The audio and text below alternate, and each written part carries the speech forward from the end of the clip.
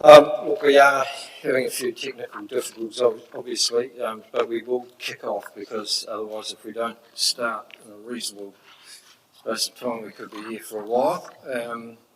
So welcome to our extraordinary meeting of the Horowhenua District Council for Wednesday the 20th of October to the hearings and deliberations for the representation review for 2021. Can I welcome staff, members of the press and the members of the public that are watching or out in the foyer, and also councillors obviously. And Councillor Kedu, could you do the honours please and start us off? Thank you.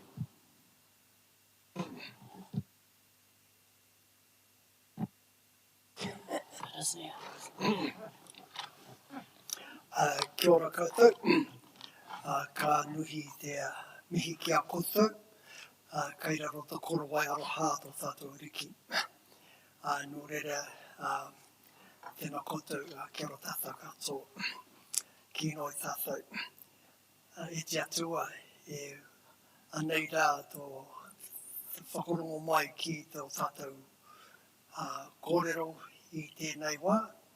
Nau mai hara mai ka wāngia tātou ki te whakanui te tātou wairu o tātou. Nei rā e te atua, whakarongo mai ki tō tātou kōrero, hei mua I a tātou, ki te hapai tia tō tātou hapuri, te iwi te hapuri I tō tātou whānau. Nei rā e te atua, tēnei te mihi ara ki a koe, tēnā koe, kia ora koutou. Kia ora pēnei. Thank you. So, can I also welcome our consultant on this issue, which has been Daryl Griffin. Daryl unfortunately cannot join us today in person, but is here on Zoom. So, if you could please make sure that when you talk to him that your microphones are on, otherwise Daryl will not be able to hear us. And later on, obviously, if you have any questions for him about any matter, you will be able to ask him. So, we have 21 submitters in front of us for the next three and a bit hours, and we'll see how that goes. And obviously, you can ask questions of these submitters, and you've all had time to prepare and read their submissions. Just noting that on the agenda, the schedule, the submission number refers to the page number in the large printout document that you got of all submissions. So, for instance, Tekene Tera, its number is page 32 of the document. Okay? So, let's get this underway, shall we? Or are you still want us to wait? No, I haven't. So, let's, to kick the day off, the recommendations are that 3.1, the report, 21/431 Representation Review 2021, hearings and deliberations report be received. 3.2, that this matter or decision is recognised as significant in terms of Section 76 of the Local Government Act. That submissions 1 to 224 to the Representation Review that were lodged within the consultation timeframe be received. And 3.4, that the late submissions 225 and 226 to the Representation Review be received in accordance with Council's acceptance of late submissions policy. Can I have a mover for that? Councillor Bishop, seconded Councillor Allen. All those in favour? Against? Carried. Thank you. So let's welcome our first submitter. Thank you.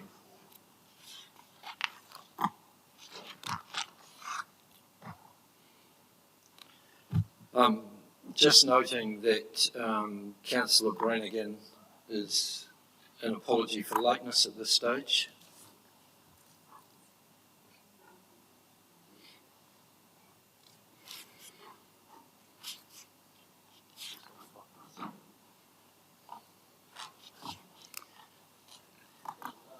Kia ora. Welcome, Te Kenehi. You are the very first submitter for this hearing, and I do like to keep the time, so we do only have 10 minutes. When you're ready, you can start. Thank you. And you know how the button works, and yep, right hand. Bill. Kia ora tātou. Tēnei te mihi ki a koutou o te kainihera o Horowhenua. He mihi nui ki a koutou i tēnei wā o te urutā. Ora tēnā tātou katoa. I don't think I have to say my name, because I think I'm well known by now. I'm not the masked robber who's come to deliver anything special, other than to say this year is the year of 25 years of MMP, and Horowhenua has caught up with MMP finally, in the first taste of looking at Māori ward. So that's a really special time. I just wanted to say to the council and councillors for the decision that you made in moving forward with the Māori ward in this area, because it's a special thing and a special time, given that we've got all these problems of COVID-19 and Delta and these things. It's difficult to keep up with everything that's going on in central government, Three Waters, local government commission and all those sort of things. But in spite of that, your council has looked at this as an opportunity, and I was hoping that it would be value added, but never mind, it's still a step forward, and I want to say congratulations for that work. I attended the workshop, and it was very interesting to hear you were being advised that it didn't necessarily have to be value added, but you could reduce the numbers, and I thought, that was interesting, because you don't have to. You don't have to base everything on numbers, otherwise there wouldn't be half the parliamentarians in Wellington today, in central government. I did want to say that, speaking to the Foxton Community Board, that it's not a bad thing that it's been increased. It probably needs to be twice the size that it is, but putting that aside, the Te Awahu name is very appropriate, and so is the Te Whārangi name for the Foxton Beach area. So a combination of those two things. For the Kirikiri and Miranui being combined, I'm not too sure that that's the way forward, given that the Tokomaru people tried to divorce themselves from our area and take themselves to Palmerston North. But I did want to say that the names don't reflect the joining together of wards there. Miranui means big mill, and it's one of the flax mills in the Tokomaru area. It was probably the biggest one, because they call themselves the large mill. So there's really nothing to it other than the fact that it was flax country, and there is no such place as Kirikiri except for a road, because they misspelt it. The name of the place was called Karikari, Kari, K-A-R-I, and that was the place where peace was made between the tribes in this area. It was a small stream that went up into Ohututi Lagoon, which is twice the size of Lake Horowhenua, and that was where peace was made. So it's a very important area, but it needs to be spelt properly. So in that regard, looking at the Te Reo Māori of this opportunity, it's not a bad thing to have those things sorted out too. So I was pleased that you were asking about names, especially Māori names. I do want to say that the only thing that I found disappointing is that we haven't got two Māori members for this council area. Given that the regional council got 2 and they had to split it down in the middle, even though they've got huge areas to cover, they've seen the value-added approach. So you add them on to the numbers that you already got. Here, you've got to start somewhere. And given that Horowhenua have never been fast at coming forward until now, it's a good place to start. So we might be able to get more people on the Māori voting roll and get some more people if you're going to base it on numbers. I'm going to leave it there because I know you've got a whole lot of questions that you want to ask me. Kia ora, Te Kenehi. Any questions for Te Kenehi? Councillor Mitchell. Thank you, Te Kenehi. Given that you would advocate for 2 Māori representatives, would you prefer to have 2 separate wards or 1 ward with 2 members? It's better to divide it up because you're covering an area is really quite difficult. And that way you'll get the coverage. They'll have to work together anyway because you've got iwi that go right across and all kinds of relationships within the Māori electorate that go right across the Horowhenua District Council area. But what it makes for is a way of operating where it will enhance the value-added approach within the council. Yeah, that's what I'd say to that.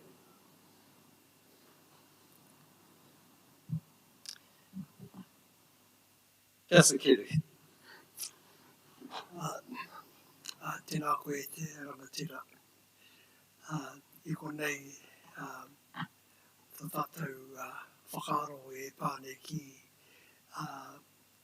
te kaupapa nei o tātou. Te kaitiakitanga o tātou te rohe nei, kei te mihi atu ki a koe.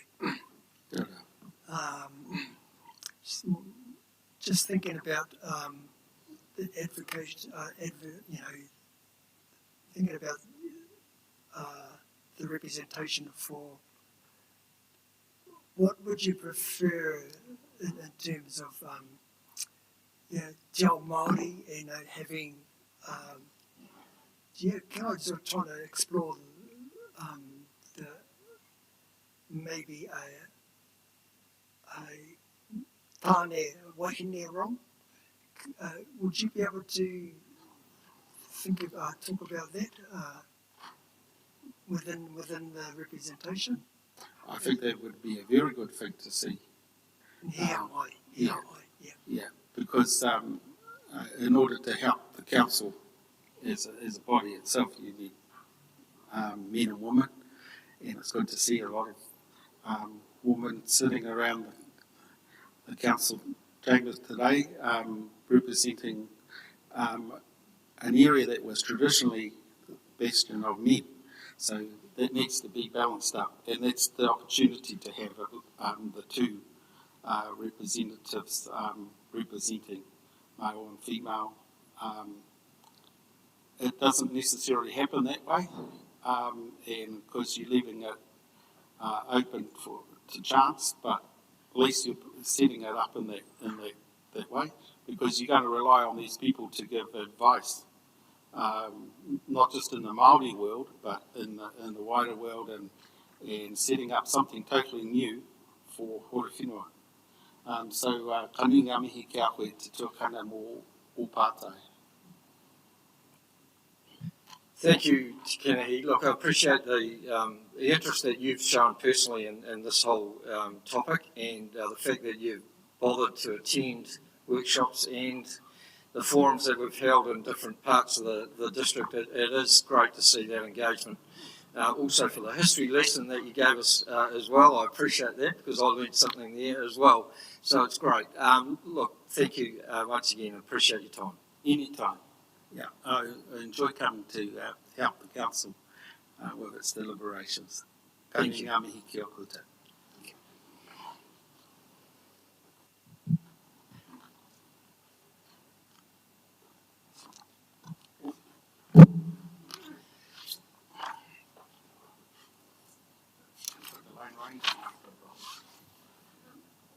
Our second submitter on page 132 is Sharon Williams. Welcome, Sharon.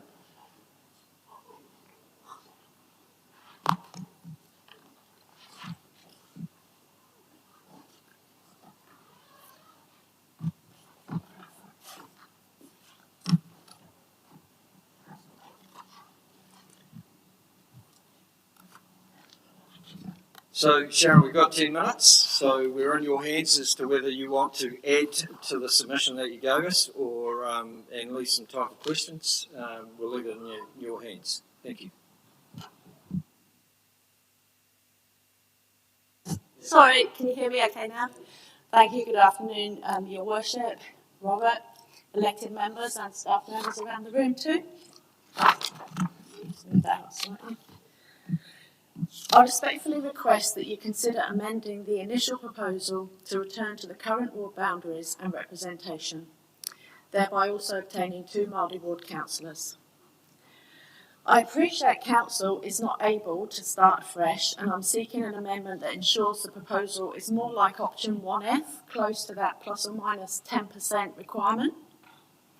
I appreciate this would mean the proposal is non-compliant, but believe it is worth considering returning to the current ward boundaries and representation, given a principle in the Local Electoral Act 2001 is fair and effective representation for individuals and communities. And Council must ensure representation arrangements will provide for effective representation of communities of interest.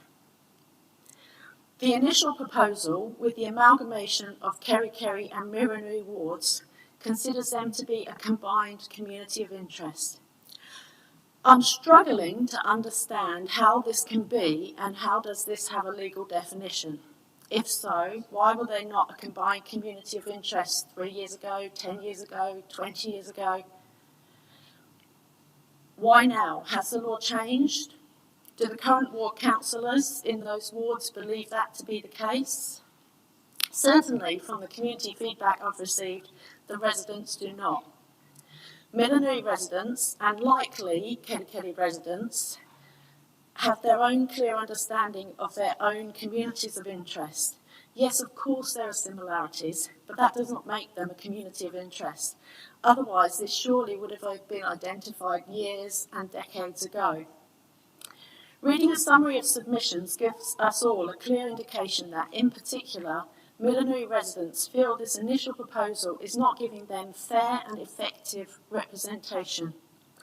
I believe Shannon, Aupiki and Tokomaru feel very distinctly a sense of Miranui identity, north-east of the district, as opposed to Foxton, Foxton Beach and rural Kerikeri having a north-west of the district identity. This proposed amalgamation of Kerikeri and Miranui, I believe, is skewed in favour of Kerikeri. This is not a roughly similar combination with 2 wards of similar populations. The number on the general electoral roll for Kerikeri and Miranui are 5,480 and 2,840 respectively. Not quite twice as many in Kerikeri, but not far off it. Rather than amalgamation or combination, it feels more like Miranui being subsumed by Kerikeri, being swallowed up, or losing our voice. This is the feedback that I'm hearing from residents. Concerning representation, Kerikeri is already the elite area of the whole district. So I ask, how can this ever be effective for the current Miranui residents as required by legislation?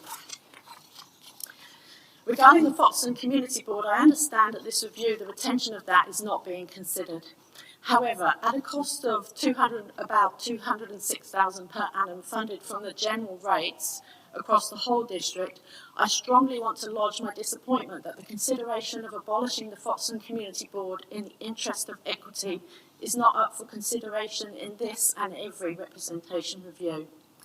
I firmly believe that it should either be abolished or similar community boards established across the whole district. This is about equity and the injustice of blatantly skewed representation, nothing personal to Foxton or Foxton Beach, and should such a community board exist in Levin or even Shannon, I would be saying the same thing. So, if you live in Foxton or Foxton Beach, not only do you have 2 Kerikeri ward councillors representing you. You have 5 Foxton Community Board members being paid to represent your interests too. Whereas if you live in Shannon, Tokomaru, Aupiki and rural surround, you currently have 1 ward councillor, but council in this initial proposal are proposing to take away that 1, abolish your ward boundaries, plus destroy your self-defined perception as a unique community of interest. And I sincerely hope, after reading and hearing all the submissions, and obviously I don't know what other people are going to say anyway, that you take amendments to improve the proposal to return to the current ward boundaries and representation with the 2 extra Māori ward councillors, even if this means non-compliance and referring the proposal to the Commission. I accept that this is uncommon, but it is possible, and considering all factors, I believe the most fairest and effective representation option for all communities of interest. And thank you for taking the time to consider both my written and verbal submissions. Hei papai. Thank you, Sharon. Any questions for Sharon? Councillor Allen. Yeah, thank you, Sharon. Thank you for that. Look, just on the issue of whether it's a community board or some sort of council-supported local committee, that sort of model, do you see merit in that being maybe more common across the district? Not necessarily a community board, but some council resource community committee. And I ask the question and point in terms of your submission, which talks about the real risks of Miranui and parts thereof being perhaps underheard and undervalued. I think there's a couple of things there. I think one of is that on a national level, that might be something that's looked at across the whole country. And we know that, for example, we spoke about this the other week around in Auckland, how they're giving community boards more autonomy and more power over resources. I guess for me and for Horowhenua, my issue is around equity. So, I don't really have very strong opinions on which way it goes, but I think it just needs to be equitable across the whole district. So whether that's about having more community boards or similar organisations that effectively liaise with council around local issues, or whether that's about not having any at all, it could be either way, because I'm sure there's pros and cons either way. I mean, for me, I personally feel that the real merit for them would be more for the rural, isolated, outlying areas. So things like Ohau, Manukau, Tokomaru, Aupiki, Hoko Beach, I would say that they have a better theoretical argument and kind of moral imperative to have community boards than Foxton, Shannon or Levin. Is that clear? Thanks. Thank you, Sharon. Really appreciate the time and effort that you have put into your considered submission and the analysis that you've done and the amount of effort that you've done by turning up to the various forums and meetings that we've held as well. We will take note, and as we will do with all submitters, and we'll deliberate later. But thank you very much for making the time to come and see us today. Thank you.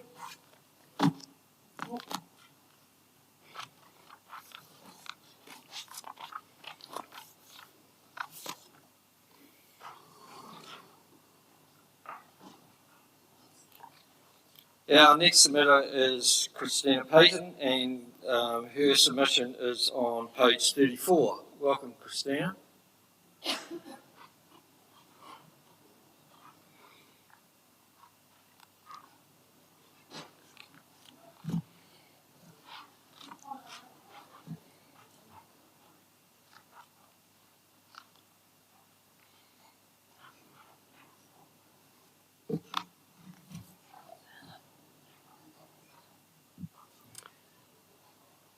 No, it's not on. Sorry, Christina, the one on the right. That's it.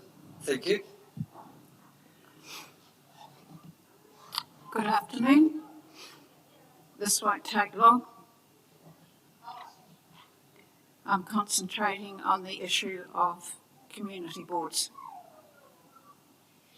Either have a community board in every ward or remove the Foxton Community Board so that there is equality of representation district-wide. I think that is the crux of the matter. The Foxton Community Board needs to be able to compare itself to similar bodies so that its skills may be enhanced.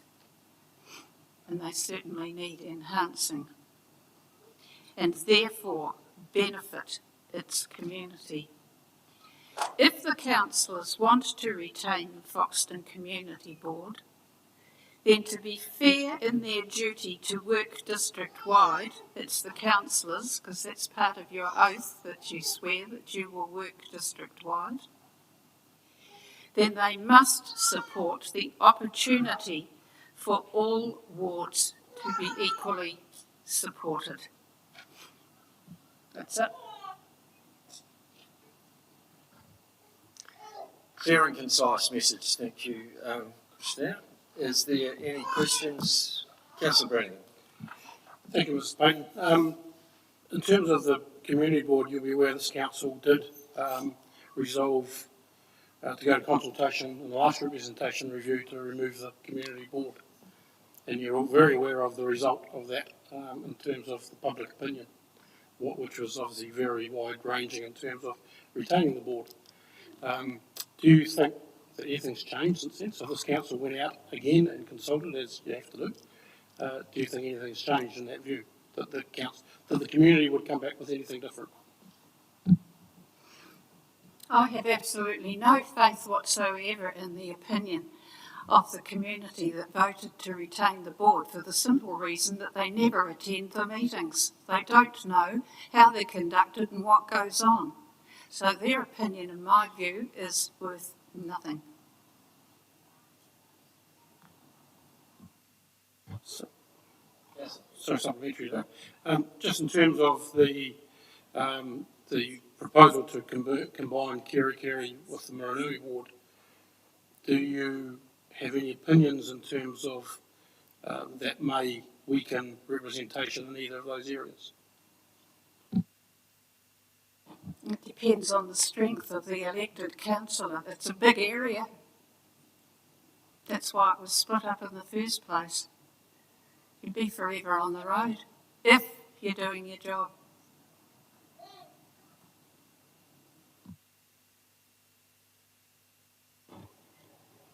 Councillor Mitchell.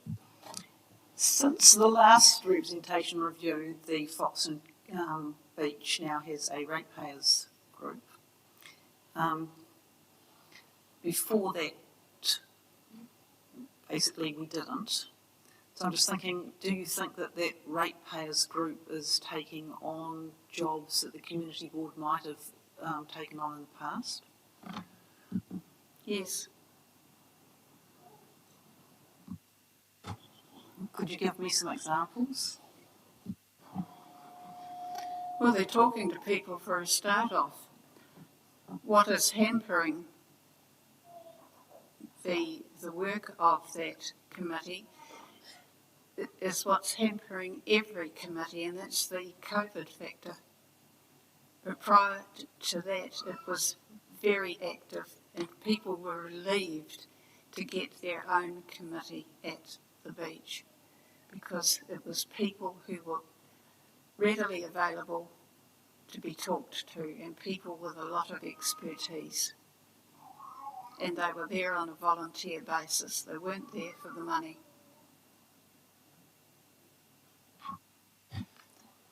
Deputy Mayor Mason. Thank you. Mrs. Payton, we've got a number of really successful progressive associations around the district. Is that something that you are supporting and encouraging, as opposed to, through your submission, as opposed to the development of more community boards? I will always be in favour of volunteers because they're there for the right reasons.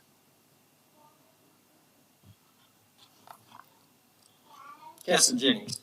Mr. Payton, the question relates to the Foxton freeholding account, and at the moment the Foxton Community Board obviously is, that's one of the key reasons I understand for the existence of the Community Board, is to essentially guide the management of that fund. If the Community Board didn't exist, how do you see management of the Foxton freeholding account work? I've never heard of the Foxton freeholding account. That's the problem.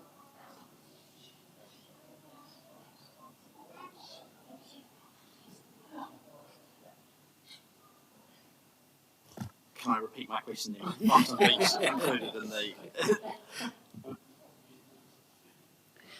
The Foxton Beach freeholding account historically was spent solely in Foxton Beach.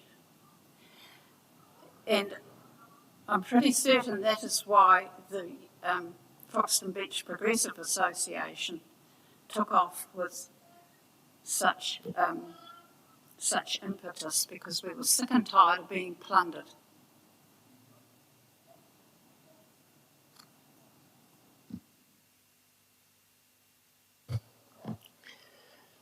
One more? Certainly. Just on that, and just to expand on Councillor Jennings' question, because I think it's a good question.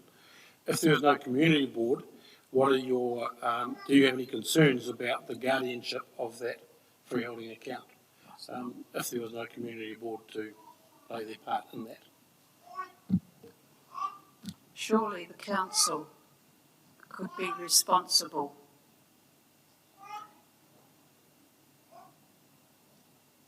with and being overlooked by the association without interference from Foxton. People at Foxton Beach are very protective of their identity.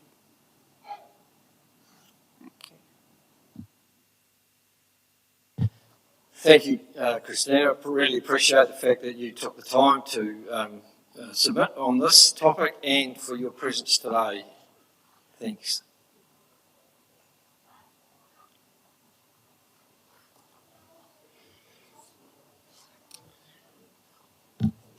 Our next submitter is Tanya Hall, and her submission is on page 107.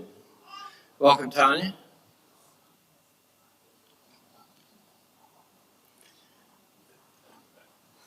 So I take it this might be the first time that you've submitted to council? Yes, indeed. Okay. So there's a little button on the right-hand side of that that will turn a red light on when you are ready to speak.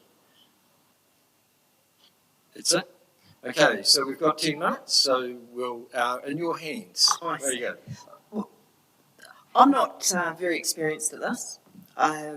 It would be fair to say that I don't bring experience to the table here in this manner. But what I do bring is a passion for Shannon.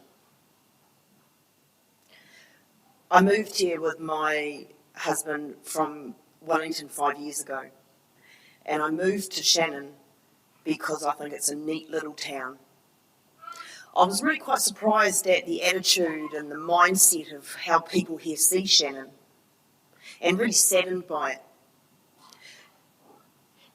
There's a lot of traffic that goes through Shannon.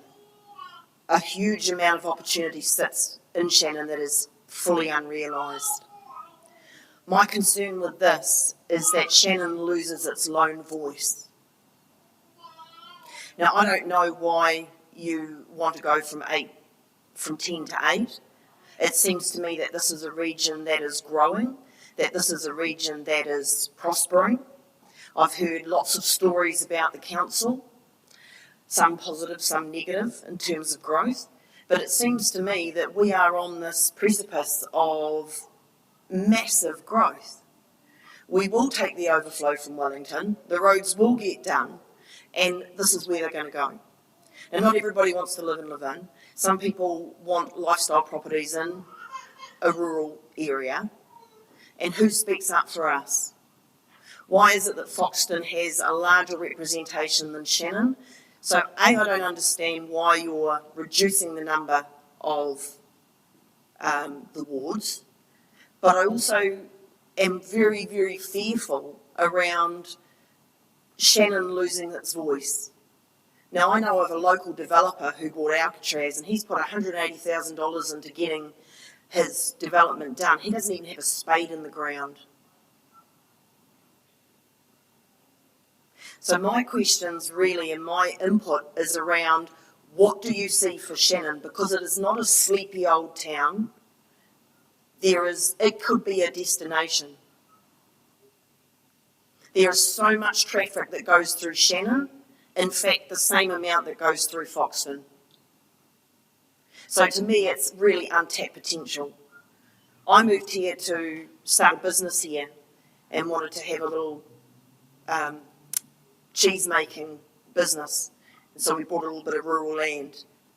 Now, sadly for me, I had personal tragedies that's really slowed me down. I've lost my son to suicide 2 years ago.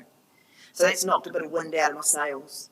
As I've navigated that road, I've seen that the regulatory environment does not suit small producers, and I'm not prepared to factory farm. So I'm looking for opportunities within Shannon, because that is now my new hometown. So the biggest message that I'm bringing to you today is what happens to the lone voice in Shannon? Are we not unfairly represented by the numbers in Foxton and none in Shannon?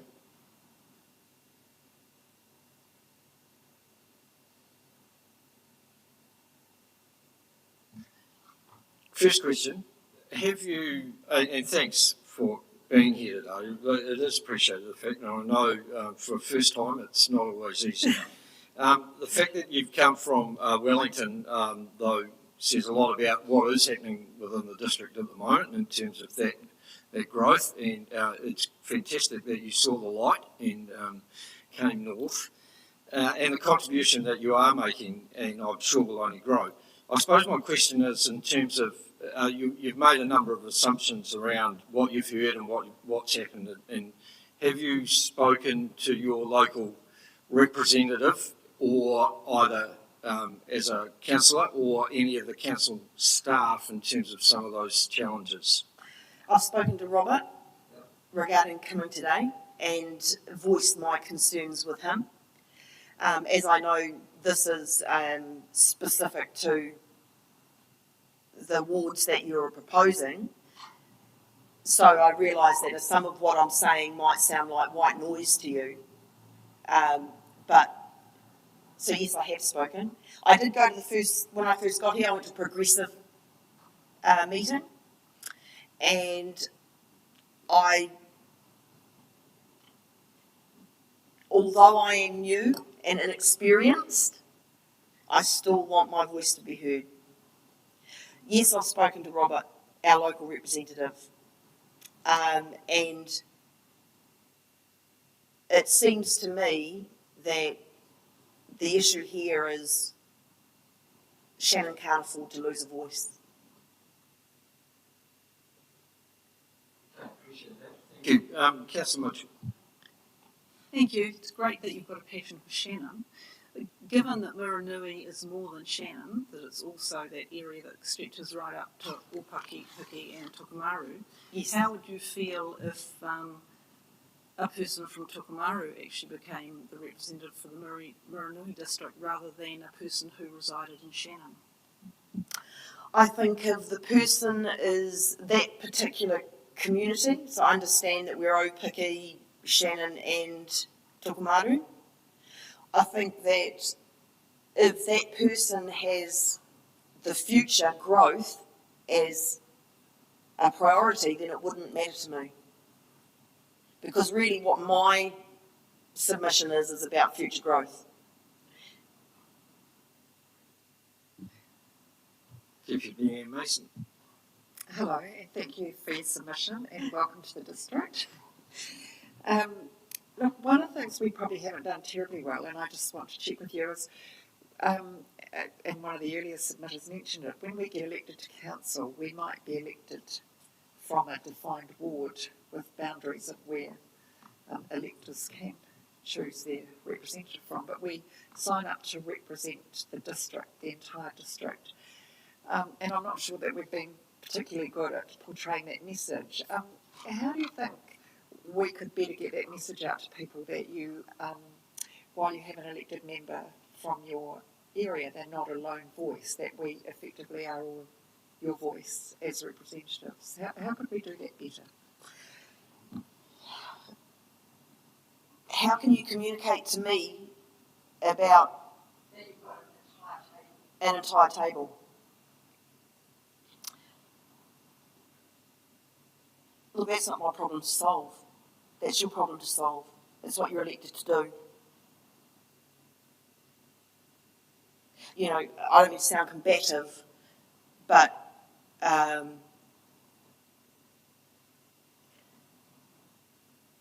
you're communicating with me is not the issue as far as I'm concerned.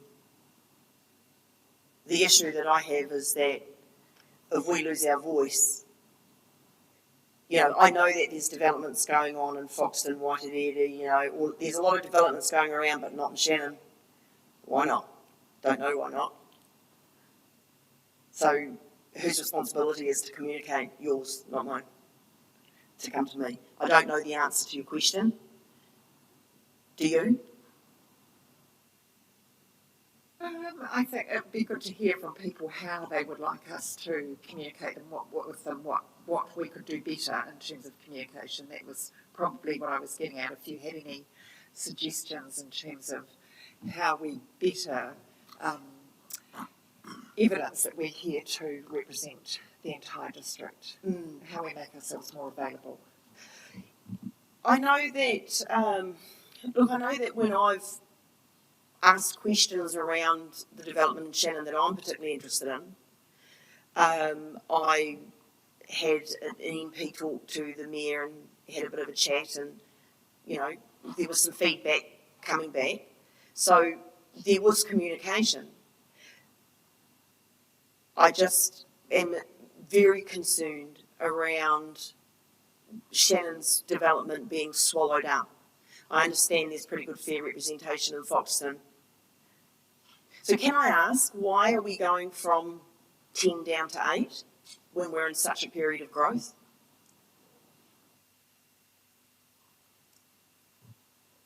So that is determined a little bit by the population stats for each ward and where we sit, because it would actually skew numbers if we just added 2 further councillors to the number. We would end up with 13 around the table. Right.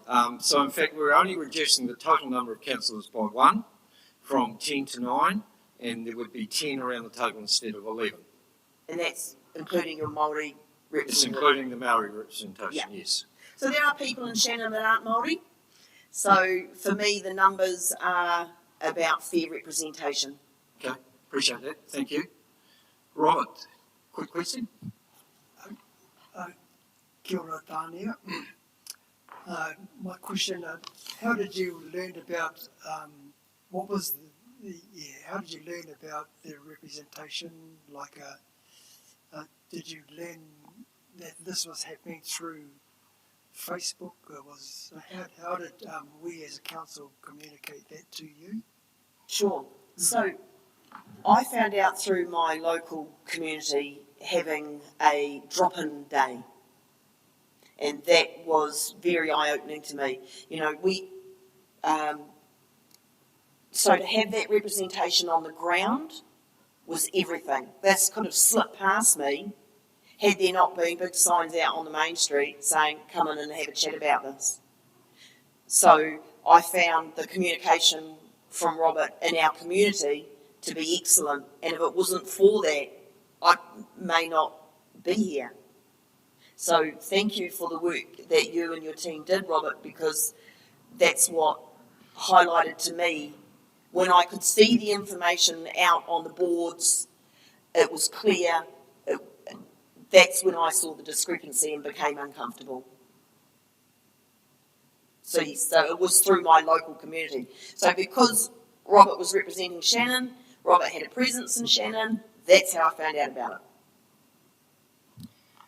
Thank you, Tanya. Really appreciate the time that you've taken to turn up today, and I hope it's not the last time we hear from you, and I'm sure there'll be other times in the future. Thank you very much. I really appreciate your time, and I hope that Shannon doesn't get forgotten. I really, really implore you, don't write Shannon off. There's business to be done there. There's too much traffic going through. Okay, so please don't forget about Shannon. Sure we won't. Thank you very much. Thank you.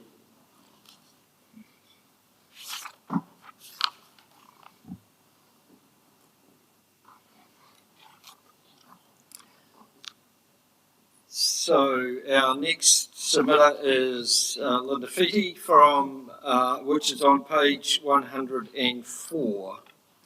Welcome, Linda. Sorry?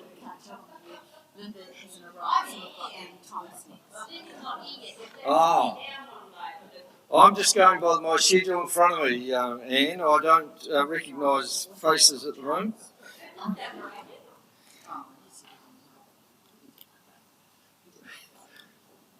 So, Linda's not coming? As it turned out. Oh, okay. Charlie's not coming. Oh, special day. I'm sure. Oh.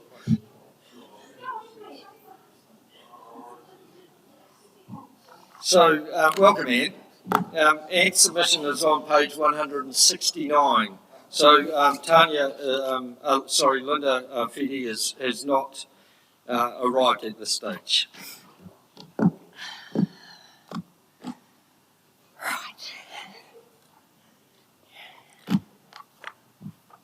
We're ready to rock and roll? You are. Okay.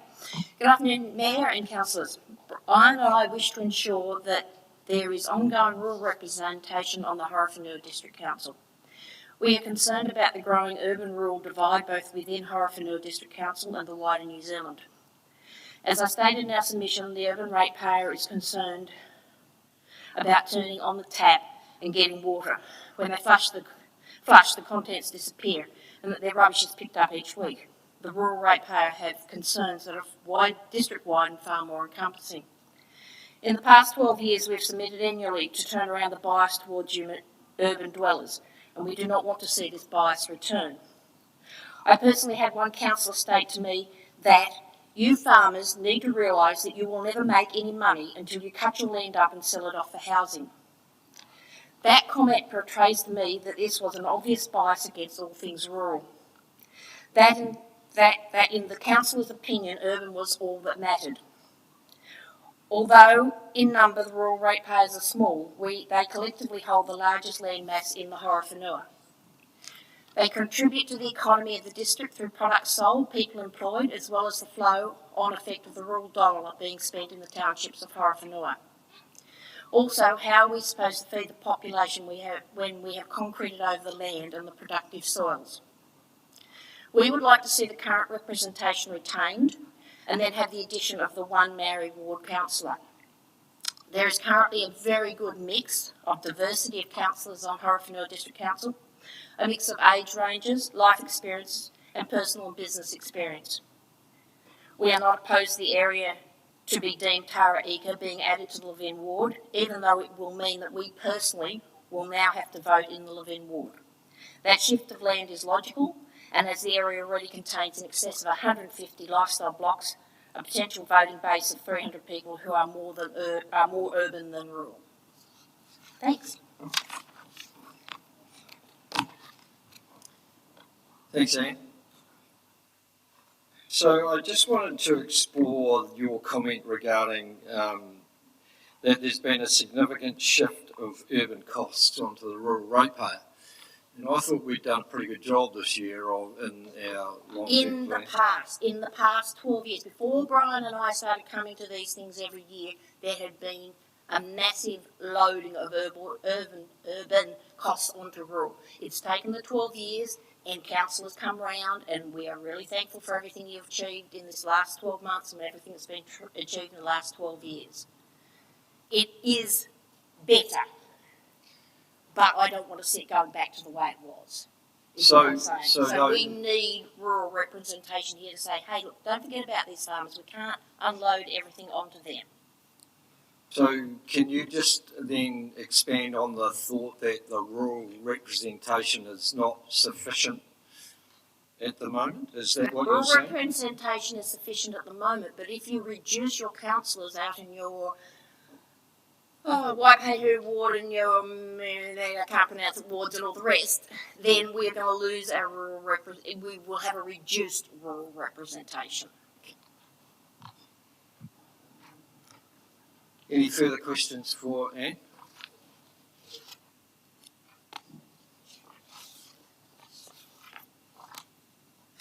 As always, Anne, appreciate the fact that you've bothered to submit and that your concerns will be duly noted and that you represent your sector extremely well. Appreciate that. Thank you. No worries. See you all later.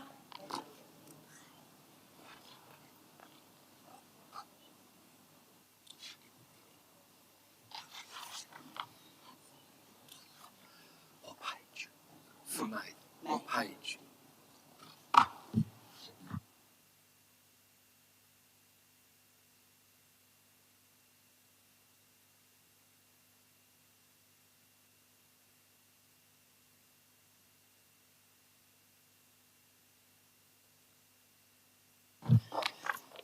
Our next submitter is not on our schedule, but I'd like to welcome May Houston. Oh, it was not on my schedule. It's on everyone else's probably. Welcome, May. May's submission is page 214.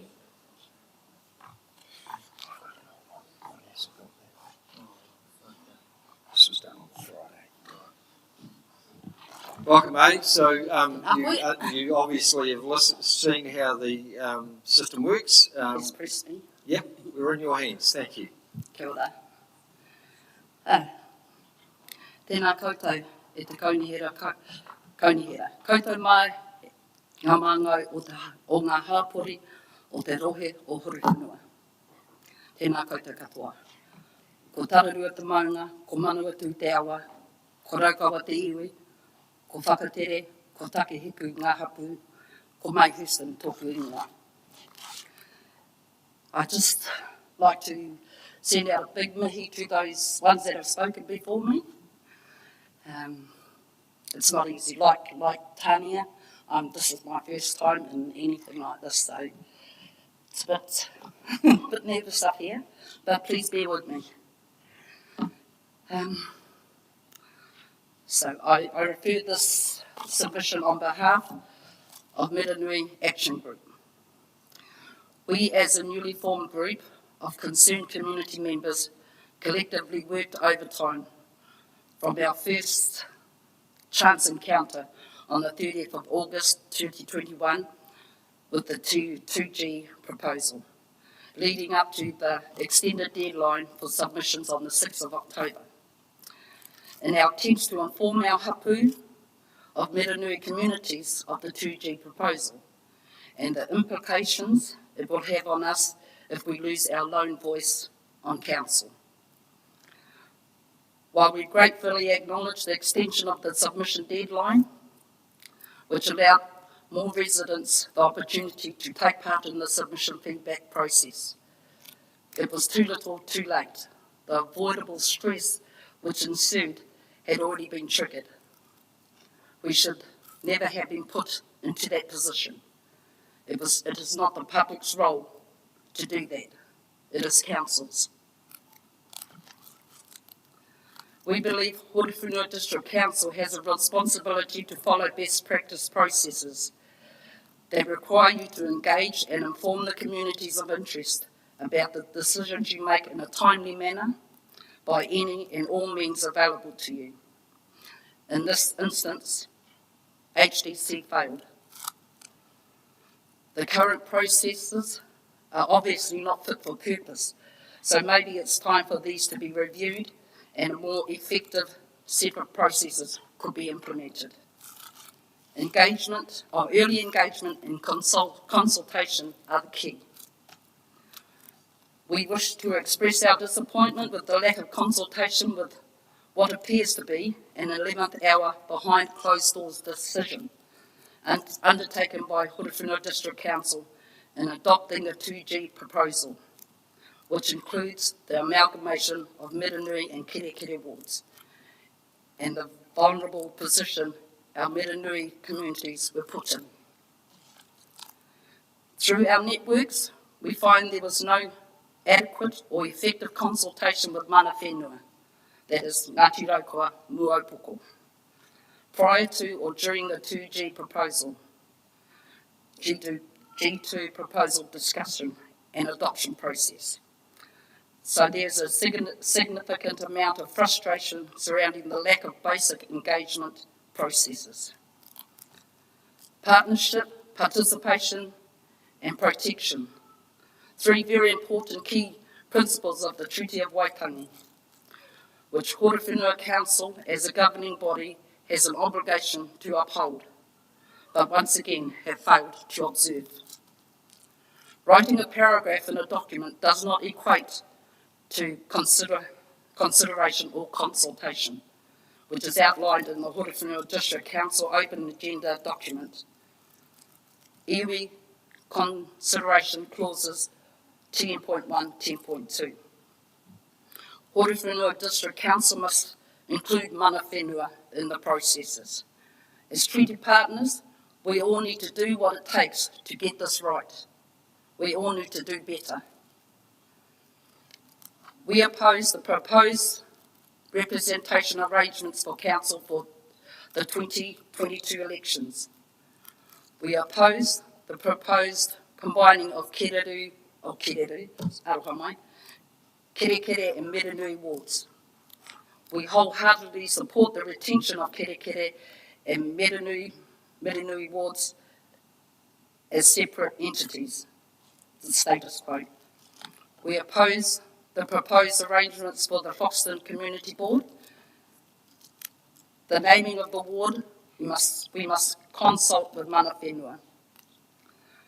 We propose and support the addition of 2 representatives for the Māori ward. We would like it recorded that the limited time frame allocated for the submission process of this proposal may well have compromised the quality of its content. The initial deadline of the 20th of September put us in a precarious position of having to choose between caring for those most vulnerable members in our community while we were locked down in a COVID alert level 4 and 3, and spending our energy formulating this document. The mental anguish that choice caused us as a community cannot be underestimated, for both required significant resources and energy expenditure at a time when resources were already limited and pressure was high. It is widely accepted that acute stress can have negative impacts on mood, motivation, sleep quality, and cognitive functioning. The expectation that we would deliver a high quality submission under the extenuating circumstances of those created by the snap lockdown on the 17th of August could be considered both unreasonable and unfair. At the very least, this expectation goes against the words penned by Mayor Bernie Wanden in 2020, which states that under the Community Wellbeing Amendment Act, the Horowhenua District Council is charged with promoting the well-being of our community. The decisions council make and the work we do have a huge impact on the quality of people's lives, from the Council Handbook 2020.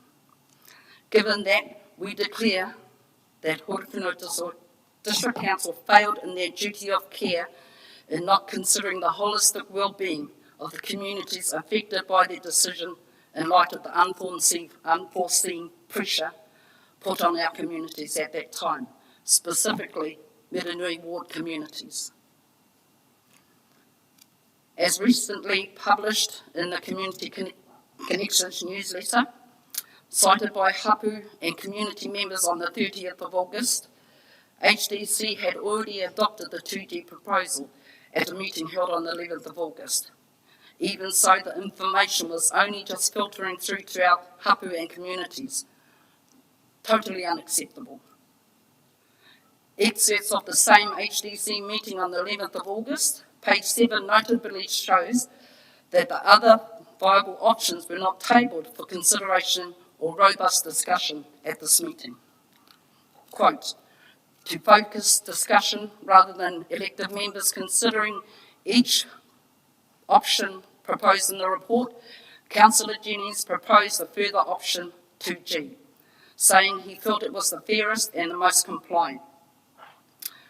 This option was not included in the report, but it had been made available earlier in that day, and a copy was tabled. Taking this into account, the questions must be asked. Given that the other options were not tabled and considered for consideration and robust discussion at this meeting, had the 2G proposal already been discussed and potentially adopted by the majority of councils outside chambers behind closed doors? What are the processes regarding the introduction and adoption of 11th hour proposals? Were correct process adhered to in this instance?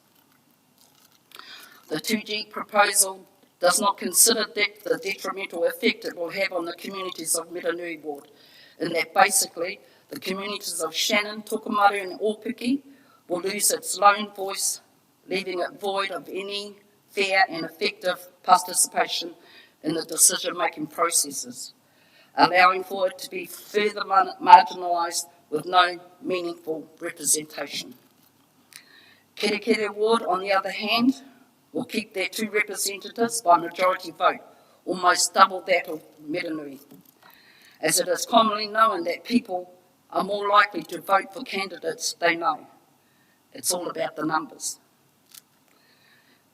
It is inconceivably naive of council to suppose a representative from the Foxton Beach, Kerekere Ward or vice versa will have the necessary empathy, integrity and passion to stand up with a strong enough voice to serve communities they have no connection with, have limited knowledge of or no interest in. Although both wards are classified as rural, each community within has completely different unique features and identities, interests, beliefs, people, whānau structures and diversity, and so on and so on. In discussing this topic at the Shannon Public drop-in meetings recently, it became abundantly clear that council just does not get it. Under the 2G proposal, Foxton will also retain their community board, of which we also oppose. It's an unmerited body that only services one small section of the Rohe area, a service no other community in the Horowhenua district has access to, yet we all pay for its existence. Its continuation is unfair, unjustified, an unfair and justified financial burden on the Horowhenua ratepayers. Perhaps Foxton Beach, Kerekere communities could consider an alternative to the board by forming a combined advocacy community group, whose role would be to advocate for their respective communities and advise the council representatives on matters of interest, similar to what's already happening within other communities in the district. This scenario was also appealed to several Shannon residents for the Miranui communities if there was enough interest from Tokomaru and Opiki residents. Historically, Miranui leaders and communities have always had to fight vigorously for their community's needs. Environmentally acceptable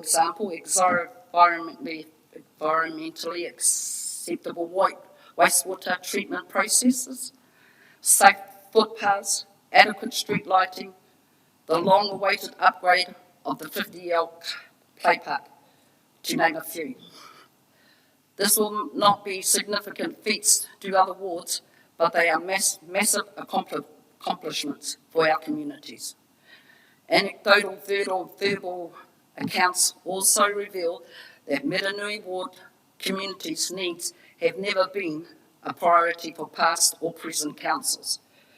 So we are already a collective of marginalised communities.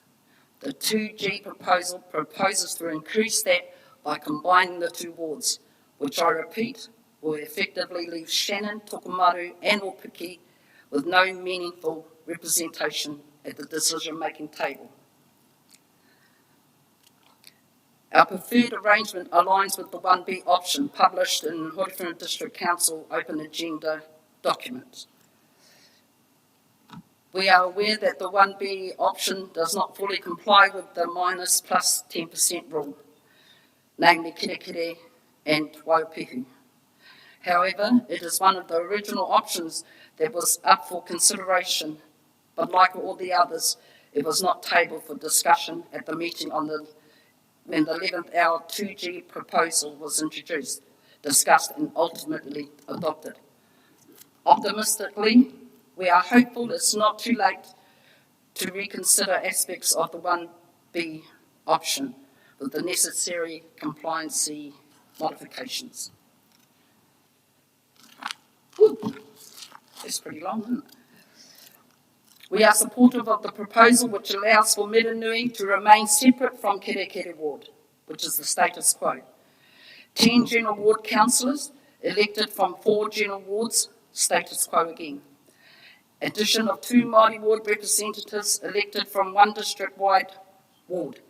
Any alternative is not acceptable, as it will result in a set-up-to-fail scenario before it even has a chance to begin.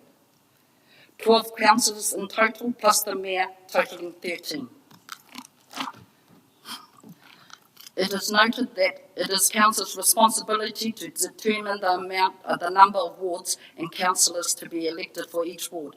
Therefore, we do not see any obvious barriers as to why any increase in the number of councillors cannot be adopted, nor any remuneration issues due to an increase, as the governance costs do not increase because of the governance remuneration pool system in place. Our understanding is HDC make the recommendations to the Remuneration Authority once the numbers decision has been made, which is outlined in the Horowhenua District Council Open Agenda document. At the public drop-in meetings held in Shannon on the 27th and 30th of September 2021, councillors expressed the workload has increased significantly, to the point some are working full-time hours plus on council business. Therefore, it is difficult to comprehend why council would propose to decrease the number of representatives to 8 or 9. The increase in representative numbers would provide a realistic number to share the increased workload and better management of holistic well-being of the representatives, and the possible inclusion of more people from a diverse range of backgrounds who better connect and understand the needs of their communities. Māori ward representation. I refer to a conversation with Councillor Jennings, who implied at the Shannon drop-in meeting on the 27th of September, when explaining, in his opinion, why 2 Māori representatives was not a viable option, because of the new remuneration for this position would be to be shared 50-50 between both representatives. As an example, he used a rounded off figure of 40,000, saying they would only receive 20,000 each in remuneration. Misinformation on his part. Because due to the remuneration pool system currently used for the I won't read that part out because you all know where that has come from. It was made very clear to Councillor Jennings that advocating for 2 representatives has nothing whatsoever to do with the remuneration. It is all about the representatives' well-being and their ability to support each other with all that it entails. We sincerely hope that he and the other councillors who supported and voted to adopt the 2G proposal did not base any part of their decision on a potential increase in personal remuneration if they were re-elected.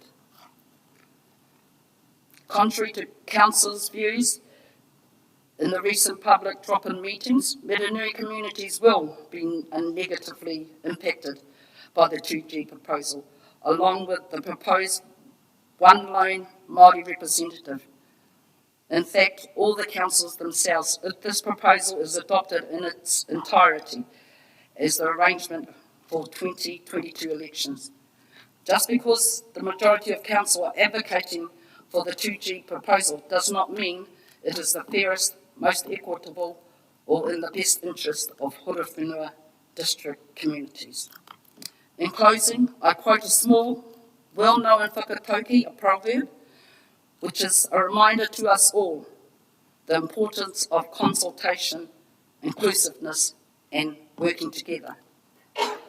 Me mahi tahi tātou mo te oranga o te katoa.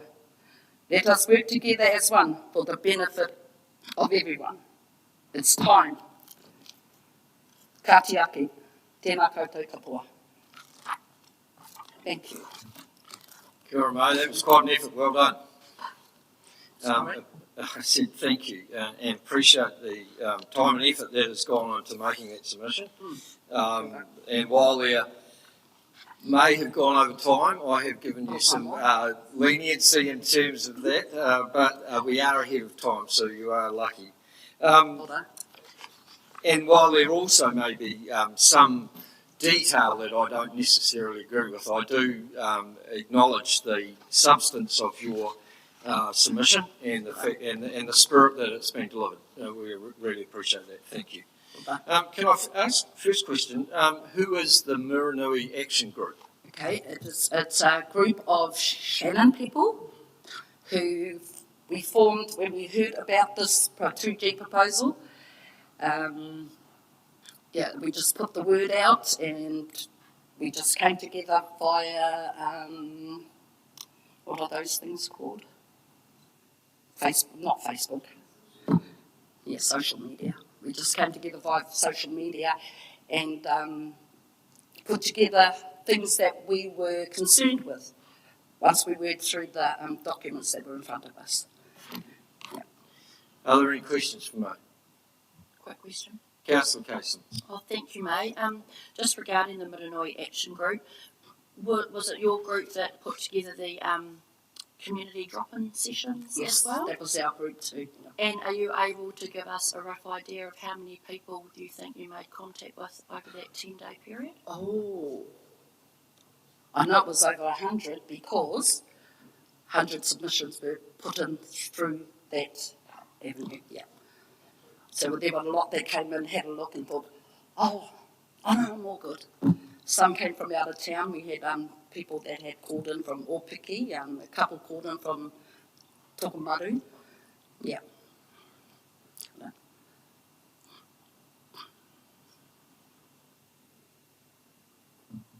Thank you, mate. Kia ora. Kia ora.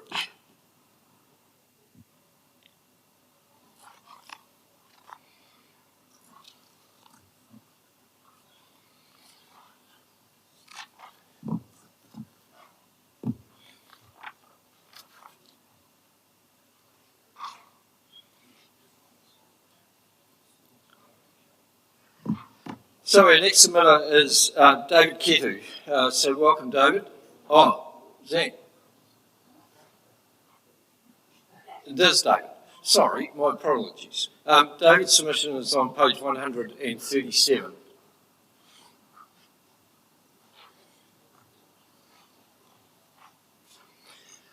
So we understand that right-hand button on the side, yeah, when that red light appears, we can hear you. Thank you. Kia ora koutou, my name is David Kitsu. I just wanted to speak on my submission, just to feel like an in-person kind of submission's got a bit more weight to it than just in writing.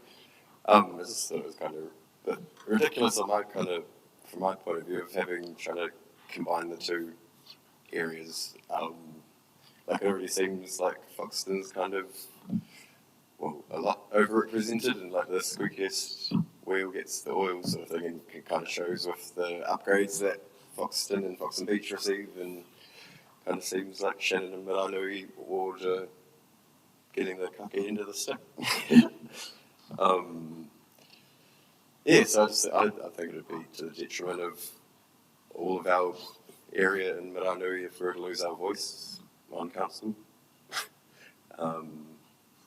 And I oppose the Māori ward being only one person too, is that there's so many iwi, so many different voices within this area that one person doing that's a pretty impossible job, I'd say.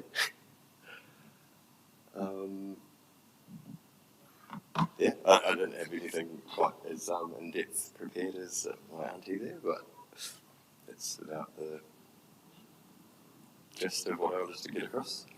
Fair enough, and appreciate the effort that you've made to be here today and submit on the topic. This is what it's all about, is members of the community making sure their voice is heard. So, appreciate the effort you've gone.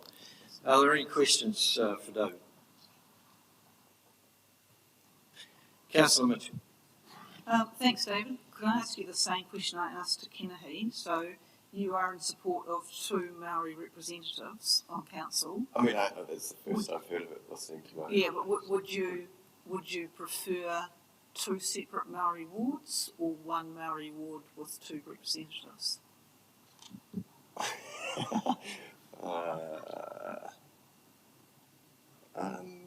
Either. Just more people to take the workload of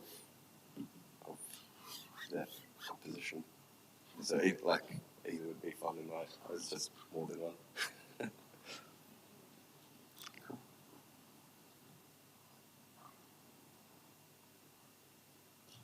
It appears to be it. Thank you, David. Appreciate it.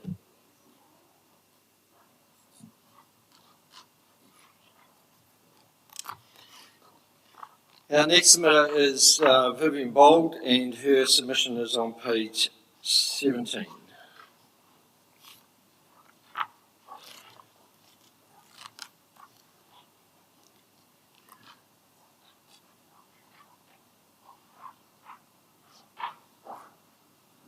Welcome. It didn't turn on, Vivian, sorry. Right one, that's it. Away you go.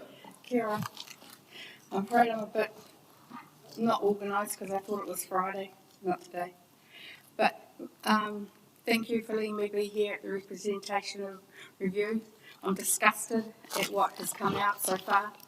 So little for so many, really. One person for 5,000 and all from the Maori ward. When we went the other day to having this discussion about doing Maori representation on the council, I thought it was grand. Finally, Trio Waitangi's come through, 50-50 representation, Pākehā and Maori, and anybody else happens to be in the equation. But now I see all we're doing is taking away from one and another, and especially those areas like Kerry Ward and Miranui. Weren't we being told with the growth of the people and more buildings going on up that area, and only to be reduced to one? I find it very sad that our councillors are being reduced, our Maori representatives are being reduced. Yes, it just doesn't seem right, it just seems unjust. Aspects of how it can be done this way. Everybody that came on board that particular day were thinking finally we're getting representation, but all we're getting is one. You also say it's all about money and bits and pieces like that, but how come you opted Brian onto as a councillor and he wasn't voted on? Pardon? Can I answer that? Oh, okay. Before you go on, you're referring to our independent member of our Finance and Risk Committee. Are you? Yes. Yes, so that's common practice nowadays, that we are actually asked by Audit New Zealand to make sure that we have independent members on our Finance Committee. Mr Jackson has had a long involvement with this council and was seen to be the most appropriate member for that role. And that's why he was asked to be the independent member. Okay, thank you for that. Thank you. Okay, so I still don't think if anybody should be taken away from this, maybe Levin's representatives, councillors might have taken the numbers? Are you going to just be shuffling numbers around? And it has. As in, yes. Oh, you've got one more down from there, okay. Yes, well, you know, I just feel as though we've got at least 6 different tribes in our area. To just put one representative up, whether it be Mopoko, Ngāti Rakawa, Rangatani, whomever, you know, we really need more representatives, not less. And different views of each tribe. One of my mates is Ngāti Rakawa, and she said, oh, most of ours are signed off by at least 2 people. Well, this way, from what I can see, pardon me saying this, but it seems like a very Pākehā way of looking at things. We're just getting one Maori to sign off policy, which doesn't really relate to other. That's a personal view. But, I think that's been spoken for. Okay, thank you. Any questions? Any questions?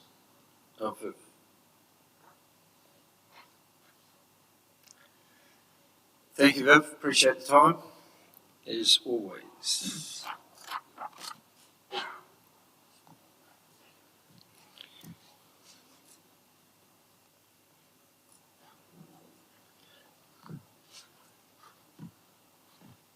Kia ora, Troy. Welcome. So Troy O'Carroll's submission is on page 175. Welcome. Thank you. Yes. Oh, is it? Right, this you're on behalf of the hapu.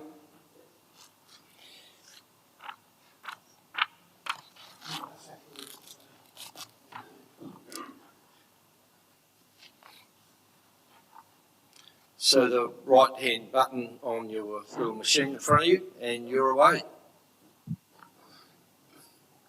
Te wehi ki a i ho ai tu wāhi ngaro, timatanga te whakaro nui. Kia wako hono na tia ta tātou kingi Māori, tu heitea po te tau te pero, e noho mai rā, e rungi tāhuru wa tapu o na matu o tūpuna. O tī rā ki te kāhui whare kāhui airiki ni tonu rire hau pai Māori. Tēnā no tātou mate huhua, hui o mai o tātou tini aitua, rātou ko wehe atu rā, ki te pōuriuri, ki te pōtangotongo, ki te pōkereke, ki te pō, i ote atu ai, ki a mihingi ai, ki a tangi ai, tātou e te rāne.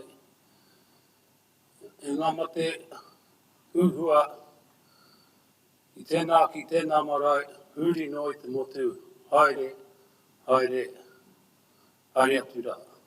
Akati, ti hei maurira. Ti hei maurira ki a tātou, ko whakarangi ko mai, i rāri te maru, te pare piringa whare nei, kei te mihi. Tēnā koutou, kai mahi, kai atu, e te rangatira Bernie, tēnā koe, i o kaha ki te whakahaere, i nei hui. Tēnā koe Dave, kai ki te ākoe, ki ngā mema o te kaurihira, tēnā no tātou. Tigana te mihi, ki ngā haukainga, kai te aki, te rohi nei, e te iwi, maupoko, kai te mihi.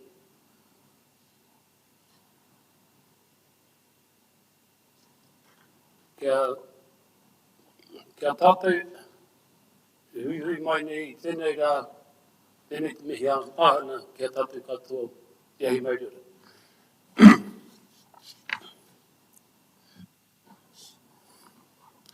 With passing into legislation, Local Electoral Māori Wards and Māori Constituencies Amended Act 2021, a rollout of representation reviews occurred up and down the country, which normally occur every 6 years, but this time the enactment triggered a 3-year premature anomaly.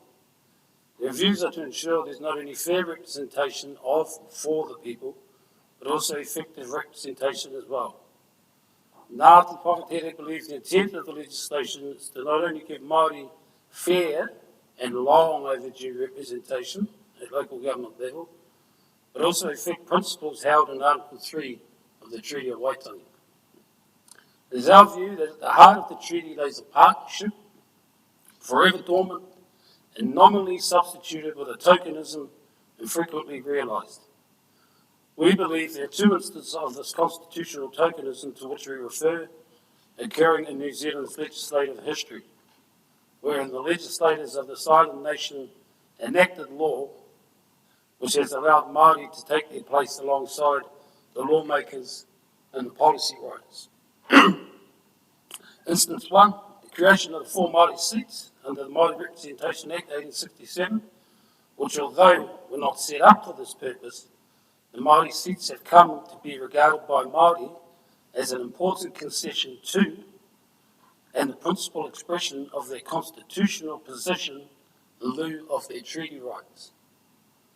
Which is why we say it is crucial in order for our council to capture the necessary buy-in and support from the Māori community for the Māori ward, they must implement a model that expresses an acknowledgement of the constitutional void experienced by Māori at the hands of their treaty partner, that expresses an acknowledgement of mana whenua and their rightful place, and to concede to the fact of unfair and ineffective engagement that Māori have endured since the introduction of Crown authorised entities.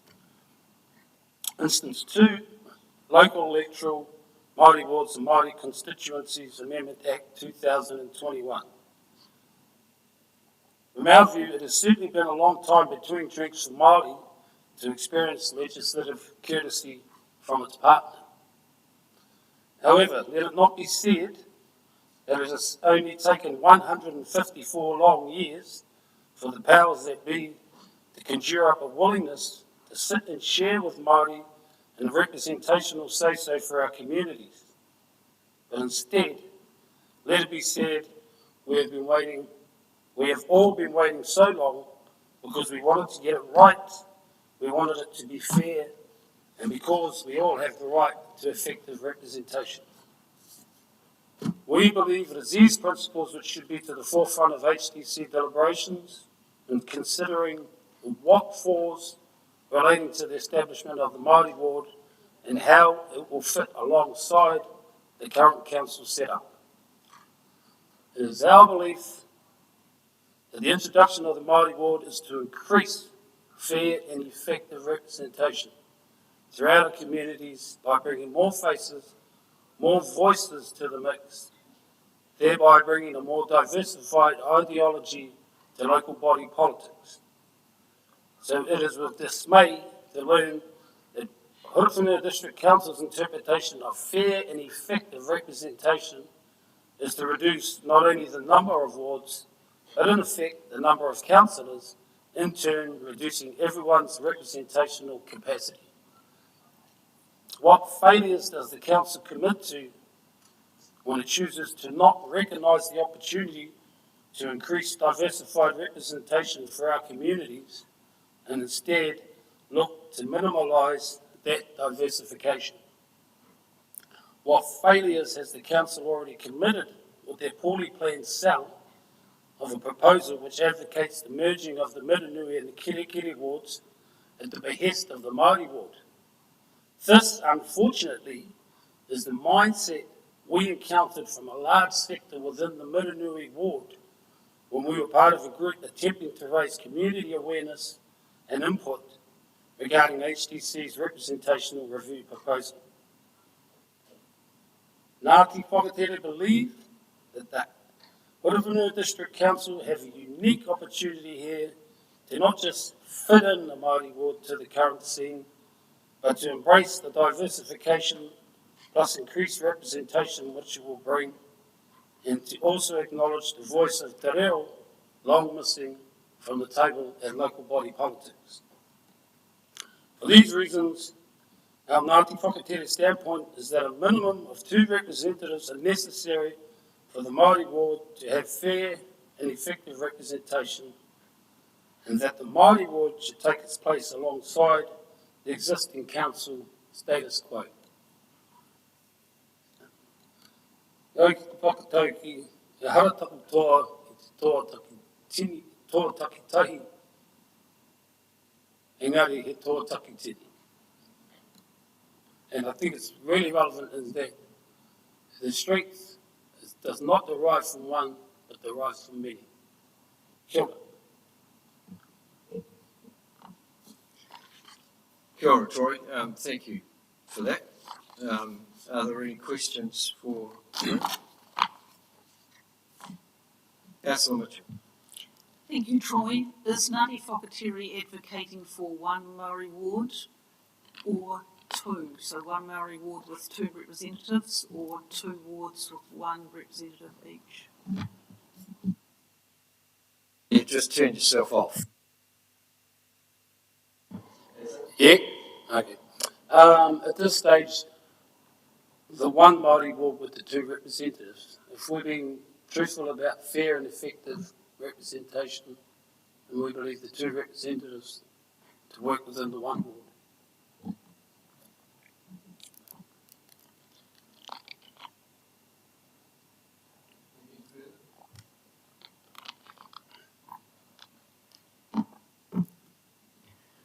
Kia ora, Troy. I really appreciate the fact that you're here today. Can I say again, your points are well made, and I really appreciate the considered way that you have enforced those viewpoints. And thank you for listening to us early on, today, and responding accordingly and taking that view. I really appreciate it. Thanks.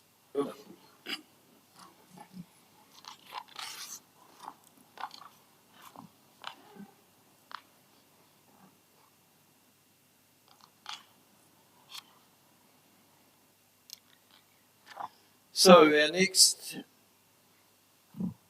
was going to be Zan, is it? Right. Thank you. Welcome, Zan. Zan represents the Shannon Progressive Association. His submission is on page 154.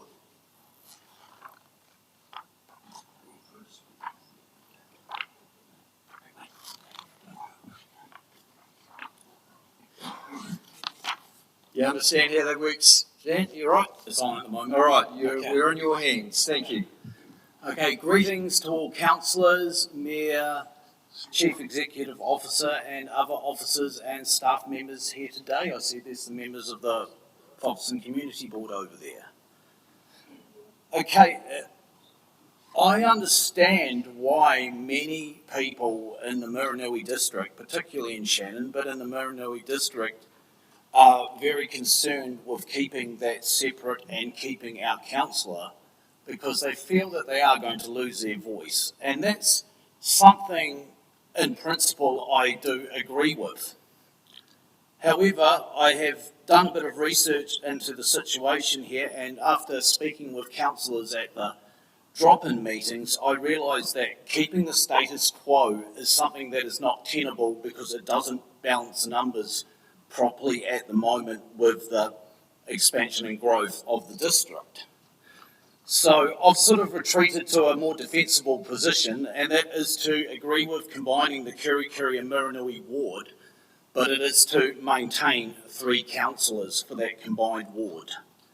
I had a look at a couple of the councillors' plans, and I won't go into that in detail right now, but it's written in my submission, and I made a couple of modifications as well. Now, the upshot of that was that in both these instances, it left us with a combined Kirikiri-Miranui ward with 3 councillors and a negative 10.6% deviation in terms of the overrepresented side. Now, that's only 0.6% above the 10% threshold there for the rule. So I thought that that could be covered by the Communities of Interest Amendment to the Local Electoral Act 2001. And I looked at section 19V3A, and parts 1 and 3 appears to cover that. So I think that's an idea worth considering. So it's basically keeping the same number of councillors for now, but combining those 2 wards so it balances things out better. Now, in regard to the Maori ward, the consequence of this would be that there would have to be 2 Maori councillors to make the numbers again balance, but I see this as a good thing. Now, I don't purport to know exactly what the views are of the iwi around the district, but for me it's just a no-brainer that 2 heads are better than 1. It's going to be a hard job for a single Maori ward councillor to administer the whole district. 2 would have more of a shot of doing it. Now, there's an interesting thing here. The way that the Horowhenua district is divided, you've kind of got the south of the district and the north of the district. And in the south, there's a bigger population base, hence that's why most of the councillors are allotted to the Levin and the wards south, because there's more population there. However, in the north of the district, there is a lesser population, but the problem is that the population is very distributed, and that's always caused a problem for representation there. And it's not only that just Shannon feels underrepresented, even with 1 councillor, there's also, of course, Tokomaru and Opiki to think about as well. And that distributed population always probably makes this a hard one to crack. Now, the Foxton Community Board, that's something that I support, and I can see that one way or another we are probably going to go towards this combined ward system of Kirikiri and Murinui. And I thought this could be a great opportunity to actually bring some even better value for the ratepayers' money into the Foxton Community Board by widening its boundaries to administer over this complete new combined ward. It would be an opportunity for Tokomaru and Opiki to have a better voice, as well as for Shannon and Foxton to have a more closely tied relationship. And of course the Foxton Community Board can continue doing the great things it does for Foxton and Foxton Beach, such as freeholding account and items like that. So yeah, I thought that was a really good chance there, because I don't think it's realistic to start adding more community boards. I don't think the Horowhenua has got the funds for that, to have a board in Shannon and a board in Opiki or wherever else. Or no, Opiki, it's pretty small, but Tokomaru, we're not going to be able to do that. So why not make use of this existing board and give it a greater boundary to work in and look after the whole ward? Now, I did look at their Local Electoral Act of 2001, and it appeared to me that there were no limitations really placed on this. This could potentially be done. Now, then you've got, of course, the progressive associations, of which I'm the chairman of the Shannon Progressive Associations, but there are a number of progressive associations that have sprung up now, and this could be a really good opportunity for the north of the district, this new combined Kirikiri Murinui ward, to work, because the progressive associations can feed into either this combined board or directly to the councillors involved in the ward, and indeed other councillors on the council who are interested in the things going on there. So I think that's a good thumbs up for the progressive associations, and to sum up, I would like to say that I would prefer to see 3 councillors in the north of the district here in this combined ward, and the expansion of the Foxton Community Board territory, which may make it have to have a completely different name. It might be the Kirikiri Murinui Board. So we'd have a combined ward and board. Yeah. Thank you, Zan. It's great to see the response from the Shannon community in terms of this topic. We haven't seen as many submissions from the Shannon area for a long time, so it's good to see that you're engaged and you have presented yourselves like you have, and we thank you for that. Are there any questions of Zan? Councillor Brannigan. Yeah, thanks, Anne. Good to see you, mate. Thanks for coming in today. Listen, there's been some commentary today about the fact that the Shannon and Murinui ward is very different than Kirikiri ward. And there is no joint communities of interest. Do you hold that view, or do you have a slightly different view to that?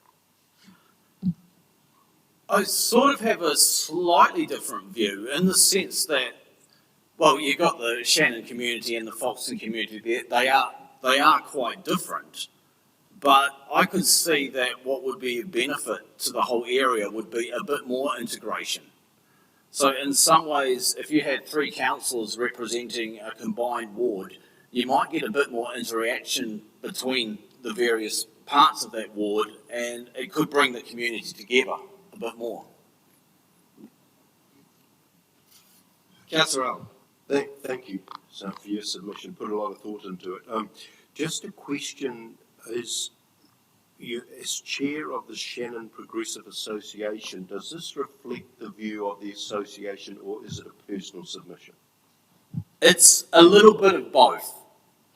I mean, we are, of course, very keen on seeing council representation remaining in Shannon, and that would be a view that everyone in the Progressive Association does share.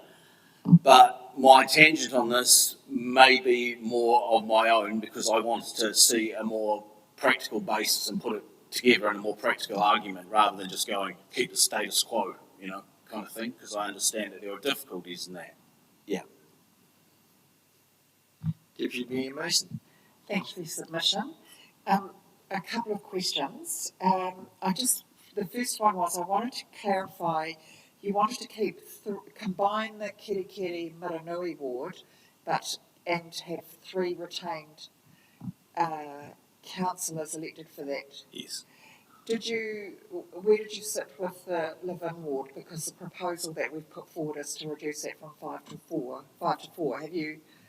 Are you saying that should only be 4?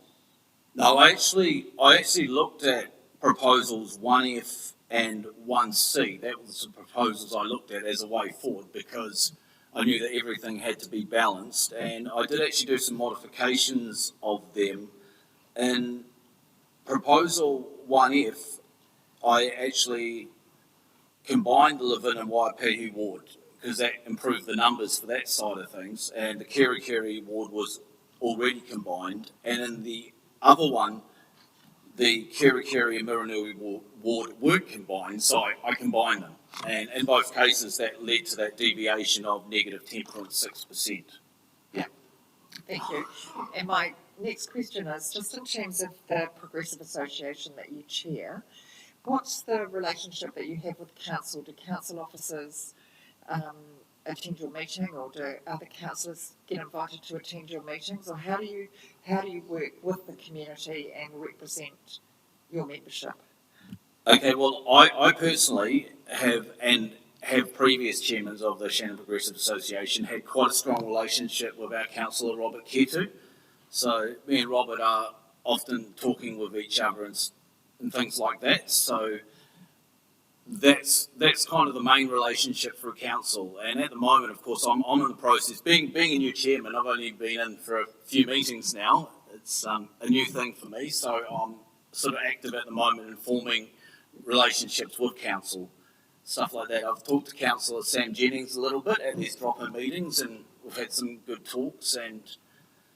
And also he gave me a strong understanding that just because a councillor is not necessarily from your ward, it doesn't mean that you can't work with them. And that is probably one of the strongest things that influenced my approach to this speech today. Yeah. Councillor Mitchell. Yeah, thanks, I'm on. Right. So you're advocating 3 representatives but a combined ward, okay? Yes. Which is cool.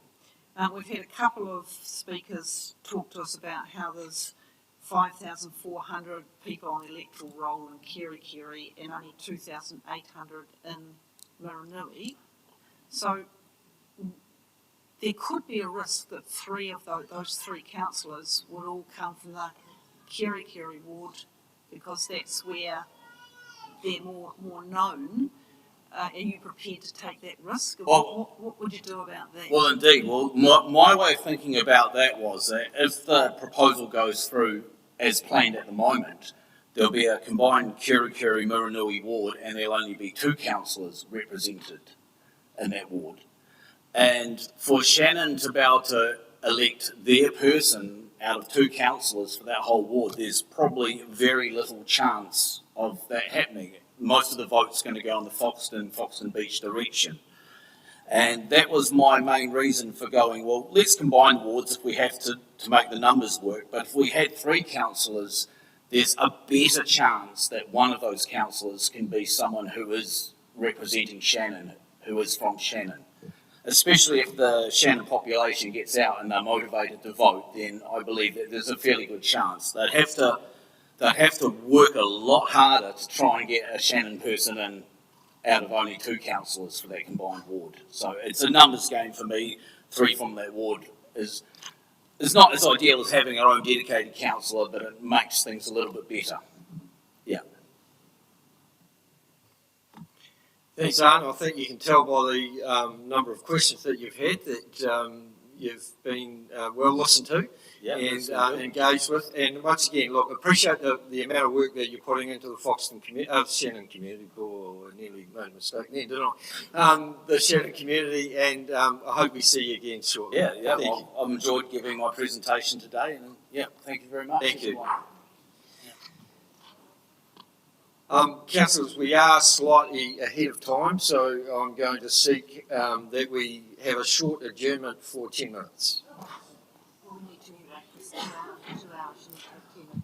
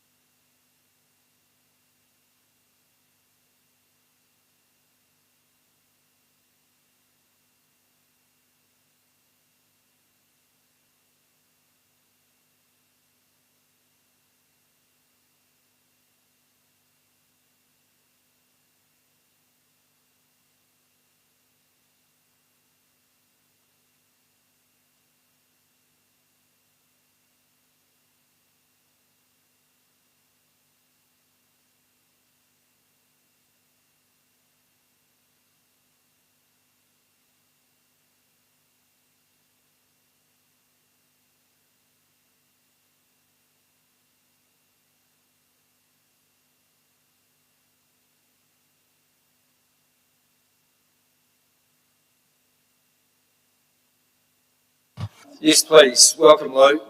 So, resuming our hearings. Sorry to keep you waiting, Lou, which means that just take a seat.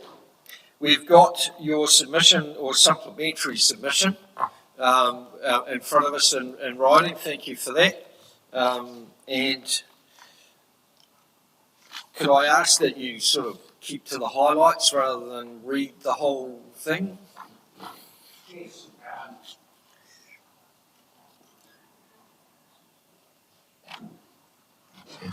Well, thank you for the welcome. Mayor Wandon and councillors, firstly, I need to request that you allow a minor correction to my original submission. On the last page of my submission, in the third table, where I recommend 3 elected members for each community board, this should be changed to 4 elected members per board. To clarify my intention, I've restated my corrected alternative proposal in the form of an appendix to the summary of what I'm speaking about today. Will you please approve and record that change? Ladies and gentlemen, I oppose your initial proposal for representation arrangements for the 2022 local elections adopted at Council's meeting on 11th August this year. You state, and I quote, "It's important everyone feels represented fairly and effectively," end quote. But your proposal is seriously deficient. I have listed those deficiencies in the written version of today's statement. Council's proposal is essentially unchanged from the version imposed on the district by the 1989 local government amalgamations. As alluded to in my original submission, Levin Borough and its surrounding district was advantageously linked before amalgamation with the Kapiti Coast and Greater Wellington. The severing of that economic association and the disservice by successive district councils in denying Levin's recognition as a community within the district has paralleled the decline of the economic well-being of the former borough. The increasing overspilling of population from Greater Wellington and the fact that when completed, the O2NL highway project will see the proverbial gateway to Wellington located north of Levin Township. And it represents a real opportunity to re-link Levin with the burgeoning Kapiti Coast district. But realisation of this brighter future requires council to be more imaginative in determining its representation and governance model. It surely is time to move away from the old, outmoded system council apparently wishes to perpetuate. Indeed, if council continues to marginalise Levin by confirming its representation arrangement adopted at Council's 11th August meeting, my sincere ambition for the future well-being of Levin and district-wide Maori communities will cause me to turn to the Local Government Commission as an appellant against such an inappropriate and unjust decision. We have to grasp each of the emerging opportunities inherent in the current expansionist spatial plan of the Greater Wellington Regional Council and the physical linking of Levin with Wellington, which will occur on completion of the O2NL roading project. Therefore, a representation and governance arrangement modelled to prepare our district for its changing future should, in my opinion, feature a minimum of 2 elected members for the designated Maori ward.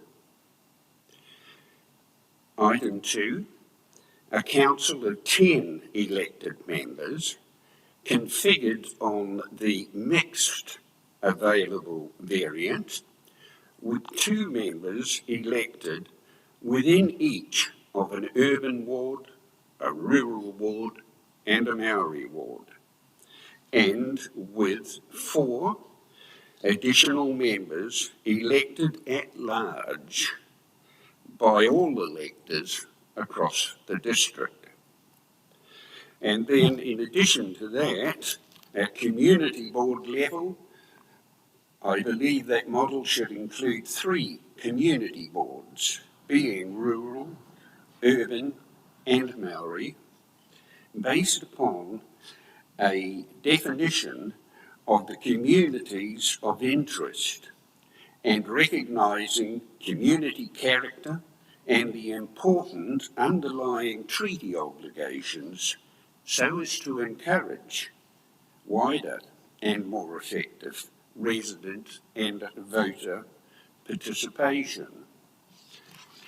Lastly, I have repeated a tabulated depiction of how I would see an alternative proposition for you working. I think it's reasonably simple to understand, and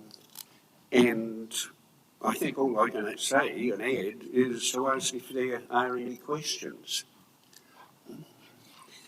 Thank you, Lou. Any questions for Lou?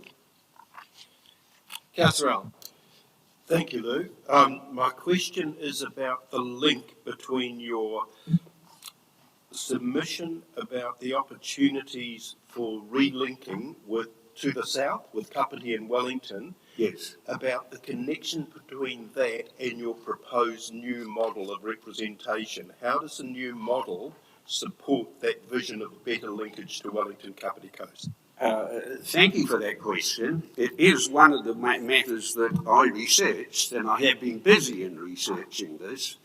It is almost identical to the proposal that Kapiti Coast District Council is currently seeking to have approved by its community. And the important aspect of this, I believe, is that the communities in Kapiti, assuming that my prediction as to what the future holds for us has some substance, the model they've worked with and become used to, we need, because of this movement and development ultimately for a town like Levin, I think we need to start working with a similar approach to matters. And it does go a long way to actually give a consistent representation per elected representative, if you were to follow or to seriously consider what I've proposed. The only exception, of course, is the need to encourage development for the provision of Maori involvement. In that area, it would favour Maori, but Maori needs now some sort of impetus that will encourage it to actually become more sophisticated, I think, with respect, Councillor, in terms of how they exercise their voting. And that, of course, is the strength I see in my model for bringing in 4 councillors at large. That, in effect, is going to cause, in my opinion, any interested resident in the whole district to actually become involved as an observer and, in fact, a voter in local government. Thank you, Lou. Appreciate your time as always and your engagement and involvement in terms of all the topics that have been in front of us over the time. It's great to see that you're still keen to actually submit on these issues, and we appreciate the time you've made to be here today. Thank you. I'm sorry, Mayor Burney, my hearing doesn't permit me to actually understand all that you said. But just be assured we thank you for your being here today. I felt at home coming here, yep. And I still feel that way. Thank you. Thank you.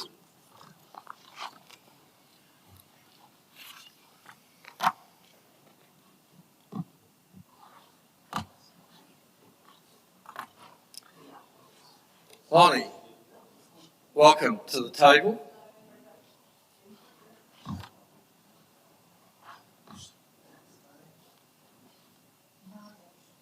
So, Mr. Orkinson's submission is page 185.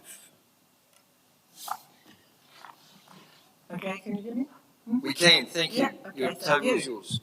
I will start with just reminding people of the history around HDC and the wards that we presently find ourselves in within the council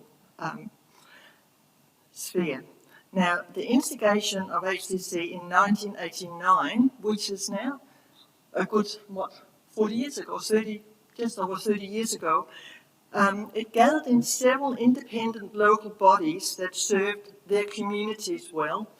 Each of these local bodies were embedded in their community's culture and requirements. While the move itself was proclaimed to make the government of the region more efficient with an aim to avoid duplication, increase the quality of services and save wasted monies, the drive to ensure economy of scale included localities that did not naturally fit the region's cultural adherence. Thus, Tokomaru and Opiki became the cut the toe to fit the shoe example by being shunted into the new Horowhenua district and has given ongoing controversies throughout the history of this district.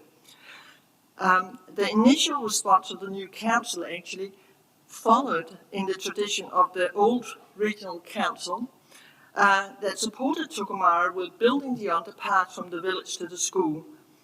The new council, HDC, actually went on in the tradition of supporting Tokomaru and Opiki with the funding for the toilet facilities for the domain and tree planting for shelter around the domain. Thus, a foundation for fruitful relationship was started, but unfortunately did not continue except in a haphazard way and has required constant approaches and reminders to council. The representation of the Miranui ward by one councillor has placed an unfair burden on said councillor who has to represent the Shannon area as well as Tokomaru and Opiki. The proposed move to combine Miranui and Kirikiri accentuates this, even with the proposal of 2 councillors thus being instigated. When the ward system was started in 1989, the acceptance that communities of interest should be able to establish community boards to ensure their fair representation within the new council. That way, Kerikeri Ward was allowed the Foxton Community Board, which by all reports have served that community well. But it has incidentally weighted the influence of Kerikeri Wards on council, the Kerikeri Ward on council. Shannon, on the other hand, which has a long and proud history in terms of Maori history, as witnessed by the Poutu Marae, the flax industry with the largest flax mill in New Zealand at the time, which gave its name Miranui to the ward, and the railway industry, which is recounted in the Railway Museum, and at the time of the instigation HCC, its own borough council that served Shannon, it was not deemed as special or special enough to deserve its own community board. The argument that the population numbers do not support any other ward system than that proposed based on the first past the post voting system that council has always used, and a denial of the multiple proposals to alter the voting system to a more representative one such as STV, that has led to the problem or to the dilemma that's now facing council, how to prepare a fair and equitable presentation while maintaining a system that arguably cannot deliver. The establishment of a Maori ward is long overdue and supported by many voters. However, that should not mean less representation for the Miranui ward area overall.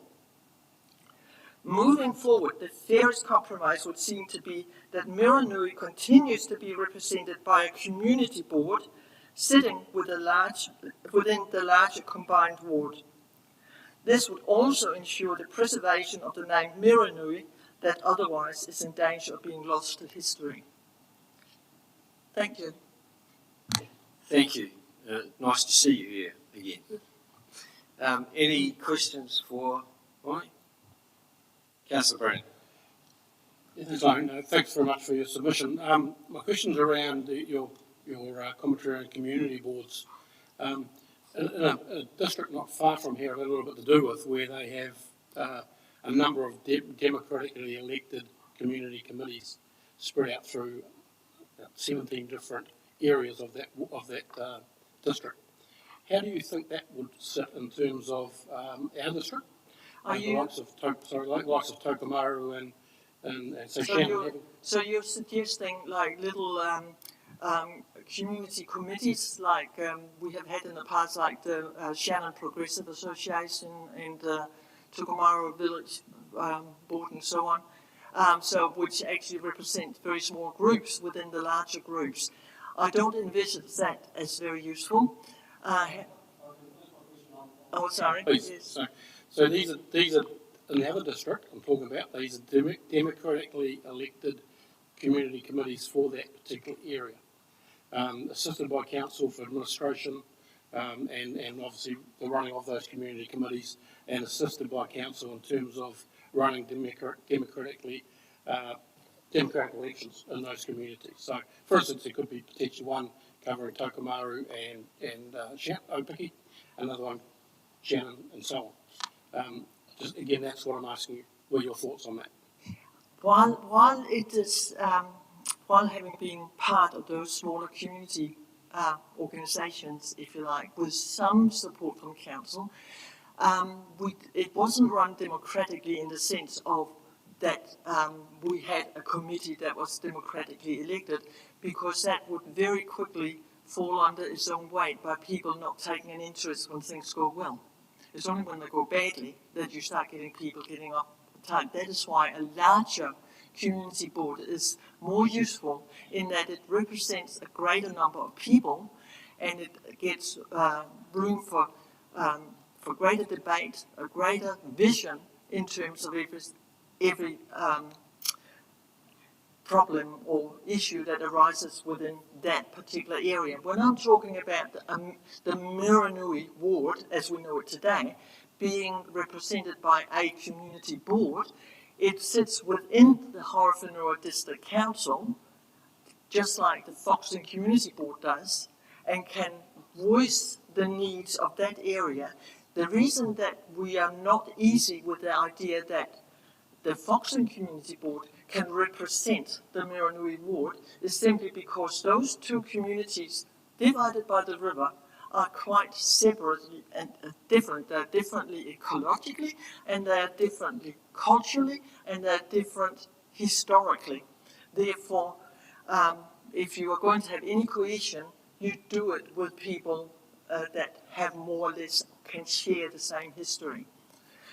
Your proposal would fractionate it even further, and I don't think that would be a particularly useful idea. Sorry, Councillor Breen. Yeah. Probably comment on that, that's not, that commentary you just said about fractioning the community further is not proven in another district, so I'm not quite sure why it would be different here, but I'll leave it there. Thank you. Yeah, well, I can, having had quite a large amount of experience in terms of, I would like to see the statistics of whether it has fractionated them or not. I can't accept that just on hearsay, because sometimes people report it, because they're interested in maintaining it, they report the positives and you don't get the negatives. So I would have to see some proof whether it works or not. But the experience that I've had with smaller representative groups is that they do tend, they tend to be hijacked by people with particular bandwidths. Genius, yeah. Deputy Mayor Mason. Thank you.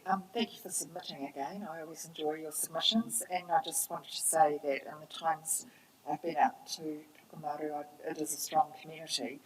One of the things I asked one of the earlier submitters today was in relation to our role once we become elected, even though we stand within a ward structure, we do take an oath that we will represent the Horowhenua district as a whole.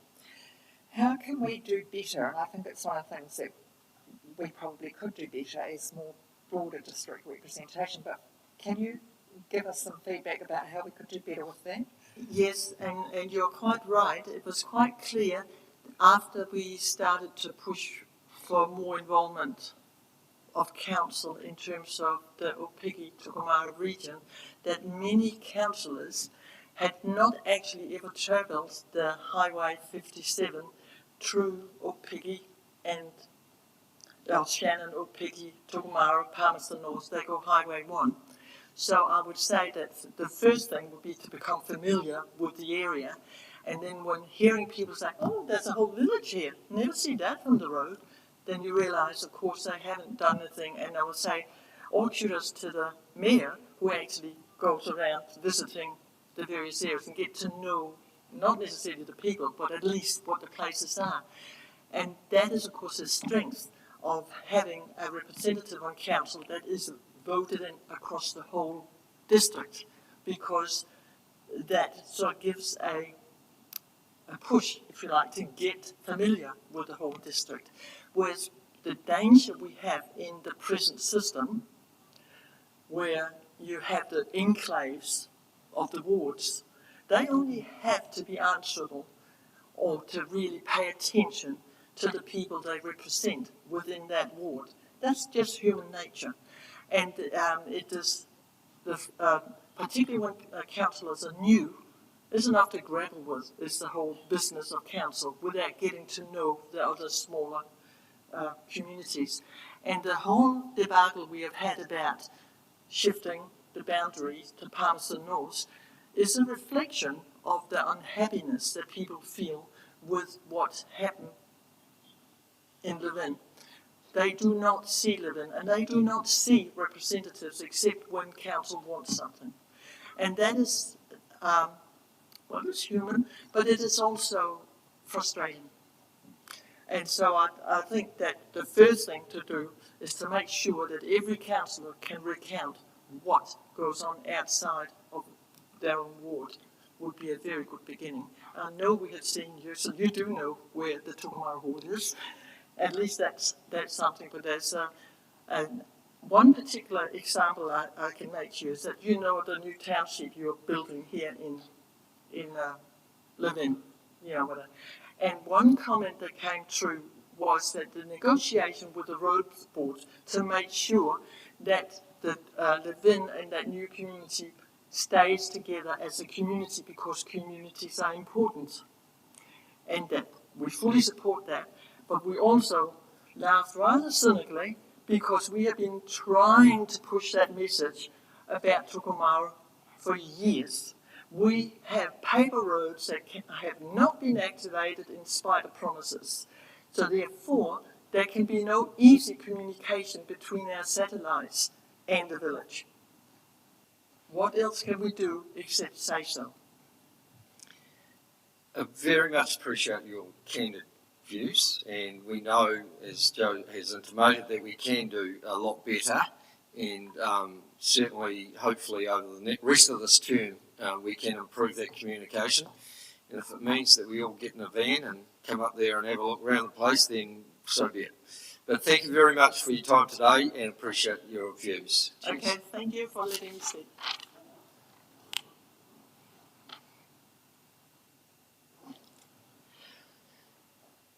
Our next submitter is Peter Ward from Tukumaru. Welcome, Peter, and his submission is on page 64.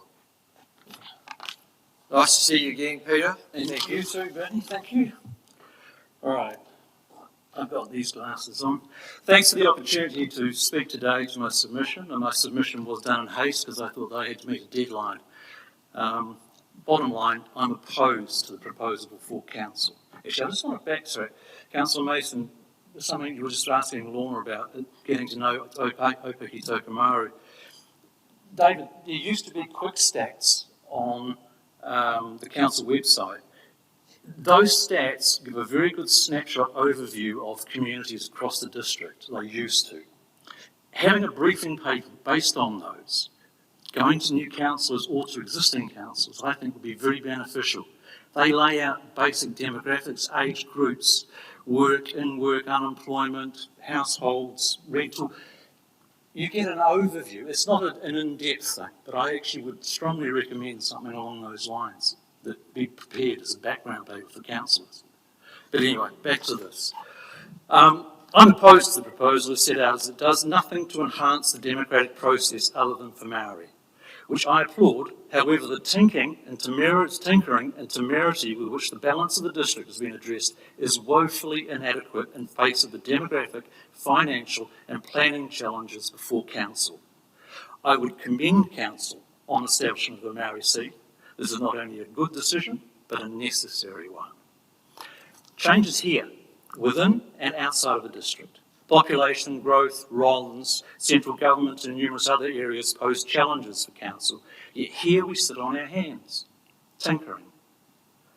Councils across New Zealand are seeing consistently falling participation rates, and yes, I'm aware that Horowhenua has done better than many of its peers and contemporaries. However, when everyone is thinking, is the rate important or the fact that you may drown? The time is now for different ways of thinking before we are confronted with a crisis. We tinker and act timorously. Would such a response have been acceptable to our current growth in regards to services like water, waste and roading? Let alone planning and financial considerations. The proposal is and will continue to be seen as a punishment to the members of Murinui. Repeated bold promises and assurances of support, involvement and consideration have failed to materialise. The current proposal will exacerbate, not mitigate, nor improve the situation. If council is serious about representation, then it needs to look beyond simple wards and fiefdoms and act collectively for the greater good of the wider district. Yes, this may well challenge some established thinking and programs, but unless we embrace change, we're setting ourselves up for a skewed and imbalanced representation. Others will address the statistical shortcomings of the ward structure and the merits of STV. And just on STV, it's quite often put forward that, it's complicated and people don't understand it. I would challenge council. We pay for representation in governments. The onus of responsibility for that training and awareness resides here. If there's a gap, it sits with you guys. The proposed ward populations are skirting with the numerical limits going in. It'll not be long before we're back again to redraw boundaries, thus making a mockery of the notion of communities of interest. It starts to look more like gerrymandering than enhanced district democratic representation. I'm totally opposed to the proposal before council and see STV as the solution, not just for the current, but future needs of the district. Thank you. Thank you, Peter. In saying that, are you advocating that we get rid of all wards then and just have complete at-large right across the district? Not at large. You can use STV can work with a Maori ward. You can have that as run, but we introduce STV as the voting system. So, I mean, at the end of the day, I was confused at 11:30 last night. I read an article on Stuff saying that Nelson City Council had just introduced 2 wards. And the impression given in the article was that you couldn't have STV. The only structure you could have was a ward structure based on the government stipulations. It's not actually, well, I understand it's not actually the case. STV can work with a Maori ward. It's just not actually a ward. It's a Maori representation. And that's, this is where I think wording has become somewhat, confusing. It confused me, I'll be honest. I'm just conscious of the fact that our neighbours north of us have an at-large city boundary, yes, and our neighbours to the south have a combination of both wards and at-large. Yes. And to me, it seems rather confusing for the public in terms of the voting system that the structure that they're actually around. And there does need to be, I would think, some direction across the country in terms of how we do that. Yeah, unfortunately, I think central government's going to propose anything along those lines. They don't try to, more like obfuscate rather than clarify. But I think that at the end of the day, we want something that simply enhances the democratic process. We want to include more people into our voting systems. And, we're failing now. People are walking away from us, not in droves, but they're just dribbling away from local government. We rely upon people to participate. Without that participation, it's dead. So we have to do something differently. If we keep doing the same thing expecting a different answer, at the end of the day, I'm not going to hang up my hat on STV. I mean, I accept that most people probably around this table either don't understand or don't support it. And I'm tilting at a windmill. But we have to challenge the current structure, is what I'm saying. It isn't good enough going forward. There are other options. We talked about it recently at the meeting. You could have an urban ward and a rural ward. You could do what Nelson's done. They have 2 wards. They have a Maori ward and an at-large, basically, for the rest of the district. There are numerous options in front of us, and it breaks down some of the barriers that exist, and there are barriers. You talked, Councillor Mason, about Opiki Tokomaru. We're actually part of the Horowhenua. We're not different. We are exactly the same. But when we put up these dotted lines that separate each little part of us, Manukau, Opiki, Foxton, Levin, we're not doing anyone any good. We're actually creating more issues. Couldn't agree with you more, actually. Councillor Brennan. Very good to see you. You've just fueled my argument. So we've talked about, and despite common perception of a, and not from you personally, I'm not referring to, but from some submitters, that this is a snap quick decision that we've made, and I'm not saying you personally, where there was a huge amount of debate, hours and hours looking at different options through our build-up to going out to the community with this proposal. And certainly the combination of Murinui and Kirikiri was a big part of that. So my question is around, if there is a combined Murinui-Kirikiri ward, what is it from perhaps your end of the district that puts doubt in the mind that 2 elected representatives, despite where they come across that ward, because it's by their one ward, wouldn't represent those communities effectively? Personally, I'm not talking for any community groups or anything like that, I don't see that we would be recognised as a community. And it's ironic we talk about communities of interest and it's through all the documents, but some of you have put your hand up around here saying that you don't know what the community of interest is in Tokomaru Opiki. Many of you have sat here for years. Now that's an unfortunate but true thing. Why would that change by giving us two representatives further away, further distanced from our communities? In fact, Lorna said it, it's going to exacerbate, it's going to get worse. The only thing that a number of people are saying is, well, it's only another 2 years that we can reapply for secession again. That's the reality you're living with. That's the reality, that's our world. We're not happy, but we don't necessarily have all the silver bullets, we don't have all the answers. We're quite happy to sit down and talk to people. But at the end of the day, we need to be recognised. And Shannon is being marginalised and is going to become the new Tokomaru and Opiki. And I think that feeling is what is being talked about in Shannon. I'm not sure what's taken place around this table today and in the submissions, but I'm almost guaranteed that feeling will be consistent. We're not enhancing democracy. We're not enhancing the democratic process. We're not embracing people. We're dividing them. Thank you, Peter.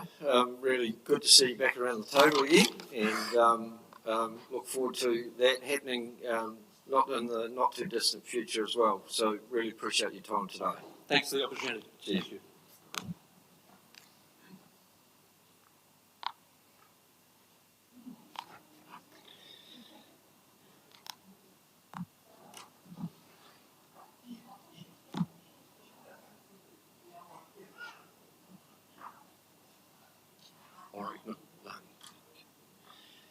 Our next submitter will not be Warwick Doreen, it will be Lani Keru. Welcome, Lani.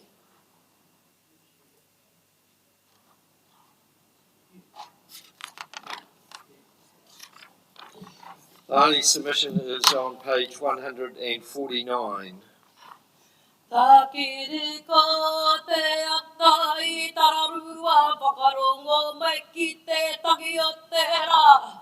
Oho mai, oho mai, oho mai rā e. Kia ora tātou katoa. Tēnei ka mihi atu ki a koutou. Te mea, te koro matua. Koutou ranga kai kaurihira o te kaurihira o Horowhenua. Tēnei ka mihi atu ki a koutou. Ko Lani Ketu, tōku ingoa. Taku ingoa Māori, ko te raukura. Nō reira, tēnei ka mihi atu ki a koe te tunga, ne Robert. Korua ko Perehira. Ngā waiwai me ki, mō muaipoko raukawa, tēnei ka mihi atu ki a korua.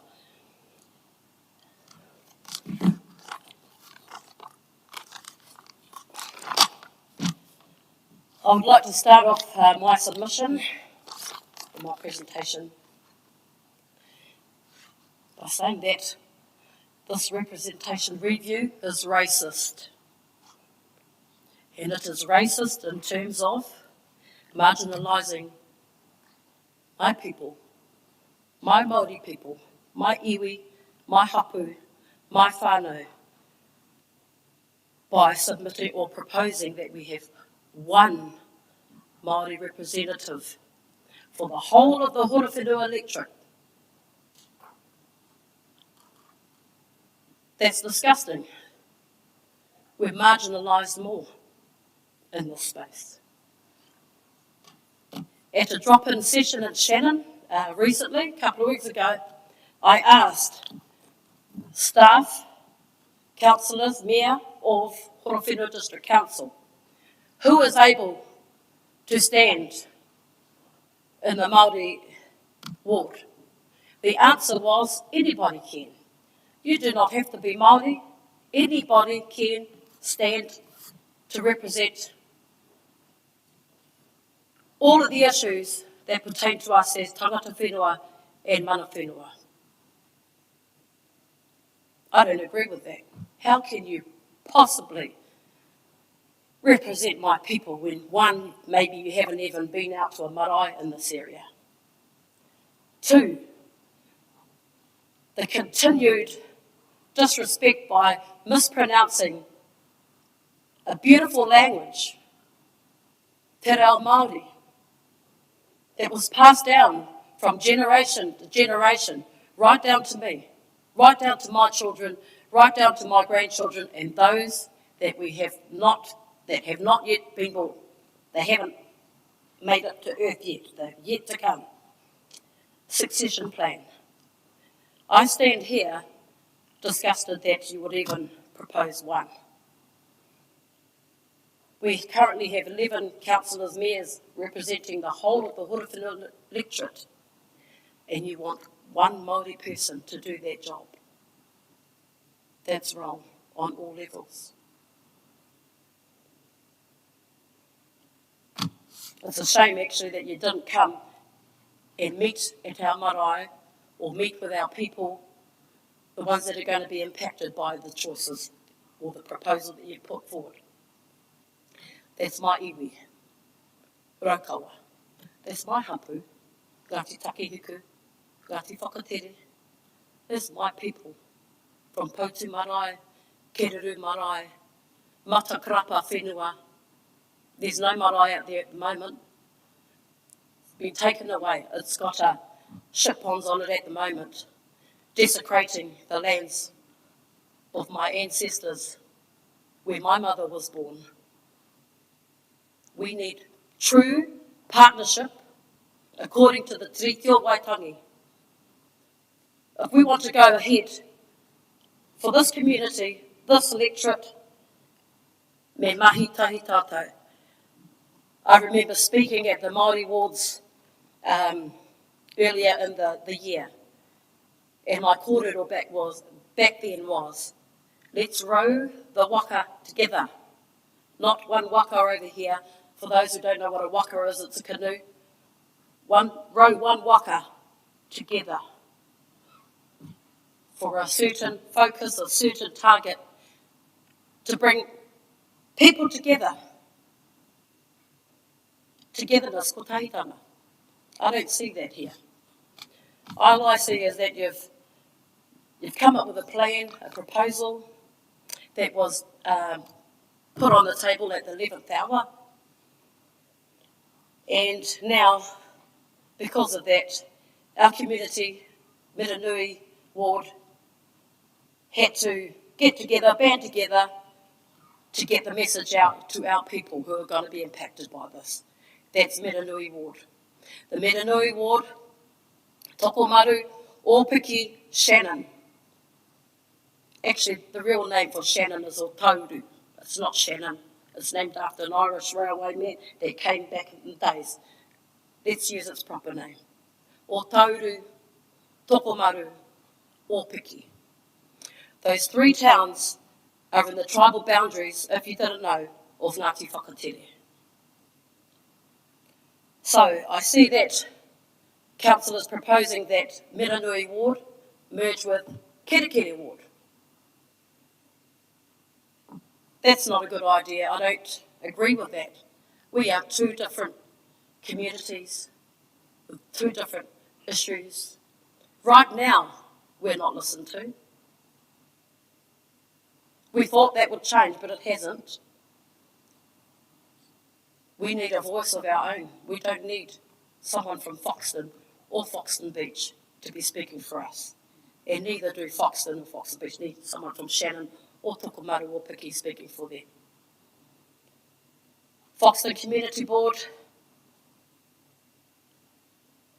after the drop-in sessions, I came to learn more about the Foxton Community Board.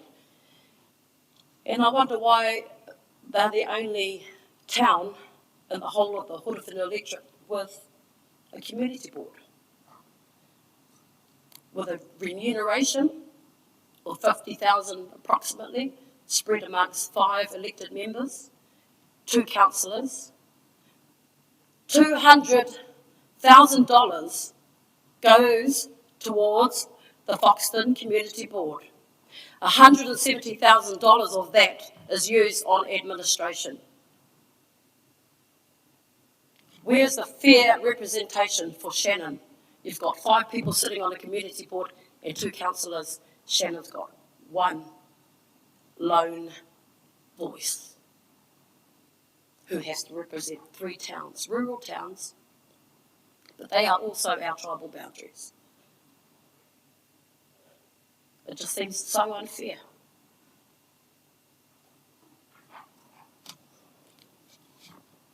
The Māori representation, partnership. What does partnership look like to you guys? Partnership to me is 50-50, side by side, moving together. This is not partnership. This is not fair representation either. If we were to have Māori reps, I would suggest 2 Māori wards, 2 Māori people, 2 Māori wards at least. That's the minimum. To me, you should have a Māori ward in every area. Meranui, Te Awaho, Kerekere, Waipehu. To get the true voice of the people, the mana whenua, the tangata whenua. You have Moepoko, mana whenua. You have Ngāti Raukawa, mana whenua. You also have all those other Māori people that do not connect to these 2 tribes. Their voice, their representation needs to be heard as well. Nō reira, I would just make recommendations that you come and sit with us, our Māori people. Please don't do the tokenism meeting. Come, write a letter to the marae, all 13 marae in this electorate. There's 13 Raukawa marae in the electorate of Horowhenua. Ask to come and sit with the people. Do not allow a group of representatives that haven't been elected by hapu, because hapu, we speak for ourselves. We don't need someone to have a say for us sitting here in council as an advisory committee.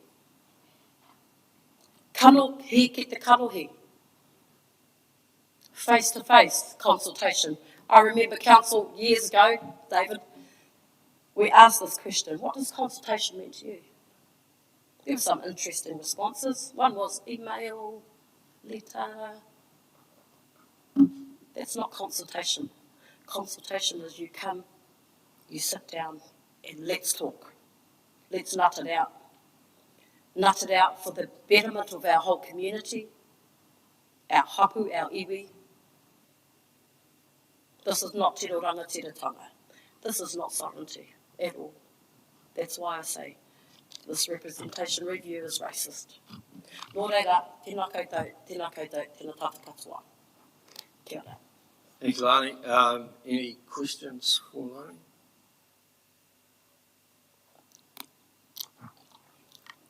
There being none, Councillor Mitchell. Thank you.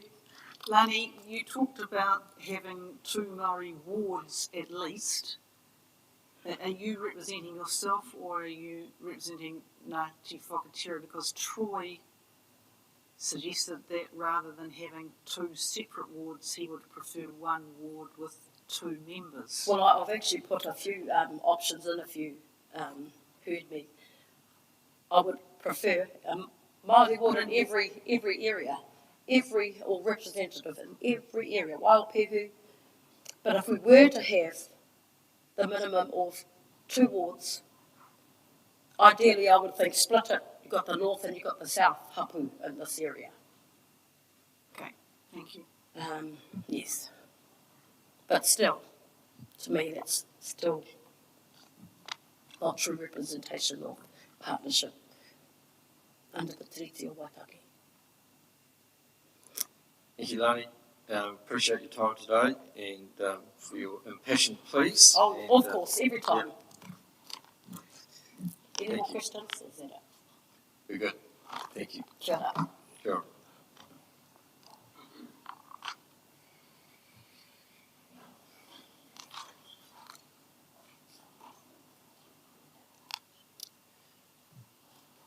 So our next submission is from Brett Russell, representing the Foxton Beach Progressive Association, and you can find that on page 351.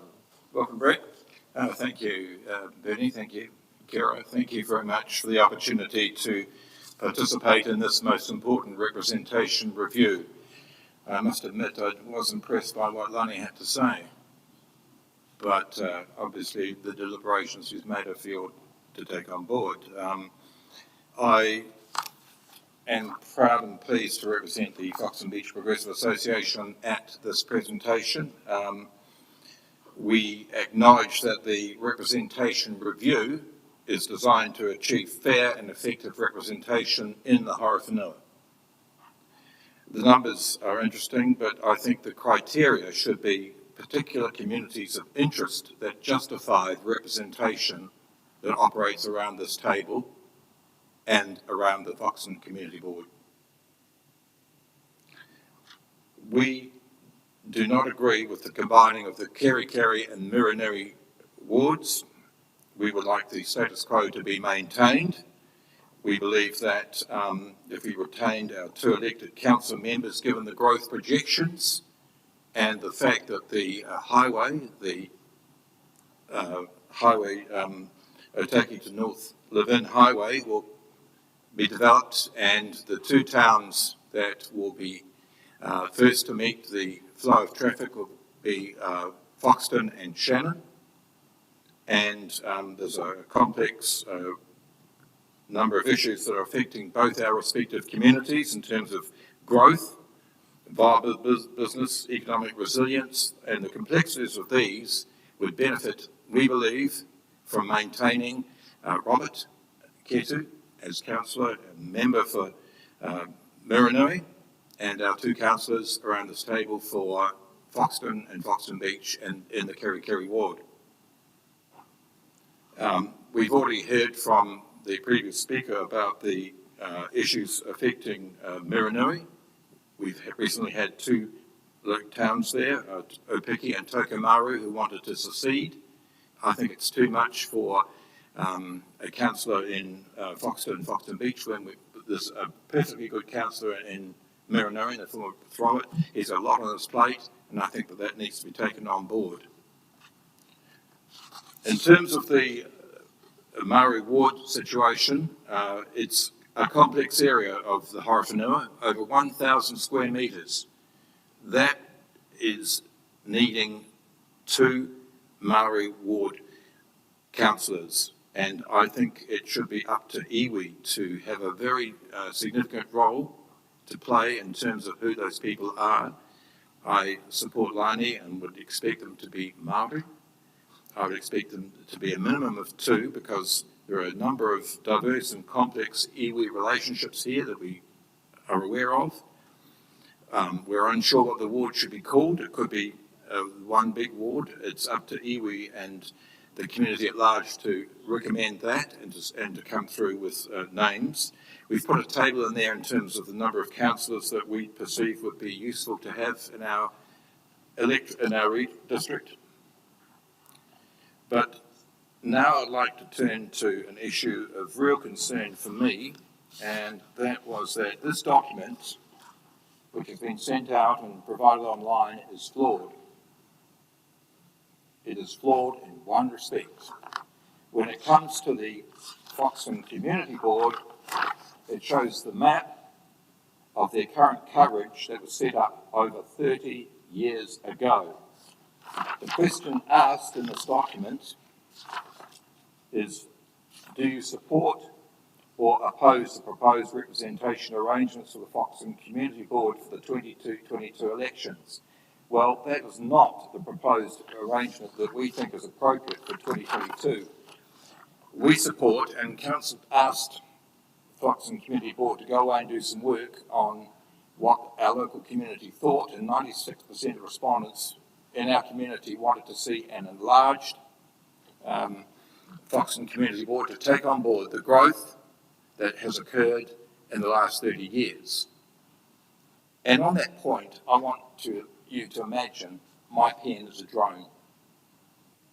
It's flying over the Beachfield subdivision. It's flying over Carrick's Grove. Right below the drone, 3 years ago, a former dairy farmer and his family bought a property. They moved from Auckland to Foxton Beach because they knew that they got better value for their money, better property in Foxton Beach than in Auckland. Auckland's very expensive, as we all know. The drone keeps flying along Carrick's Grove. Directly below us is the house that belongs to Calvin and Justine Street. Justine Street, as you all know, is a senior financial person involved with the Horowhenua New Zealand Trust. My point is that if the boundaries are not extended, these people won't have the right to vote who's going to be on the community board in 2022. The drone flies north of Foxton. It gets to Motuiti Road. At Motuiti Road at 220. There used to be a lovely property there with run by Paul Stevens that had olives, Gabani olives. Paul since moved further up Motuiti Road, but he won't be able to vote. So what I'm saying is that we need to have some pragmatism. I think in your documents, the open agenda for this meeting, it talks about the two issues regarding the council. Some other submissions supported the retention of the Foxton Community Board, but did not agree that its area should be extended. Well, I'm not surprised because the question in the document, the representation review proposal, was flawed. It didn't take it into account. And I think it behoves this council to recognise that, representation is very, very important, especially fair representation and effective representation, and the people that live in what is a hugely big area in both Foxton and Foxton Beach should have the right to vote who are going to be their board members in the 2022 upcoming elections. Thank you. Any questions for Brett?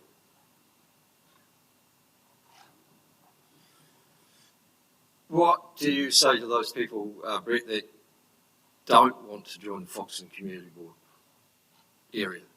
Well, it's interesting you should raise that because I'm aware that of the work that the community board did to sound out the affected population. 96% of people responded said that yes, they do. If they understood and acknowledged the role of the community board to act as a recommendation to council on things like the projects that would be deserving of funding through the Foxton Beach freeholding account, I think, and that there's no increase in rates if they are allowed to have representation. I mean, let's face it, one of the causes of the American Revolution was no taxation without representation. I put it to you. Should those people who are not covered by the Foxton Community Board stop paying rates? That's another matter for a different day. Indeed. I'm not advocating that they do that. But also, a number of submissions, especially from the Miranui area, are suggesting that we actually should get rid of the Foxton Community Board. Oh, that debate's been going on for quite some time, and I remember back in 2018 I was involved in a meeting and involving local people from Foxton and Foxton Beach, and at that meeting I said, please raise your hands if you want to see the Foxton Beach Community Board continue, and over 90% of people at the meeting raised their hands, and local people in Foxton and Foxton Beach do want the board to continue.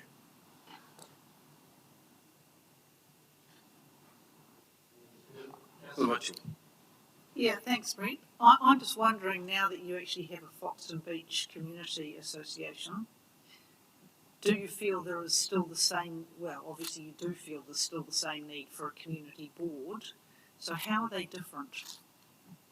The Foxton Beach Progressive Association is like a ratepayers association, whereas the community board is elected to act as an interface with council, especially on things like projects under the freeholding account, and that is a historic development that benefits and will continue to benefit the people living in Foxton Beach and Foxton, and so that mechanism that's working, if it ain't broke, don't fix it, and it should continue in the future. And I think it's a democratic process to have the people elected onto the community board, as is currently the case. Thank you, Brett. Appreciate everything that you do in our community and for being here today. Likewise, thank you so much. Yeah. Goodbye.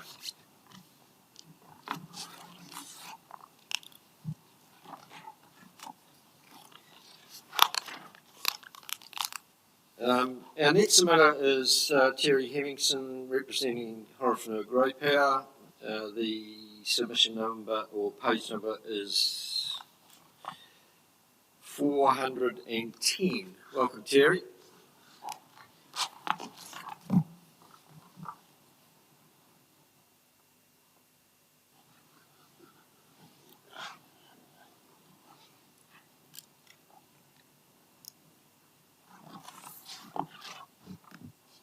No, you've just turned yourself off. That's it. Thank you, Your Worship, and thank you so much for this opportunity to speak to our submission, the Grey Power submission. In essence, as we explained in our submission, we're very much in favour of the proposal that has been put to us, with some changes perhaps. Our submission is based around the need for greater representation at local level, that is, at ward level. One of our questions is, how can it be that Foxton has a community board when no other ward has a similar arrangement? We consider this to be undemocratic. Foxton and Foxton Beach clearly have advantages in terms of representation that the rest of the Horowhenua community and the wards that it contains do not. It might be said that Waitarere and even Levin have ratepayer or residence type groups. The problem with these is that they are not governed by elected representatives who interface with council, nor are those representative groups directly accountable to council, although council may from time to time decide that they wish to take on board some of the material that comes from organisations such as the Horowhenua Residents and Ratepayers Association and from Waitarere Beach. In the time that I have been in Levin, and to the best of my knowledge, no clinics or similar type arrangements have ever been held in the Levin ward or prior to that the Waipahu ward by our councillors, so that our local people can meet with them away from this table on a one-to-one basis. Now, I'm open to be corrected on that, but I have never seen any of those things occurring. Coming directly to council can be pretty daunting for a great many people, and we have observed that over time. The same cannot be said of community boards. Local people are encouraged to attend community board meetings. As many of you know, I came here from the Ruapehu district. I lived and worked in the National Park ward. We were a community of interest, and that included Whakapapa Village, National Park Village and Ofongo. We had a community board, and they had meetings, and I know they did because our hall was used very often for those meetings, and people were encouraged to attend and did so.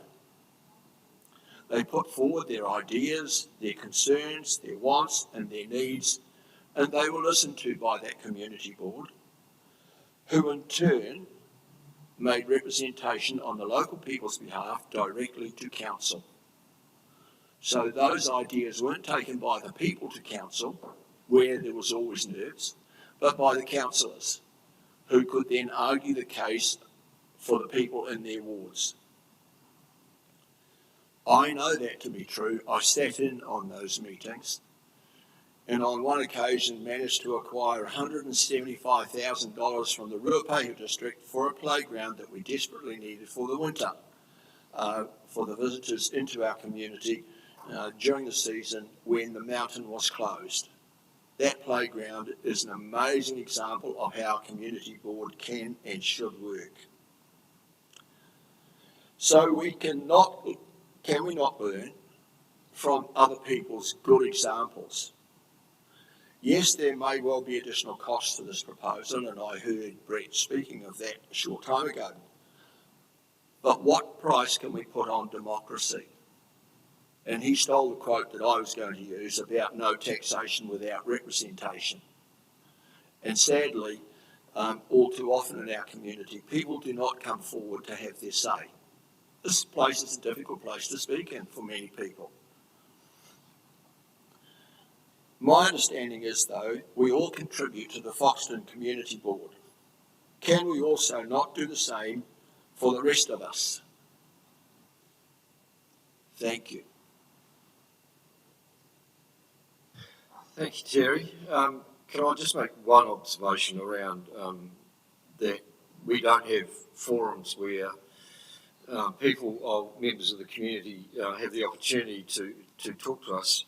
I think in my short 5 years that I've been here that elected members are probably more accessible than ever in terms of being able to be sought through phone, email, in the street, at community events, and get listened to and advised on different things all the time. And I particularly want to make a point of the number of elected members that do attend Progressive Association meetings and go to Ratepayer Association meetings and are always listening to what the community has to tell us. So I think there's been great strides made, particularly over the last 3 or 4 years in terms of that connection with the community. I would just ask if any councillors have any questions for you. Councillor Al. Just look, and Terry spoke at length about the community board issue and the different scenarios. Putting all that to one side, does Grey Power have a position on the proposal to combine the 2 northern wards? It doesn't seem to be directly addressed in the submission. I'm just wondering if they do have a position on that. No, we don't. Our representation, as Grey Power's representation out of Foxton and Shannon, is rather limited. But that doesn't mean we ignore our members in those areas. One of our major problems is that we can't interact with them because we're not able to contact many of them. They don't have internet or email connectivity, and the way we primarily interact is through our newspaper pages. And sadly, as many of you are aware, the Chronicle's delivery to the outlying communities is highly suspect. In fact, it's non-existent, even in Queen Street and Levin. But having said that, the people generally, and we polled them, were generally in favour of the council's proposal, with the exception that they wanted a greater say in the local community. And can I just speak in reply to what Bernie said? He's absolutely correct. There are those meetings. And I don't know how many people attend the Foxton and Foxton Beach Community Board meetings, and David might be able to tell me that. But I know from my previous experience with community board meetings in the more outlying areas that we had very, very good representation at those community board meetings, and I'm sure that CE David may well be able to confirm that for me.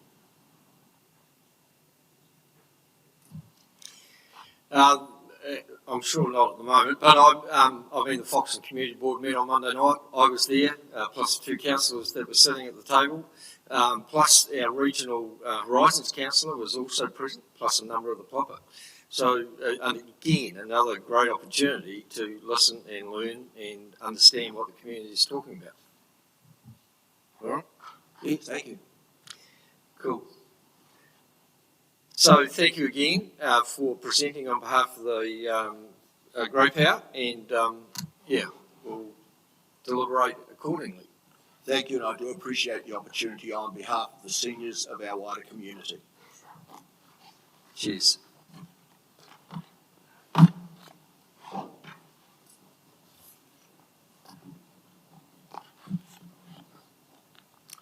Welcome, Sue Ann, to the table.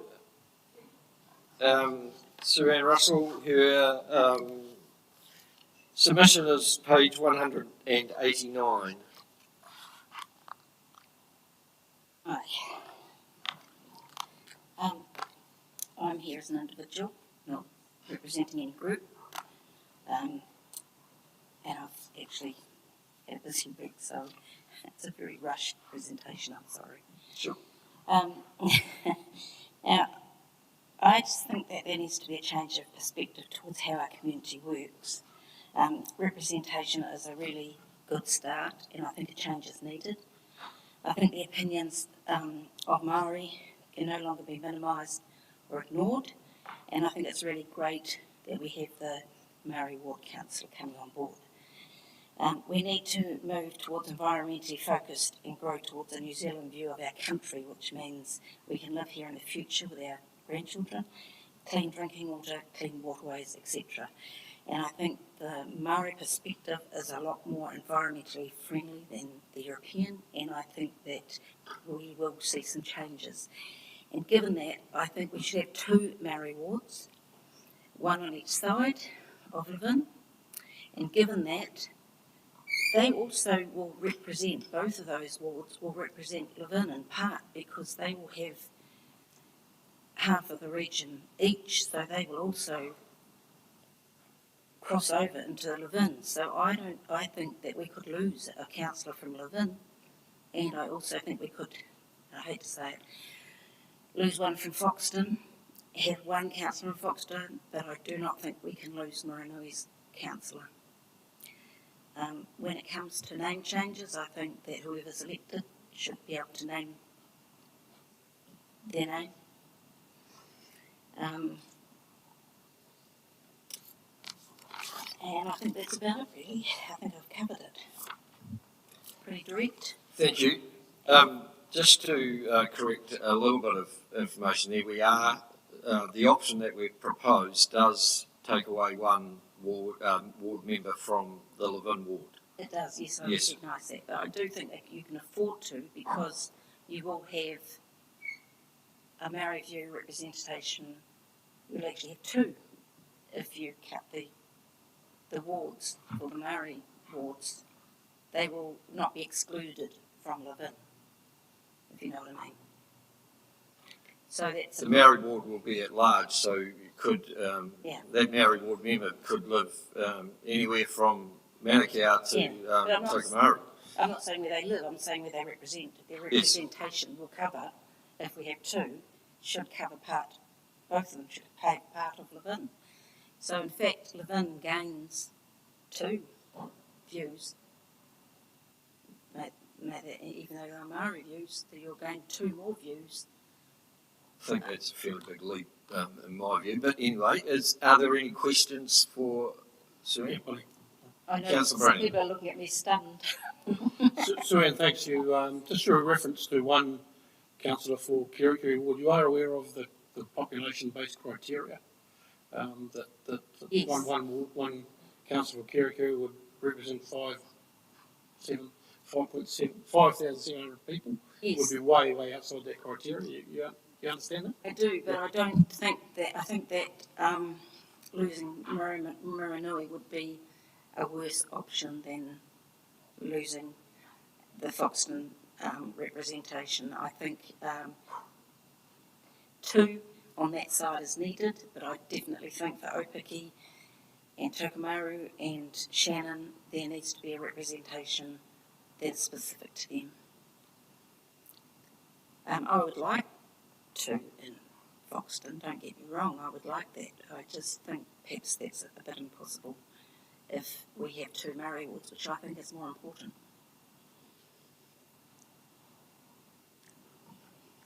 Thank you, Sue-Ann. Appreciate you being here today and for making a submission on the topic. I just don't, and this is a pretty broad statement, but I don't think that the Māori ward representation should be tokenism. I think that it should be taken on board, and it should be, because I know they're going to have a more environmental view and a more, I don't know the Māori names, but a more husbandry term approach to our area. Okay. And I think there is more care than has traditionally been handed out to our land and our waterways. Thank you. Appreciate the sentiment. Any question? All good. Thank you. So our last submitters, the Foxton Community Board. Welcome David and Trish.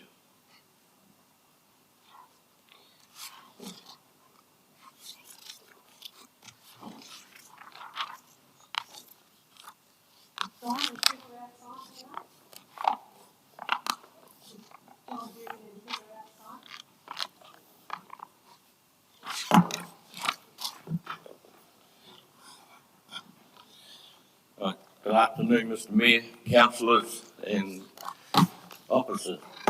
Thank you for the opportunity to come along and speak. You've seen our submission, so we're just going to go through it together, and Trish is going to take it first. Yes, good afternoon everybody. The Community Board supports in concept the merging of the Kirikiri Mirineri wards. This is because Mirineri ward has a large physical area with only one councillor. Historically, the residents in the outlying areas of Opiki and Tokomaru feel underrepresented. Merging the Mirineri ward with Kirikiri will give the total area the benefit of 3 councillors to support the whole area. But meaningful representation would be increasingly difficult for the outlying areas with only 2 councillors for the entire merged ward. While the board acknowledges the challenges of sparsely populated areas, we feel the needs of our communities are important. The board perceives the merging of the wards as strengthening the representation in Maranui, not diluting it.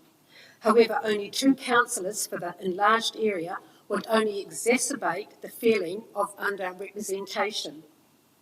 The board would rather err on the side of overrepresentation rather than underrepresentation.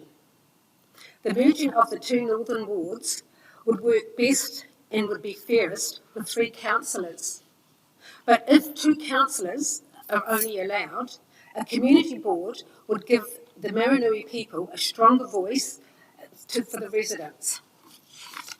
That's their own community board. We oppose only one district-wide Māori representation. We feel that a single representative would be a set-up for failure due to the size and spread of iwi population. We reiterate the board would rather err on the side of overrepresentation rather than underrepresentation. So the board supports 2 district-wide Māori councillors. Yeah. Right, thank you for that. The Foxton Community Board supports the retention of the board. The name change to Te Awehau Foxton Community Board, and 5 members at large, 1 councillor, 1 council member from the ward. We'll also take on board the submissions that 180 people opposed the representation of the board. Now, the board itself and the community took on board what council were going to retain the board. So the board didn't actually go out and seek a public meeting, otherwise we would have had a stronger representation on this documentation. We would have had, because last review, there were several hundred signatures that supported the board. But because council in their deliberation said that they would support the board, I think that is why there's not the same number of submitters here. One thing I would like to point out though, and I think there's strength in what council's decision, there's only 1 person from within the community board that opposes it. And there are 2,200 ratepayers in the community board, just over 1,100 in the Fox and 1,100 in the Beach. So there are 2,200 people supported it. Not directly, but by not coming out saying they don't want it. So I think they've endorsed council's decision to retain the board.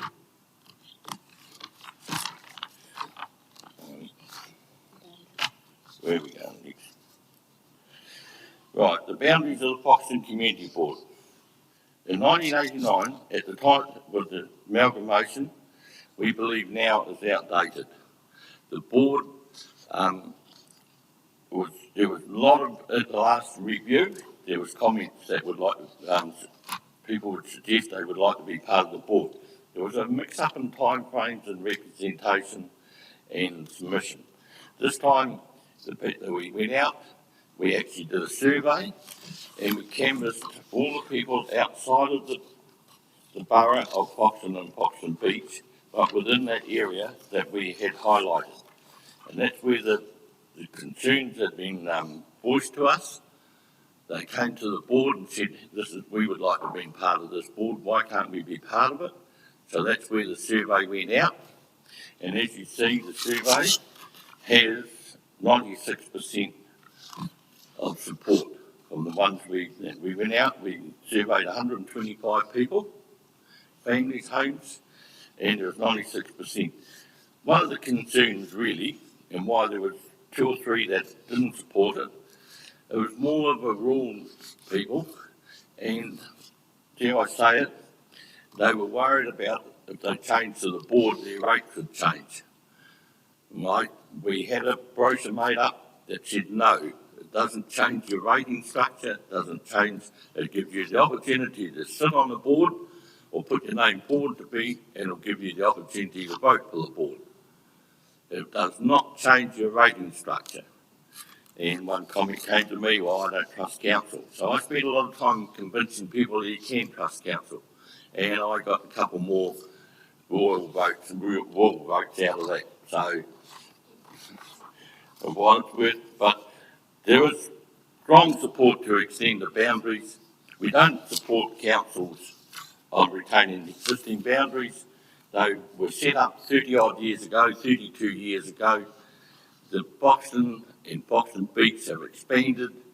There are neighbours on one side of a subdivision, on one side of a road and the other side, and they're all within the same block, and they can't vote for the board.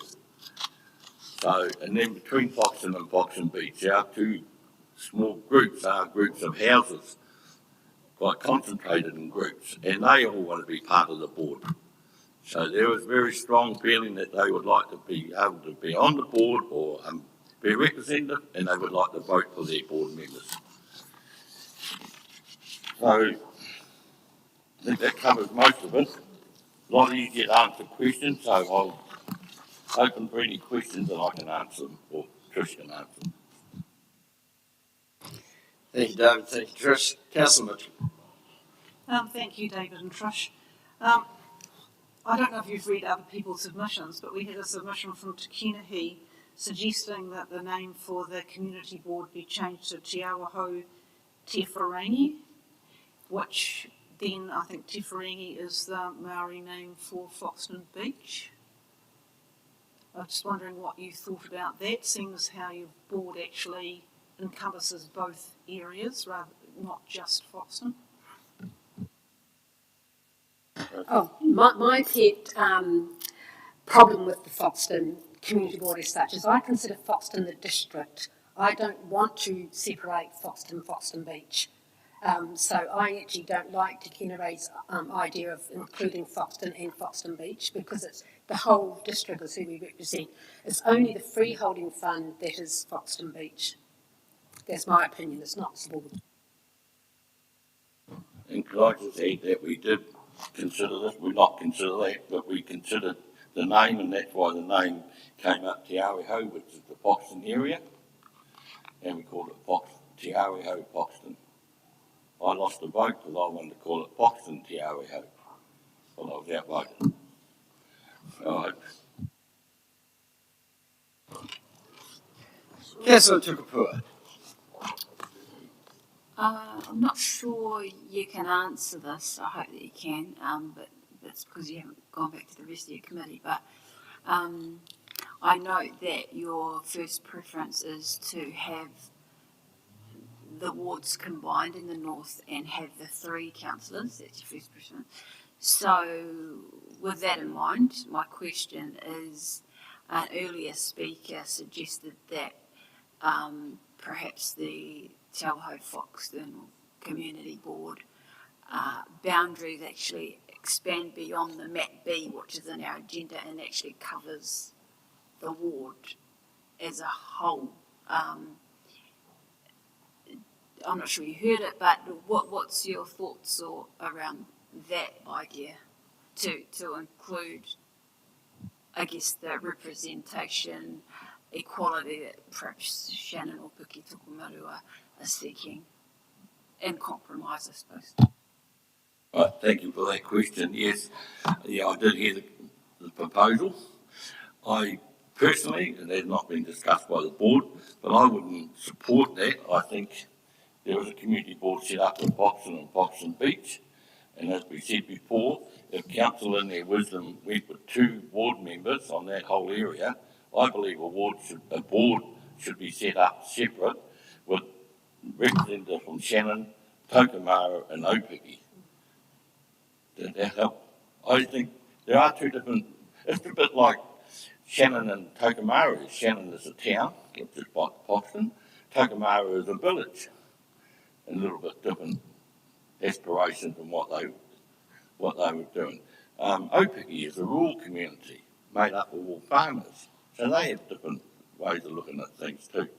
So I don't think personally I don't believe it would work saying Shannon comes under the Foxton Community Board. I would disagree with that. I wouldn't support that. I would support they set up their own community board. And they're out of the 2 representatives, if you go with 2 representatives, one would be speaking on the Horowhenua Community Board, if that's what it was called, and one will be on the Foxton Community Board speaking.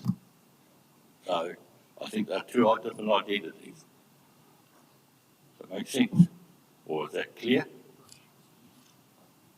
So, happy to share or combine the ward with a shared, I guess, representatives in that sense, but as a community ward at the next level, not sharing.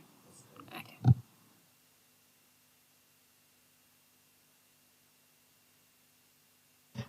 Thanks very much to both of you, and representing the board as you do, and it's appreciated that you were able to make the time to be here today. Cheers. Yeah, thank you, Mr. Mayor. Councillors.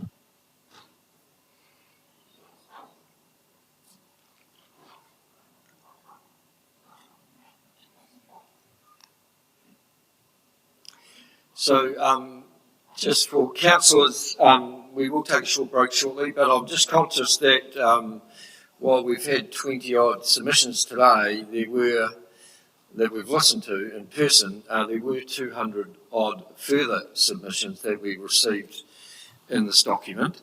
And I wondered whether any councillors had any comments or questions that they had around any of those submissions, because there are a number of people that not necessarily wish to submit in person, that we do need to take notice of what all those other submissions are. So I just wondered if there was any comments or clarity sought from those.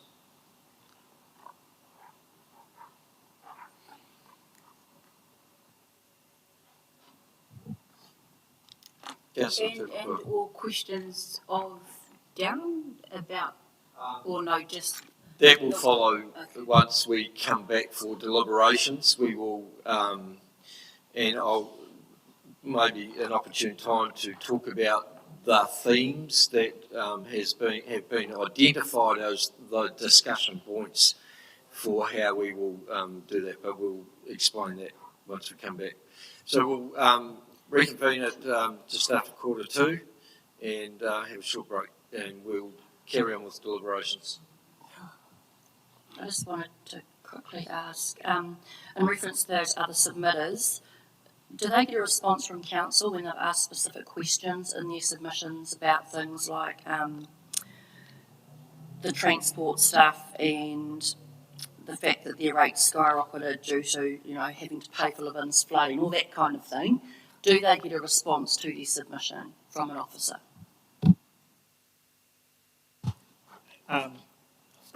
We can, but at the same time, the response that we would normally do is in relation to the topic that we're discussing, which is the representation review. So other aspects that have actually been raised we wouldn't normally respond to, but we can actually have a look at some of the specific ones that have come through and determine whether it's worth actually responding to. Of everything that was put together in it, just so that we don't keep getting the same things every time people submit, because there's always a pattern. So I just thought that might have been helpful. Can I then ask respectfully that councillors look through those submissions and identify the questions that they believe that should be answered and forward them to the appropriate person? Yeah, or through David or through Ashley. Councillor Rice. Yeah, just going back to those submissions, Your Worship. I think there's a little bit of, maybe our comms can be a little bit better about why we're doing this and the procedures and the policies that we have to follow that are sent down from central government that we have absolutely no control over, which comes to timeframes, rules and regulations that they are making us do, that I think our community thinks this is us. And all we are doing is doing the rules by central government that are making us do it in these timeframes and this way. And through a lot of these submissions that I read, when I read them all, and from what a lot of people have submitted today, there's a lot of misguided information out there that they think this is us, and this is not us. We are doing what we have to do by law to the best of our ability in the time frame that we are given. And to me, it has been crazy the whole way through. And I agree with the submitters to a degree, but I disagree them venting their anger at us. They should be venting it higher up. Thank you. I think that's a very good note to end this part of the deliberations on. So we'll have a short break and reconvene in 10 minutes. Thank you.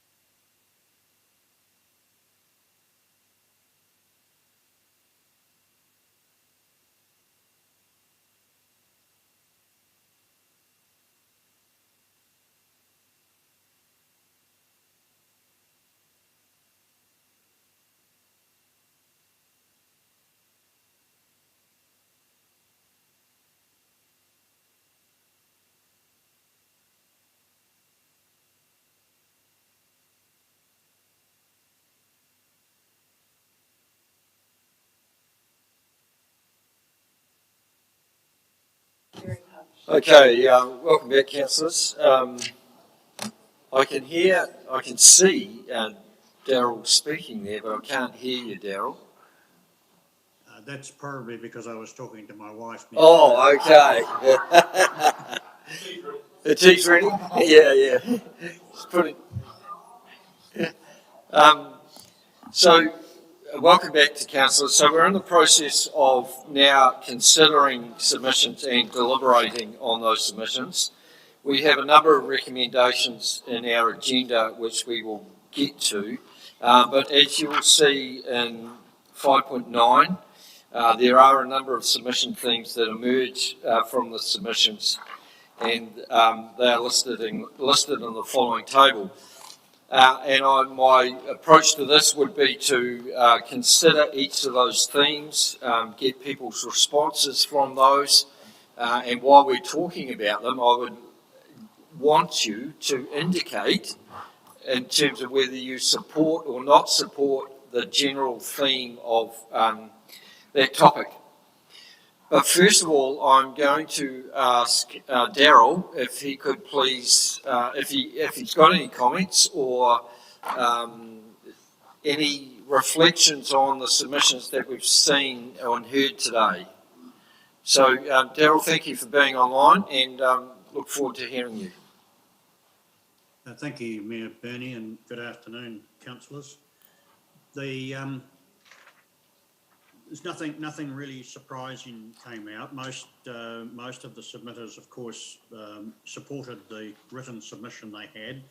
There was only one variation, but as you will be aware that some of the requests made by submitters can't be acceded to by the council because they're either outside the legislative framework in which we have to operate. So, for example, suggestion for a separate Māori community board can't be entertained because that's not possible. Also, some of the submitters sought 2 Māori representatives, but the number of councillors elected by wards would not permit that under the legislation. You'll be aware of the calculation that's necessary, and it's only those councillors that are elected by wards who count towards the totals that are applied for calculating the number of Māori councillors that are permitted. So apart from that, I have little in the way of comment. I'm very happy to be able to, or try and be able to answer any questions that your councillors might have, Mayor Burney. Thank you, Daryl. And so are there any questions of Daryl in this instance? It may be that there will be questions that arise as we discuss the themes. So there will be an opportunity to ask Daryl questions then, or for some clarity. Councillor Brannigan. Yeah, thanks, Daryl. Can you hear me okay, Daryl?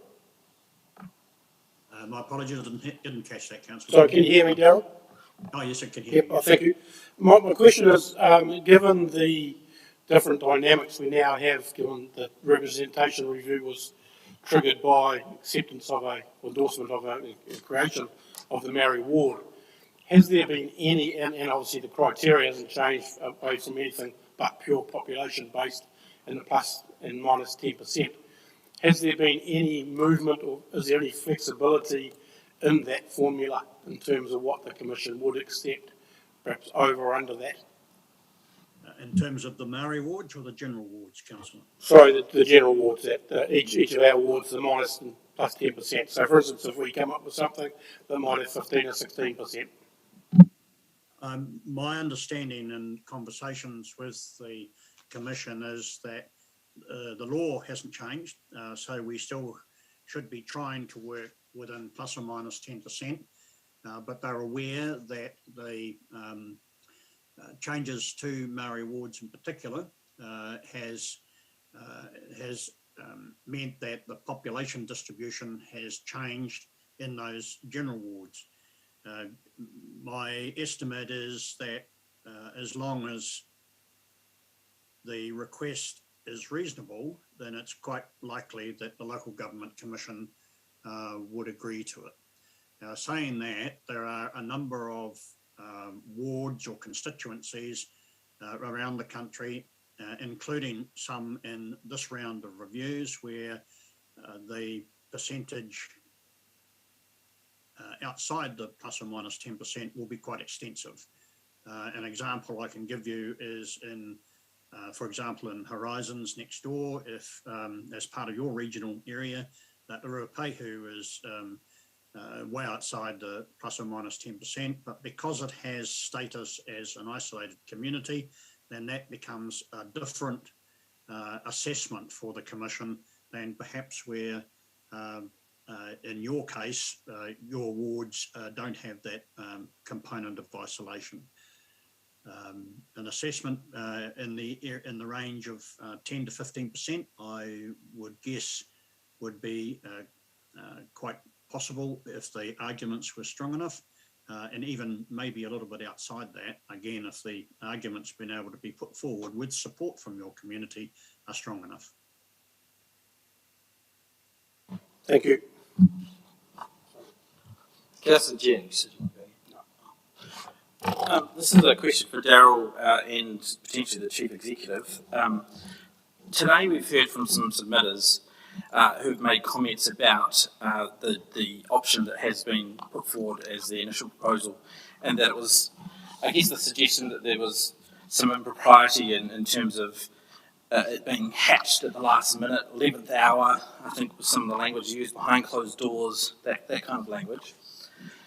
And I just wanted to, I guess, clarify that in terms of the option 2G, which it was a variation of an option called 2F, which was included in an 11th of August meeting agenda, alongside 4 other options that were on the table for Council to consider. And that option 2G is substantively the same as 2F, but that actually the option 2G eventually put forward was just some minor adjustments in terms of some mesh blocks that hadn't aligned with some of the conversation that had occurred prior to that meeting. And so I wanted just some comment around that, just to I guess put the record straight around that, but also to flag that or get your confirmation that the potential for reduction in the number of councillors from 11 to 10 or even less was actually discussed. It was something that featured as part of the public workshop when the various options were discussed.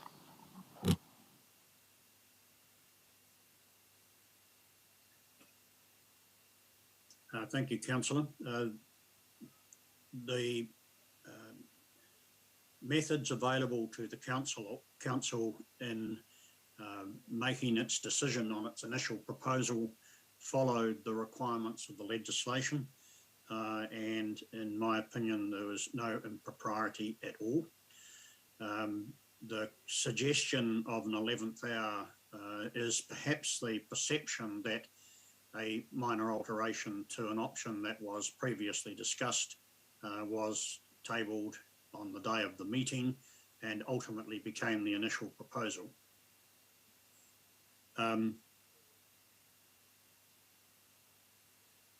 The methods open to the council in reaching its initial proposal were to workshop a range of views. The council considered, I think, at least 13 options before reaching its decision on its initial proposal, and they included the range of the numbers of councillors. I think perhaps again the only comment that I could make would be that some of the options that we considered through the workshop process were driven by majority straw polls of the sorts of things that we should be considering. And of course the fact that the 2018 representation review was close, was quite recent, and that this review was only being carried out because the decision made by the council to introduce Maori representation was made. And that also provided for a slightly curtailed program because the timeframes for the representation review still had to be met. Look, thank you for that clarity that deals with that. Thank you. Any other initial questions or? Okay, in that case, thank you, Darryl. Let's move to the submission themes. And I'm going to suggest that we go straight into the theme of size of council and number of councillors. And as you see, the points that are in the report highlight some of the submissions that we received in terms of determining the number of councillors that we have. Some support retaining the same number of general councillors and adding the Maori representation. Number of submissions support having 2 Maori councillors in the Maori ward. Reducing the number of councillors will create untenable workloads. Reducing the number of councillors reduces the opportunity for increased diversity around the council table, whereas more councillors increase that opportunity. Reducing the number of councillors takes away the voice representation from Muranui, and a large number of submissions stated the need for Shannon/Tokomaru to retain a separate councillor. So we're open to some discussion and views on that theme first, please.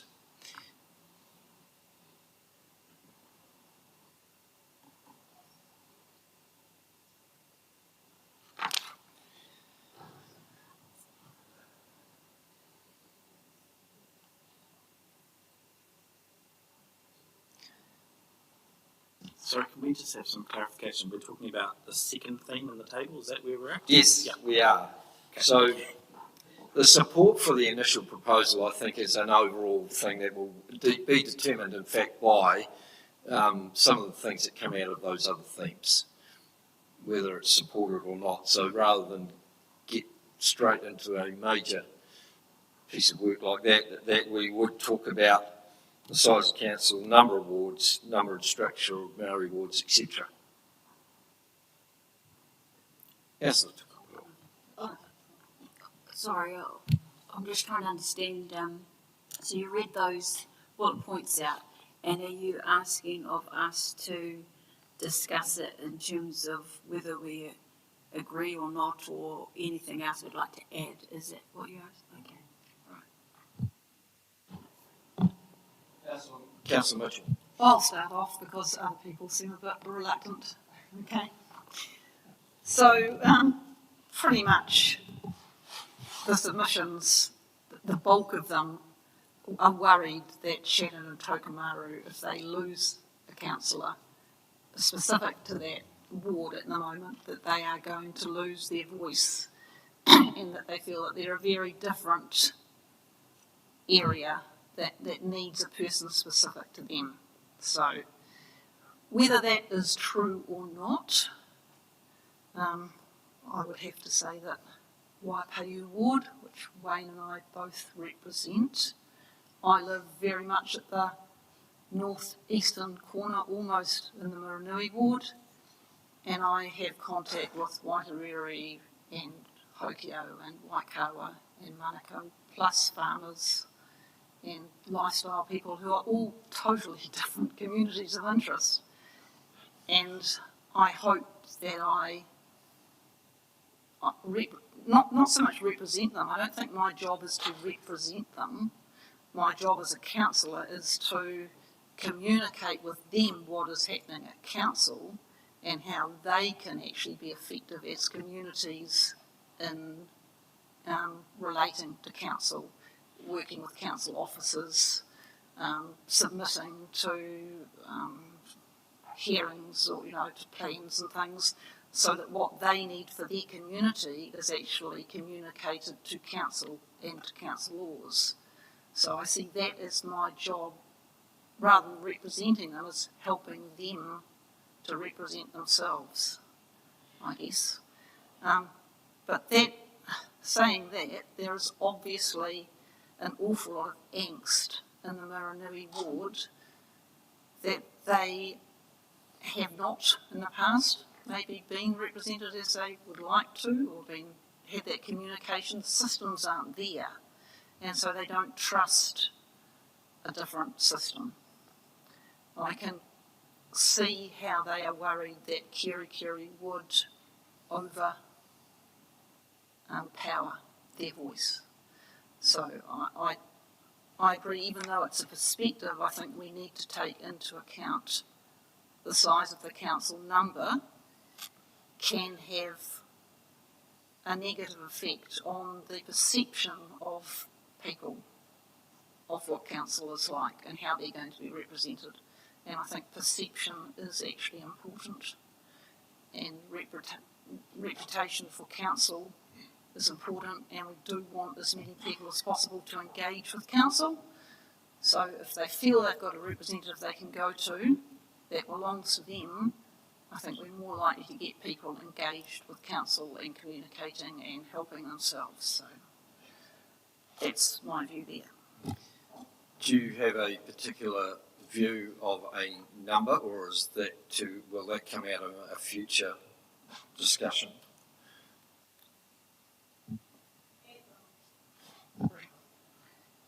At the moment, when I voted originally, I voted with my head. I was thinking reduce council workload if the Three Waters goes away from us. We're not going to need as many councillors. My heart said we were going to have the problem that people were going to feel that they were not going to be listened to and not represented fairly. So I have changed my mind. At the moment I'm leaning towards keeping the same number of councillors as we have now, plus the extra Maori ward councillors that go with that. Councillor Browning. Yeah, following on from Councillor Mitchell, I too are concerned, certainly on the amount of feedback that's come from the Maranui ward and some from the Kerikeri ward as well. I think when we cast our minds back to our conversations and debates before we went out to with this proposal, I was one of the I guess instigators of looking at a combined Maranui Kerikeri ward. And initially with 3, but we realised that wouldn't fit, so we looked at the 2. Part of that motivation was because we just got through the Tokomaru secession situation, and Tokomaru thankfully stayed in our district, and it was really about looking at a way where we could better, wider represent that community rather than take representation away. The commentary and the conversation was about how we could do that better and how we could give them better access to someone to represent their views. As Councillor Mitchell said, take council information to and from those communities. It was never about taking away a representative. It was about trying to make it better and looking at something that that plainly hasn't worked in the past. That's why one of the reasons they wanted to leave. That's part of that area. But how we could do it better, and that was part of it. I think Councillor Isaac summed it up nicely, that we were given very little room by central government in this process to do that well. And I think council have done the best they could, despite some commentary, in getting out and taking those views, trying to take those views to the community, and get the community's views back. And I think acknowledgement to council officers and councillors who have spent an amazing amount of time on this process. But it comes to the fact that we go out for proposal, we go out for a consultation to get views, and we've got it. And I think we've got a loud and clear message from the Maranui and Kerikeri ward, really what they don't want, and that's the combined and a reduction in councillors in that area. So I think we have to listen to that. I don't agree with the views, and I've made that plain to some submitters tonight, that I think they haven't seen the picture we're trying to create there and what we were trying to create, but that is their view and we have to respect that. So, yeah, I guess I've changed my views in terms of that merger and certainly the reduction in council numbers as well. So we'll explore that through the night. I think you probably can ask me the same question as Councillor Mitchell. Listen, I'd like to retain the numbers we've got around this table. And I think there's a way of doing that. Given what Darryl just said, I don't know what the numbers would look like, but I'm certainly happy to come back with that debate. But I'd like to, I think 11 around this table fits well, including the new Maori rep, one Maori rep, which I guess we'll talk about as well. And I'll bring that reasoning to below. Thank you. Councillor Kedu. Good. Yes, ka kōrero au ki tō tātou kaitaki o te rohe nei. Koe nei that te tikanga e whānau ki tā māramatanga o tātou, e whānau ki te kōrero wānanga o tātou. And as you know, I voted against for the 2G option, and immediately I saw that voice, and you heard that through our people. That voice is going to be lost, and so in terms of listening to the kōrero, it just really strengthens my resolve of keeping what we have already, not decreasing our representation on our council board. And I think about, and I did bring this up, in our kōreros about how our Opiki and Tokomaru constituents are feeling that their voice is going to be lost. I still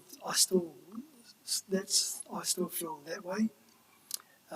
And particularly also for our Shannon community, as you heard a lot of those submissions. It was unfortunate that we were put into lockdown. That wasn't no fault of our own, but because of the team that we had that wanted to do something about representing our communities, they were able to, along with our council staff, we were able to get that information out to our Amitanui community, and they had a say.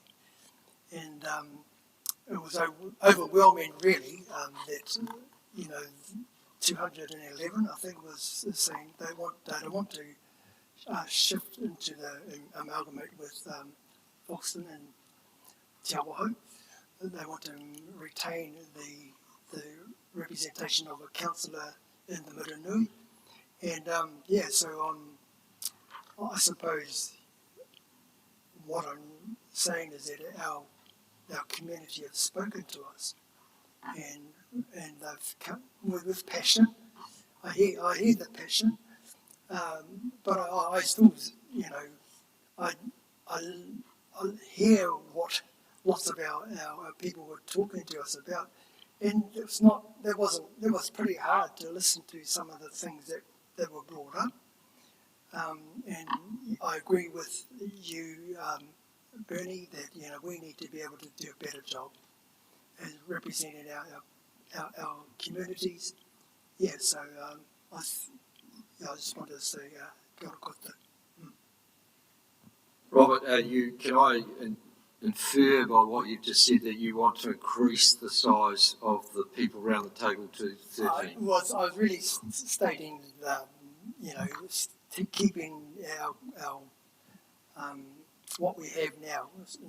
I'm talking about the 10, the plus 11, yeah, and whatever that looks like after that. Thank you.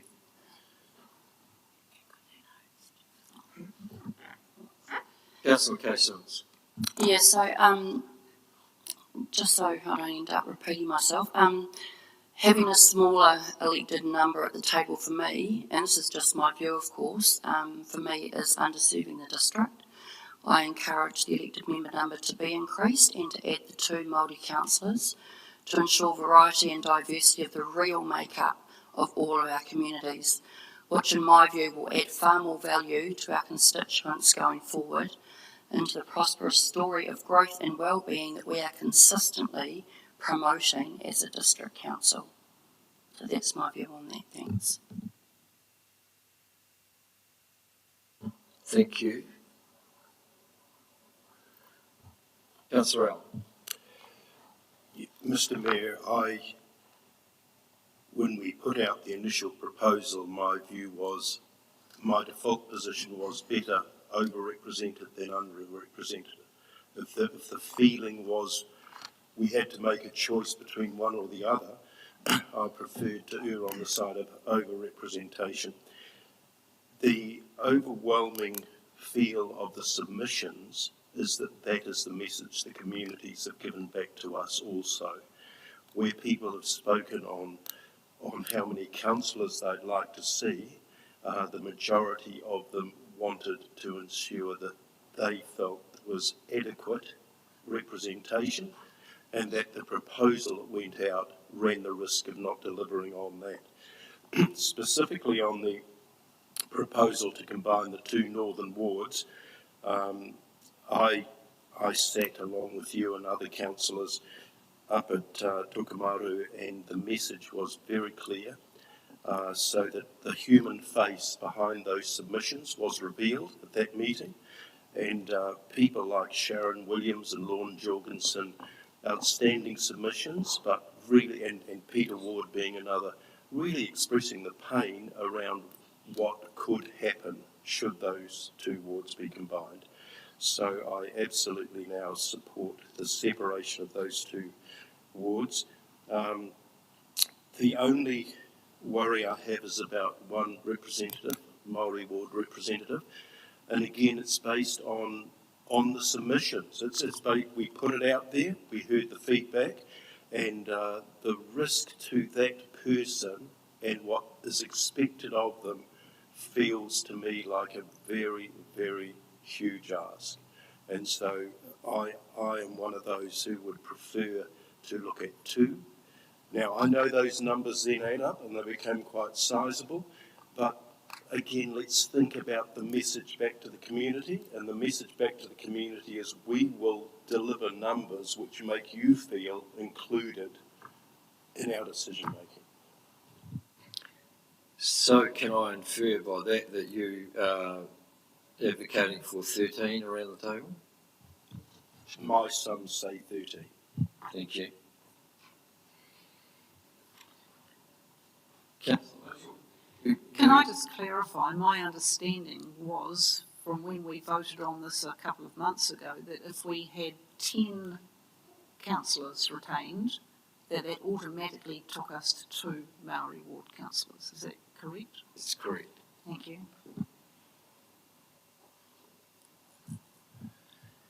Councillor Tukupu. So, just to specifically address the size of council numbers and those bullet points you read, which obviously for us were raised through workshopping and the bulk of the options we considered in the process. But new to, reading and hearing, new to me was this take on rural, urban Māori. that kind of a split versus the whole town ward system. And what stood out to me was the way in which, I think it was Anne Thomas and others recognised that Mitanui is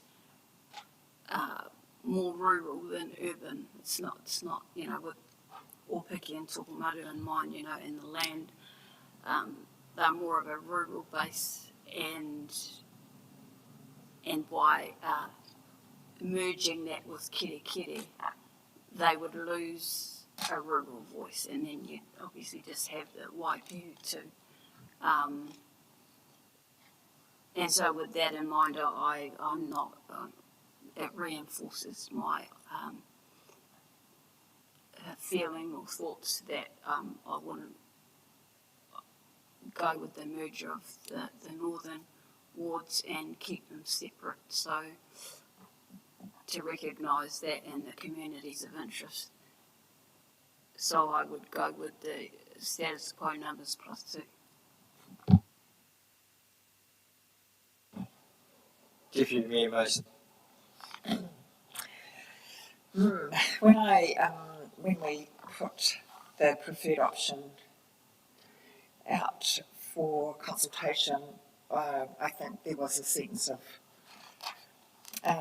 responsibility that this was going to change potentially representation, and we looked for feedback from the community, and I've been listening today and listening over the last couple of months to try and understand what it is people want in terms of representation and what is important to them.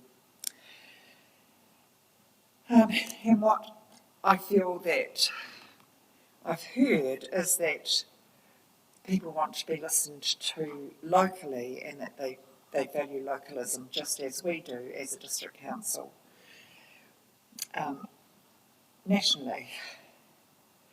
What's interesting is very few people from Levin have come out and made any statements about losing a councillor. Lots of people from Shannon I pick up have talked to us about what I have gleaned to be their mistrust in the system that supports or represents them, I should say. And from Tokomaru, we've been told that we've failed abysmally, that we're punishing Mitanui through this process, and that we're haphazard in our approach to providing services to that area now. I tend to dispute that because I've checked up on the work that we've done there, but that's their perspective and we have to deal with it. And what we have to do is deal with the sense of underrepresentation that has been felt.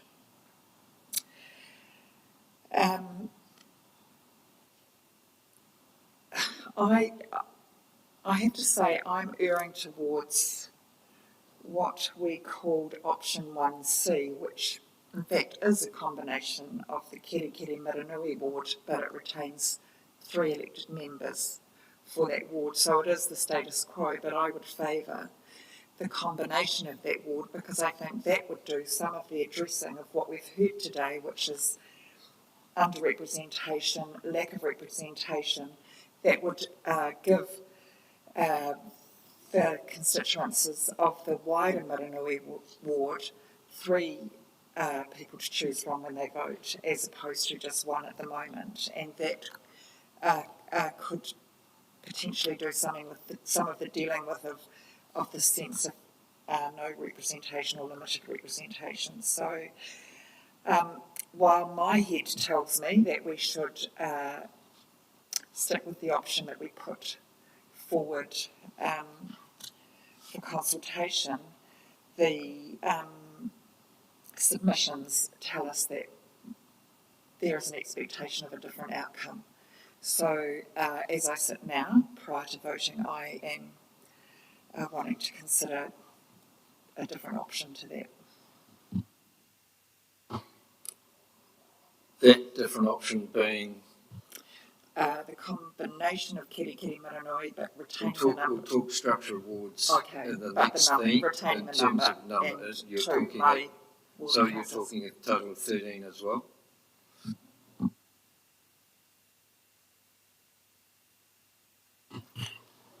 Councillor Isaacs. Yeah, I have to disagree with. I just think it's just too many to have around this table. I do honestly think that our first proposal that's gone out with for the rules and the regulations that's been set down is the best option.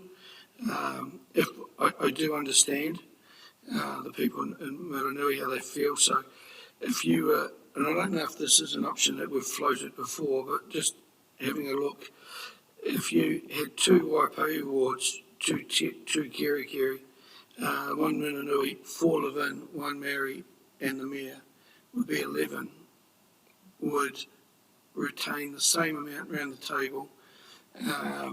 It would still give them, Shannon and Tokomaru and Opiki, their own representative.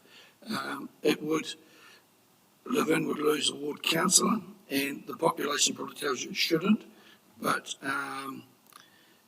maybe they might submit next time and there's things going on, because there wasn't, I think there might have been 2 or 3 submissions from the majority of our population in this town. So that would be something I would consider, but I definitely, and just from sitting in here for 2 odd years, 13 would be too encompassing, and I disagree with it. And so I will not be supporting 13, but I might be talked into 11 if that can be worked out.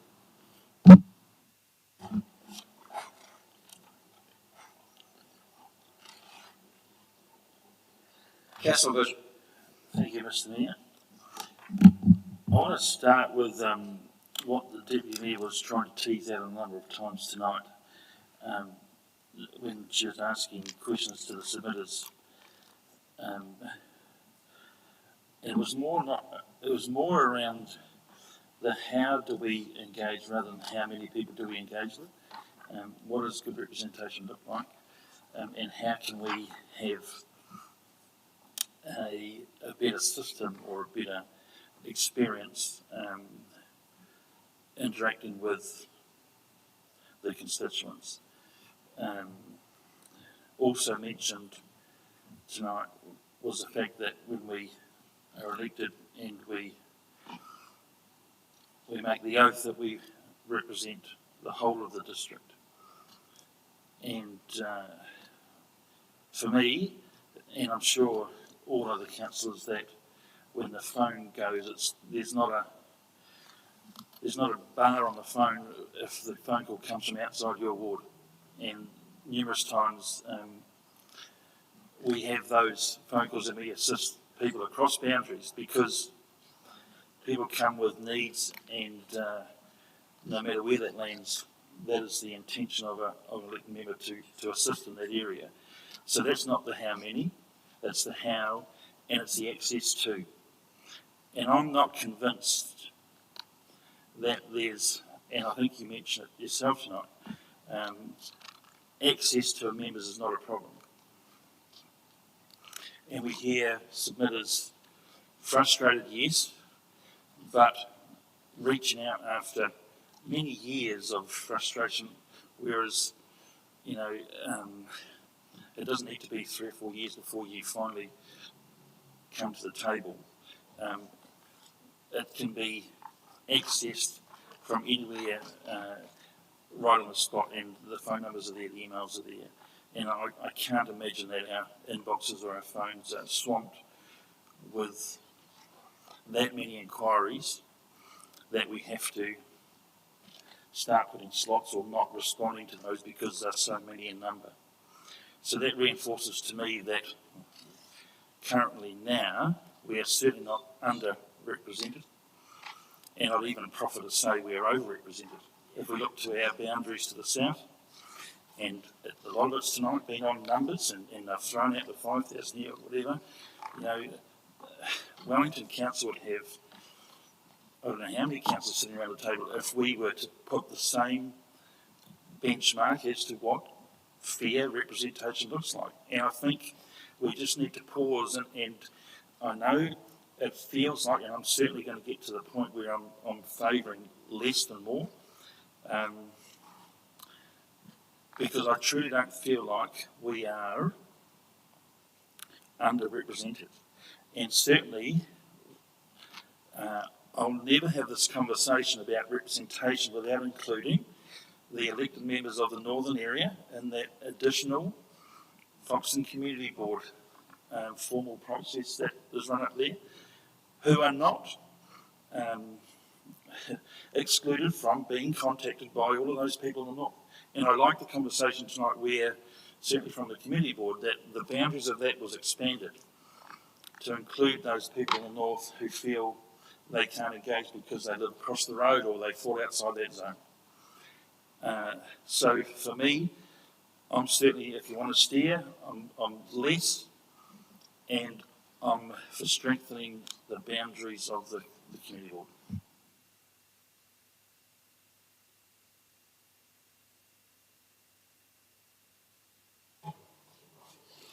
So James, look, I totally agree with the comments of Councillor Bishop. He couldn't put it better, to be honest.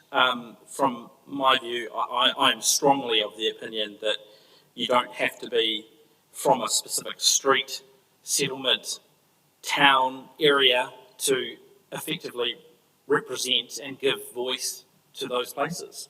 I just don't accept that you have to be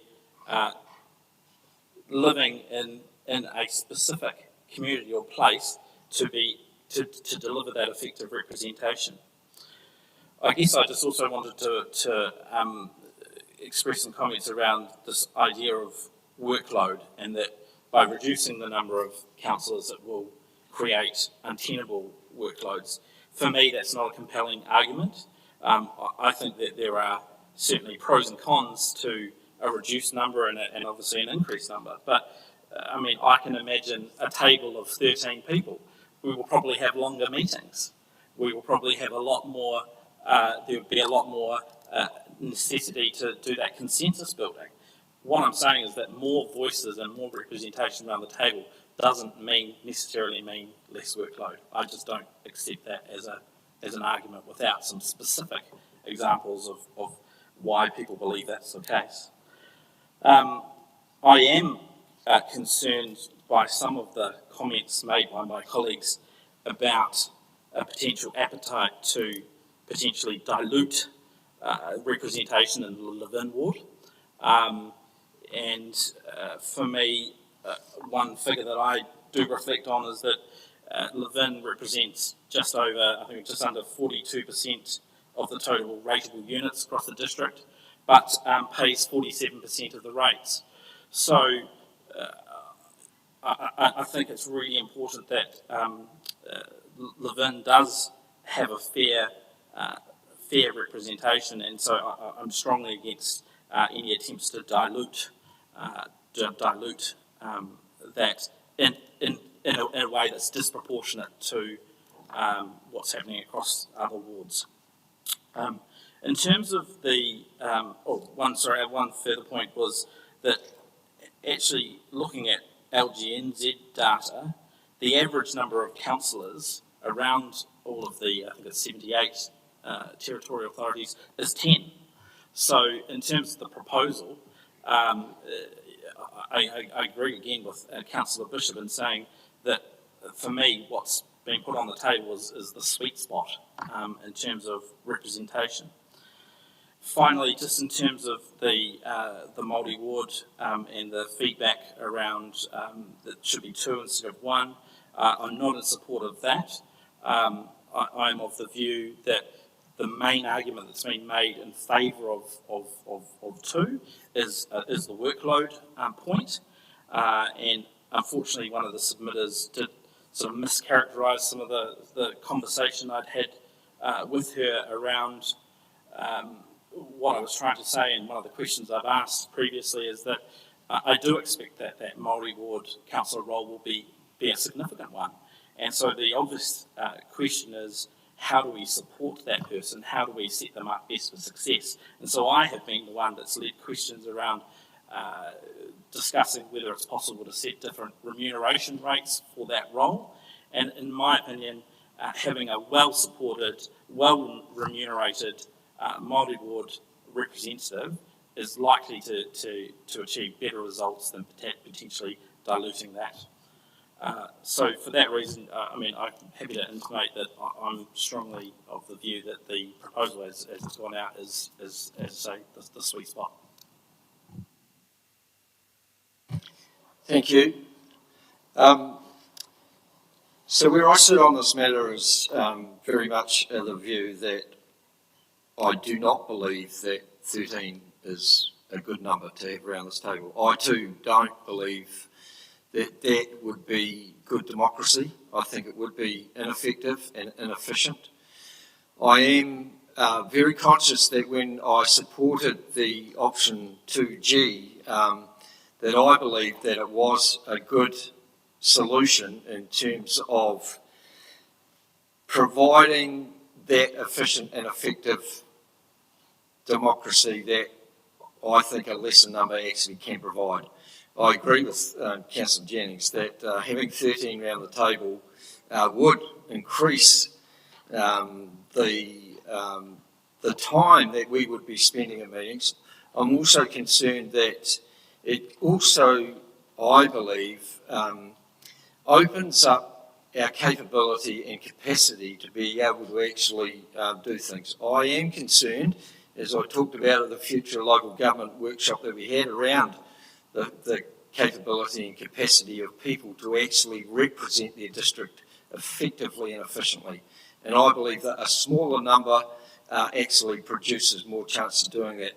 The other thing that I have a real problem with is the parochialism around the table.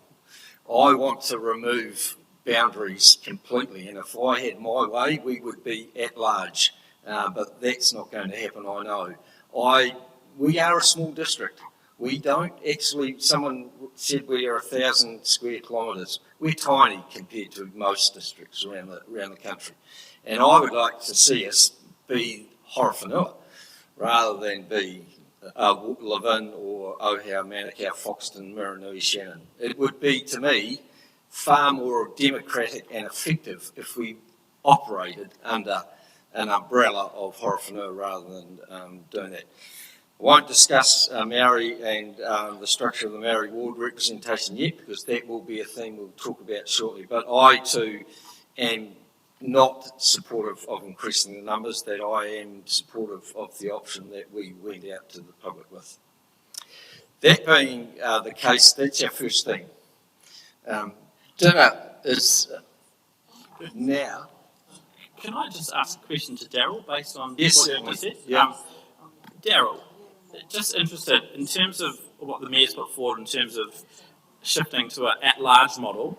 If this council, in the unlikely event that did support that approach, would that require going out again in terms of a further proposal, or could that decision be made tonight?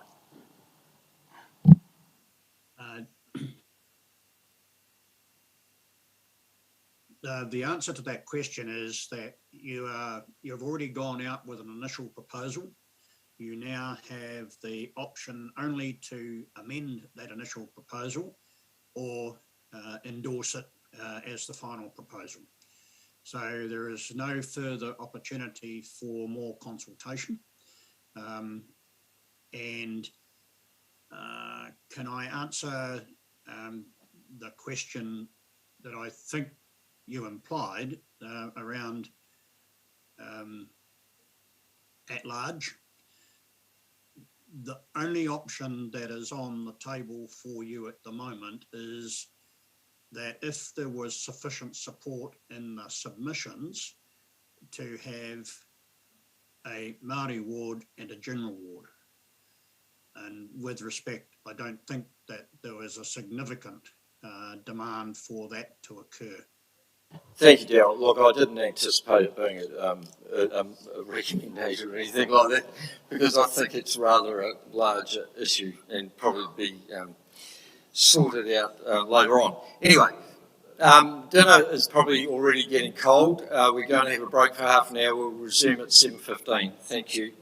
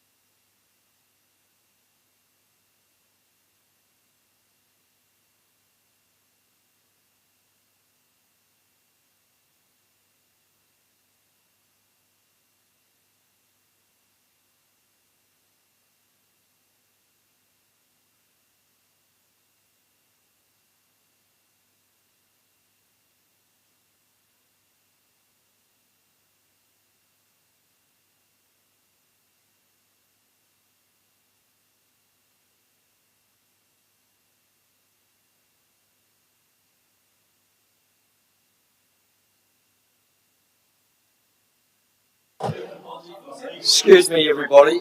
We're now going to reconvene before this meeting goes any further in terms of some comments I just heard. So we will now resume talking about the themes. And so our next theme is the number of wards, the ward structure, and any under-representation issues. So you'll note the bullet points that are in the report. If the joining of Kirikiri Maranui is to proceed, one submission suggests combining Waiapahu and Levin, so there is a north and south divide. Considerable number of submissions consider Maranui should not be joined with Kirikiri and should retain its own councillor. Considerable concern is expressed that Maranui and its townships will be further marginalised, disadvantaged with the merger suggested. Considerable submissions consider Maranui is not well represented now and that it will lose its representation entirely in Council's proposal. In a combined ward, the Maranui voice will be lost to the more populated Foxton area, and separate representation for Maranui is considered better than a choice of candidates at the local election. So does anyone want to start this discussion in terms of the number of wards and the ward structure? Councillor. Yeah, I'll start off again if you like. I think we pretty much discussed this in the last one, actually. So I would have to say that the number of wards I would like to stay at 4, and that is because people in Maranui generally seem to think that they would not be well represented or fairly represented if we changed to 3. Thank you. Deputy Mayor Mason.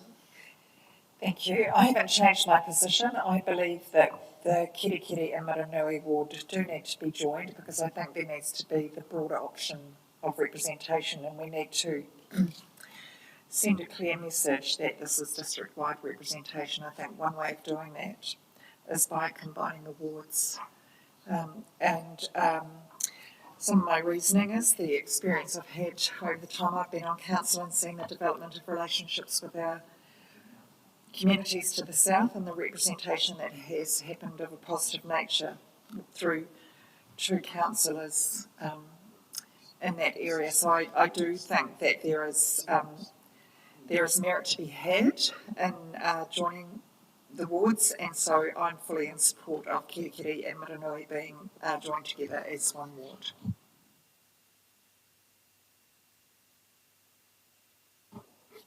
Councillor Kay Simmons. I support the 4 wards, Kirikiri, Levin, Maranui and Waipahu. Thank you.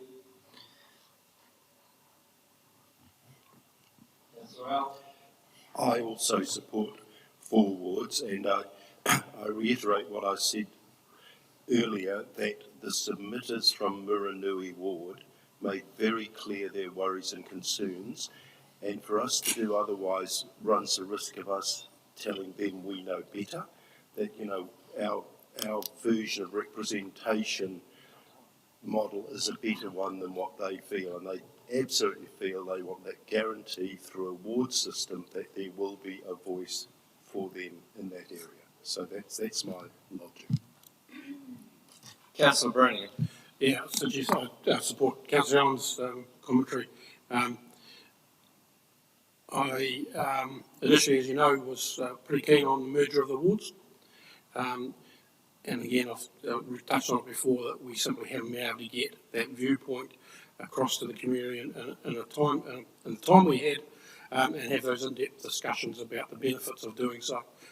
We've clearly heard from the community, and I think we have to listen to that. So I do support the 4 wards. Councillor Keru. Kei tā ngaro te rau o tō tātou koitiaki. Our voice will be lost in the Maranui, and as I reiterate, that I'm retaining the 4 ward structure. Thank you. Councillor Tukapua. Yeah, I might not be the right thing to raise it, but others have mentioned it in the previous one, and that's around, I guess, what representation means to them and how we swear this oath to represent the district as opposed to the ward you're elected to. And I get that, and I've always said, you know, I take on district-wide approach to decision making, but at the same time, I don't know, Shannon or those other areas like I do know live in, because this is where I was raised, and you know, name a street I can tell you exactly where it is. Very familiar with the neighbourhoods.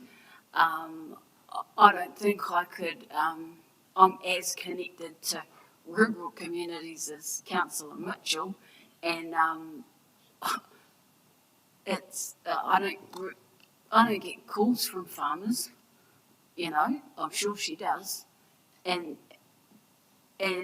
I guess I come to the table, and the whole ward versus district wide approach.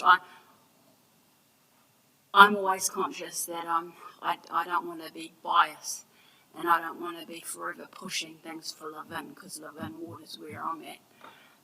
You know, I look across to the others, and you know, I want, you know, when they've got projects and things, I'm considering all things, you know, weighing up priorities and making decisions in that way. But as a representative, yeah, I do come back to Levin. I know Levin. I can speak for Levin. I'm connected to the people, you know, largely the people here, as opposed to rural, like my previous example. So some of this is valid when we talk, I represent this ward. I'm sorry, that's just, and I've been here coming up 9 years, so that's been my approach, and I respect others might do things a little bit differently, but I see value in the ward structure, and I've not been convinced otherwise. So I would keep the separate Miranui Kirikiri. Councillor Bishop. Thank you. I support the 4 wards, being Waipahu, Levin, the Maori ward, and a combined Miranui Kirikiri ward.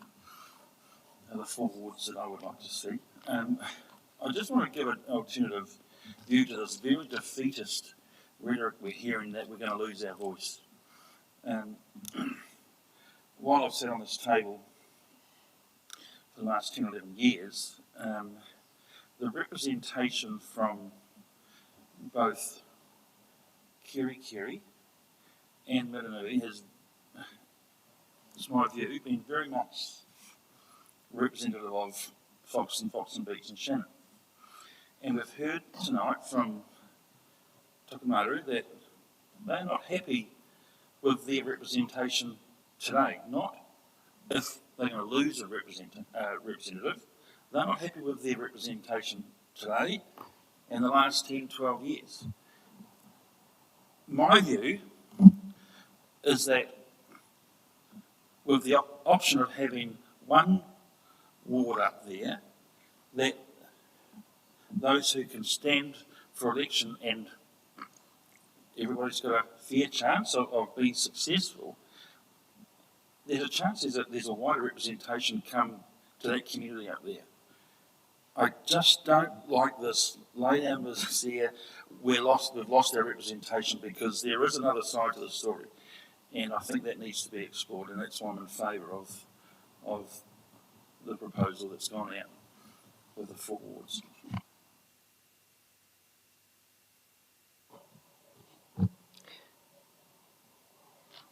Councillor Jack, just to repeat, I think the proposal, as it currently stands in terms of the initial proposal, is a sweet spot for me. I just wanted to respond to the first bullet point under that table, which talks about combining Waipahu and Levin. While I don't have a particular view on doing that, all I would flag is that a consequence of doing something like that could be that actually the representation in Kirikiri and Miranui is diluted even further, because the population base is in Waipahu and Levin, and that's where the growth is disproportionate to Kerikeri and Maranui as well. So in terms of growth, potentially curing any deviations at the moment between wards as well, across the next 2 electoral cycles, that just doesn't stand up for me. Councillor Isaac? Yeah, I'm probably in support of the last 2 councillors. What we've come up with, I support that. I understand, and I may be swayed to change by 1, but at this stage, I'm going to support our 9 councillors and the merger of the wards.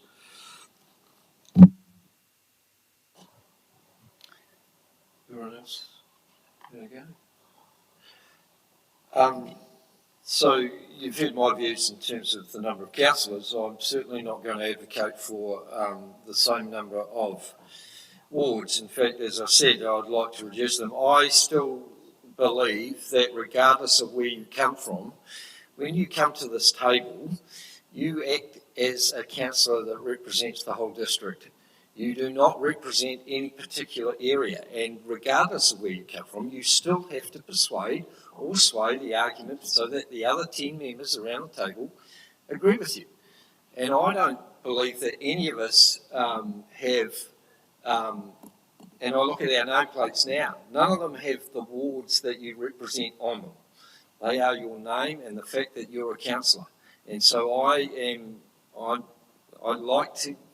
to remove that parochialism and those boundaries. And I believe that it's only a tiny step, but it's the first step that we will make, which I think the future of local government will determine for us probably in a couple of years' time. But I too want to see less wards, so I'm comfortable that the Maranui ward and the Kerikeri ward do merge.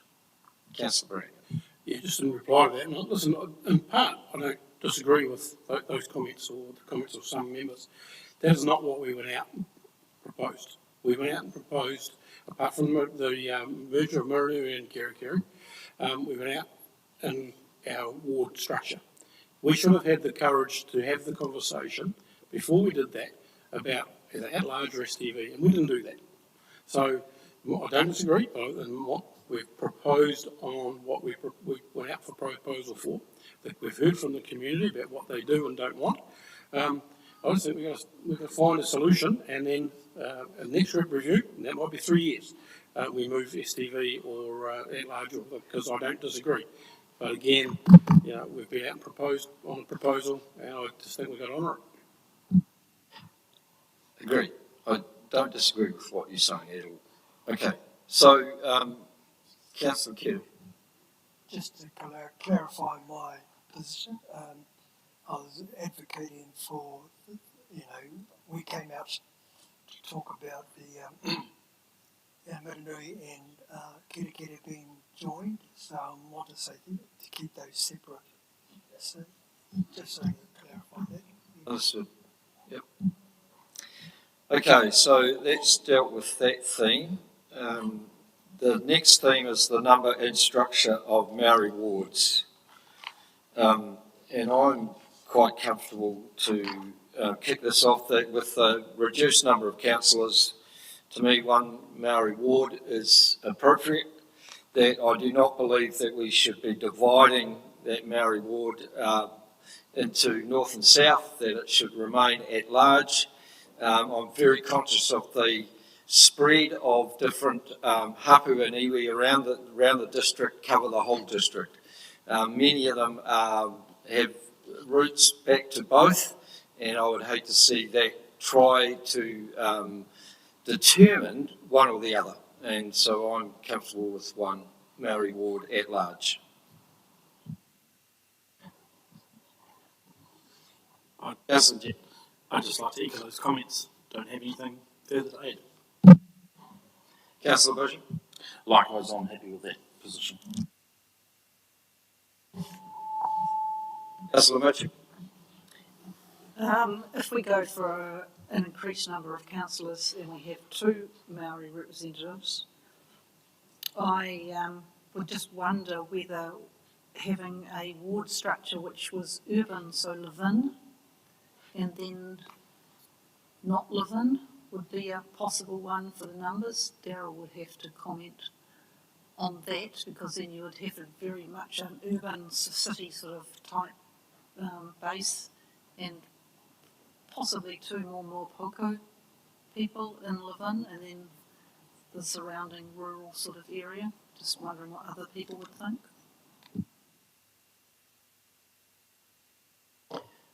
So in terms of 1 ward or 2, or how we structure Maori wards, you're suggesting a live-in and then a rest of the district ward? Is that what you were suggesting? So 2 wards. Okay, all right. Councillor Casey. I'm in support of the Māori ward with 2 councillors, and that is mainly because it has nothing to do with iwi or hapu, which keeps getting mentioned. It's about those 2 Māori ward councillors representing all Māori who still may not identify with any of those iwi or hapu. So that's where I sit on that. Thanks. Councillor Al. Yes, I think I signalled earlier that I favour 2, and again, we're looking back at the submissions, which we must reference during this review, and the message that we got, both in terms of Troy and Lani, who spoke personally today, but also across the submissions, and not only from iwi, but across the board, there was a strong, surprisingly strong support, in my view, for 2, but it's something now to reflect upon.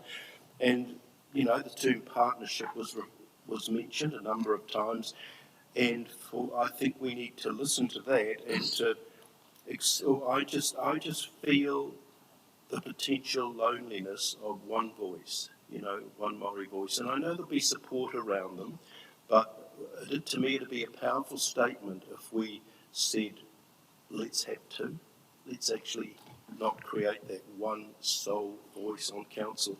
It's our first cut at real partnership with Māoridom under our electoral system. Councillor Kedu. Kia ora. Yeah. It's just supporting the kōrero around having 2, as I said earlier, 2 councillors on the board with 1 ward. Tēnei the taku take e pāne ki te kaupapa nei. Is that, you know, we've been talking about, you know, we're here for the whole district, and the competencies that are necessary for us as councillors to represent our whole district. Does that include the competencies for tikanga Māori when we go out to support our Māori community? Is a question that I would ask, because if those competencies are not there, then that's another question that has to be thought about those councillors and the other councillors that will be elected. They need to have those competencies as well. Just a thought. Understood. Thank you. Councillor Jennings, I'm aware that you want to speak, but I'm just going to first ask those that haven't spoken on this matter, and then I'll come back to you. Councillor Isaacs. Well, it's very obvious that for the structure that I support for council, and I do believe in the structure, because anyway, I've covered that, so yeah, it would be 1 for me. Thank you. Councillor Brown. Yeah, I support 1 Maori ward with 1 representative at this time. This is something that is well overdue in terms of a Maori ward, which we've certainly adopted and unanimously at the previous council meeting. but something that was quickly thrust upon local government by central government. And I'm sure there's clearly no one around this table disagreed with that. What I disagree with, and I've said for a long time, is the criteria that wasn't changed to encompass that Maori ward in terms of our representation. I think it's early days, and I think it was something that will evolve.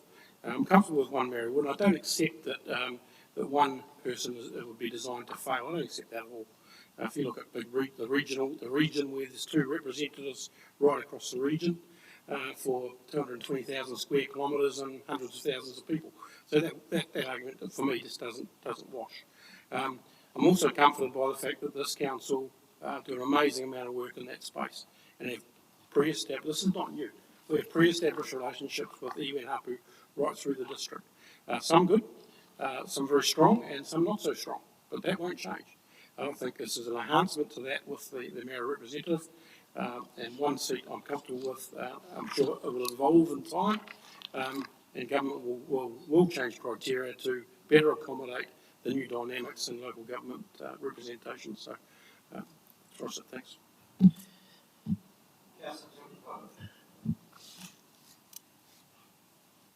Yeah, so I'm going to read the bullet point, because I don't think you did,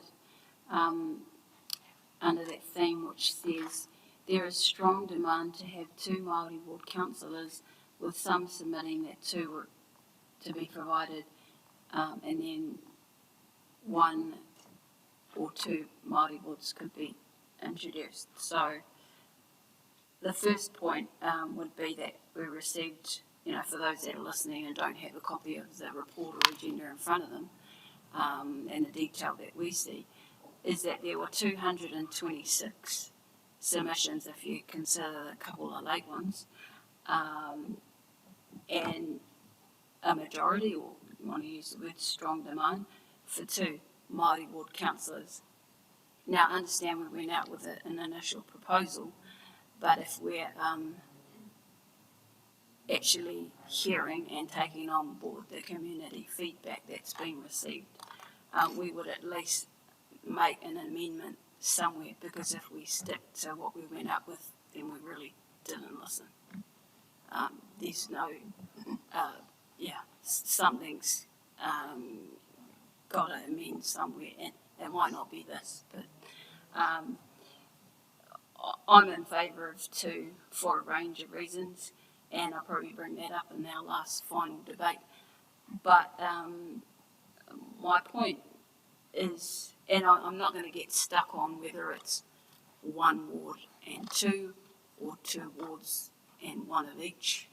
I can see either or working. At the end of the day, this is a Westminster system, or this is a system that's not Māori. This way of being, this way of making decisions is foreign to Māori. Yes, it's been around for some time, but it's not the way we do things on marae. It's not the way, those who are connected to their roots. We wānanga about things, and in just the protocols, it's quite different. There are some similarities, so that's why there's this tension around what we think we want, what we need, and what we hope for. But it's not our natural. It's not our way of being. So trying to fit is very difficult. And for someone who, like me, who comes in a general space, and look, I love who I am. I'll never deny my Māori heritage. But even for me coming in here, this is foreign to me. I found it very uncomfortable in my first term. Term 2 was but now I'm getting used to it, and I've worked out how it works, and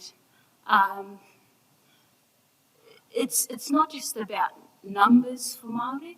Because if you're always going to pull the numbers game on them, we'll always lose. Always. So whichever way you look at it, you throw a number in front of us, we've lost.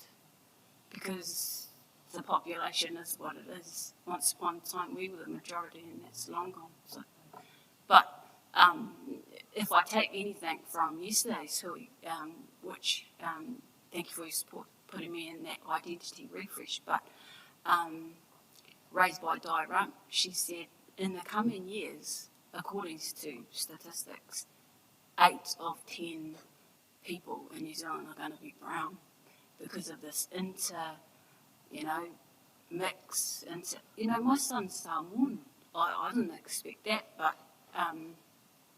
I love it. I don't know the culture, but I'll certainly learn. But this is the way we are going, and we either embrace it and all that represents, or you just do same old and same results. Deputy Mayor Mason. The number of Māori ward elected members will be determined by the vote that's taken on how many councillors we have. So my commentary is that, as I understand it, the Māori ward councillor, whether it's one or two, is elected by those Māori who are on the parliamentary electoral roll. They're the only ones who can vote for that candidate. And that the aim of any person elected into the Māori ward is that they ensure that Māori and the voice of Māori is represented in the decision making around the table. And I know that earlier through this process and through the pānui with Moeupoko, the expressed concern was that any person elected to this role is supported, whether it be one or two, to do the role well and receive the appropriate, I guess, encouragement and respect in that role as they learn it. As Pirihara just said, it's a pretty daunting thing to do, becoming a councillor when this is not your natural space. So I think that from my perspective, whether it's one or two, it's a general Māori ward across the district, because that's, as I understand, the intent of Māori wards. And that's my contribution. Thank you. Anyone else wishing to add? Councillor Jennings, do you want to say something? Yeah, thank you for permitting to say something very briefly. It was just a response to something that Councillor Allen mentioned, and I just wanted to sort of put it out there, which is, I think the concern was raised that by having only a single Māori ward councillor, that they would be a lone voice, and that there'd be potentially some workload challenges.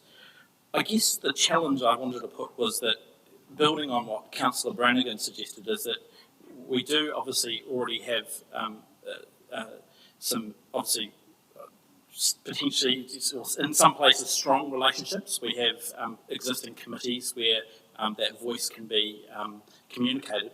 But I guess the point I wanted to make was that an elected councillor is not the only form of representation that this council could necessarily acknowledge or build into our processes. It's, for example, it is entirely open to this council right now to build in mana whenua or iwi representation on our subcommittees around our projects steering group.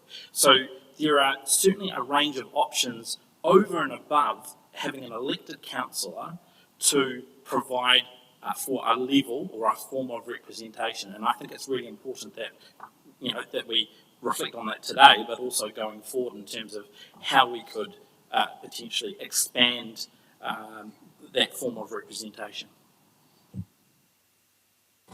Thank you.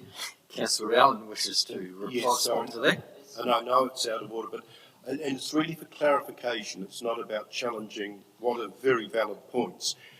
What I focused on, or what I wanted to focus on, was the loneliness of the sole Maori representative. all those other things can happen, and it's a wonderful opening now for us to consider those things. But I've got to say I was deeply moved by the words from Councillor Tukapua, and the we will always lose, whatever, you know, in time to come, maybe not, but certainly now. And it was about us signalling you're not alone. Two is better than one at the beginning of this new journey. So I just wanted to clarify that. It's not at odds with Councillor Jennings, it's as well as. Councillor Brennan. Can I just respond briefly to that? And I don't disagree. But in my view, we acknowledge that not alone when we unanimously adopted a Maori ward. There was just no question around this table we were going to do that. And I think I will work as a councillor. I'm sure everyone around the table will work just as hard with a Maori representative of a Maori ward than with any other councillor. Councillor Tukapua actually said it's not a numbers game. But then conversely we're saying it is. Well, no, it's not. It's about we're a part of the team. That person or persons will become part of this team. But I have no doubt every councillor in this table will work tremendously hard with, like we do with everybody else. So I just don't think it's not them and us. It's us. It's not them and us. It's us. Okay, we'll get to debate that matter when it comes to the recommendation again, but thank you for your opinions on those. We're now going to talk about rural representation and concern at the dilution of rural representation, and my apologies, Councillor Tukapua, you're quite right. I didn't mention the bullet point in the number and structure of Maori wards. And support for ensuring the number of rural councillors is not reduced and at least 5 be provided for the Waiapeu, Kerikeri and Miranui wards, and concern at a significant shift of urban costs on the rural ratepayers. Councillor Brennan. I think I'll get time on this one. Right. Once again, it's not them and us. It's not rural and urban. I just don't know where this comes from. Councillor Mitchell has done a fantastic job in her time on this council representing the farmers around the rural people around the rate makeup, and she's driven that really hard. Everyone else has listened, taken her expertise, and those of us have been around the table now for 3 terms or more. I've heard that every time we come to an annual plan or a long-term plan, and we've done something about that. In my ward, I work just as hard for our rural people in the ward than I do for the urban. There's no differential to that. The Kerikeri ward, interestingly, reaches out past the Motor Hall, very, very close to Shannon. That's our rural area. We represent those people, whether they live in the urban area or the rural area. I just don't get that. So, and I think it was part of the intent with perhaps the Miranui combination with Kerikeri was to find a way of better representing that northern end, whether it be rural or urban. Town village doesn't matter. So, again, 5 cents. I'm sure everyone's very conscious of the representation, and we've already discussed wards and numbers and things like that. So unless there's a particular viewpoint that people wish to make around this. Thank you. Yeah, I think for me, it's in the word representation, so it's not contrived. So in a moving district where things are changing, the people within those wards will elect who they want to represent them. And if by way of a change in the makeup of those wards there is a different representation, well, that's representation. It comes to the heart of democracy, it's representation. So I'm happy to leave it at that. Councillor Tukapua. Oh, just touching on the point about what's been raised a few times from submitters, that rural representation. Some of that is driven by the way we rate. We hear at every annual and long-term plan about rural ratepayers and and the difference and the proportion in which they pay versus and that's where it comes from. I think I heard where's this urban rural divide coming from? That's a huge part of it. The difference of the services we provide in those areas and how much they pay And also submitters like Lou Roloff in his, model example, he split it that way. And, it's just, that's where these views are coming from. And I'm not ignoring it. Well, I'm not saying we're ignoring it, but you see it differently. Yeah. Councillor Mitchell. Yeah, I didn't interpret this so much as a rating thing, as a perspective thing. Is that generally, yes, this is from Ann Thomas. But thinking like when I stood for council as a rural person, I did it so that people outside the square of Levin had a voice. And that's beach communities, farmers, lifestylers, because I think people that live in a big town often have a different perspective on life than people who choose to live in a more natural environment.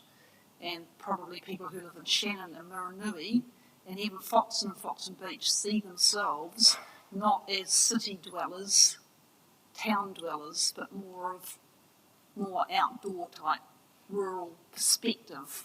So I agree with Anne that if you lose a councillor from Miranui, you are possibly losing a rural perspective, one that is not urban based. That's how I took her submission. Okay, so let's then move on to our next theme, which is ward names, including Maori ward names. And obviously that will maybe determine whether we have one northern ward or two northern wards. And I assume that if we have two northern wards, then they will remain as Kerikeri and Miranui. If we have one northern ward, then some thought needs to be what that name is. And I'm not going to ask for people's views in terms of that. That can come out when we vote on that. In terms of a Maori ward name, we have been under discussion with Horowhenua regarding this. We had a placeholder name of Horowhenua Maori ward, and advice that we've received this afternoon, Sue, is that stays that at this stage.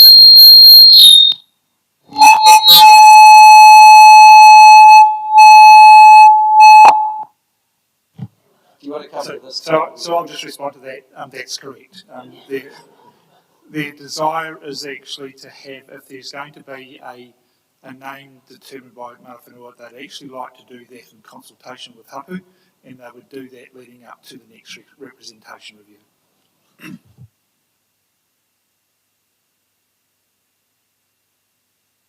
It's just Horowhenua ward. Thank you. All right. Okay.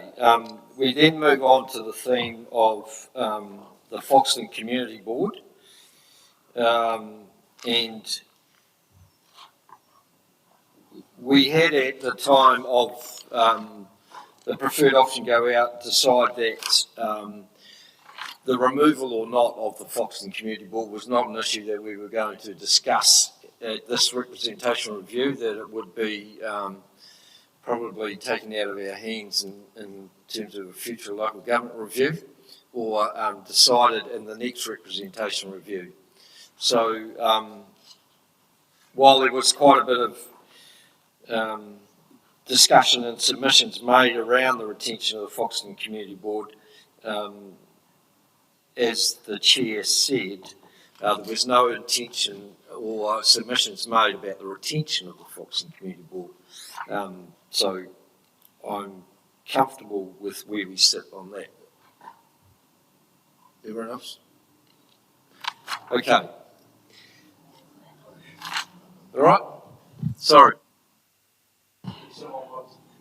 Look, I just want to make the comment that we've sat here this afternoon and said we're listening to the voice of the people who oppose the changing or combination of Kerikeri and Miranui, but we're prepared to gloss over the fact that 180 of those people said they either oppose or want the Foxton Community Board abolished. And I think we actually have to to make mention of it and not just gloss over it, because as many people who commented on not wanting to combine Kirikiri and Muranui commented on getting rid of the community board, and so I think it's not giving enough attention to the voice of our community if we ignore this outright and don't have some conversation about it.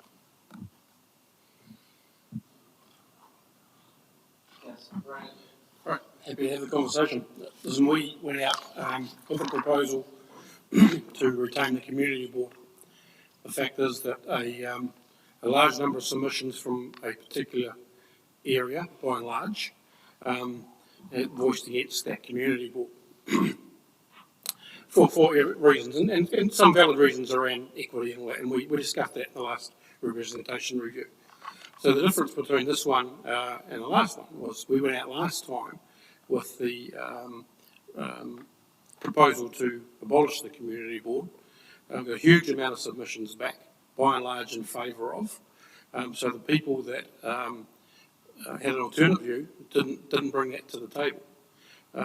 So we reversed our decision. So this time we have gone out and proposed to retain it, and we've had a number of people, for whatever reason, say they want to get rid of it. That's not what we went out and proposed. So if we'd gone out and proposed, the point I'm making, if we'd gone out and proposed that we were going to remove the community board, that would have no doubt stimulated a whole lot more submission than what this has, because people, and particularly our ward, the Kirikiri ward, obviously, have said would have no doubt put submissions in, and they didn't do that because their belief was we were retaining the community board. So I just don't think we can do anything but retain. Perhaps next time representation review, this council, whatever the make of the council is, will perhaps propose a different view, and I think that's where it should sit.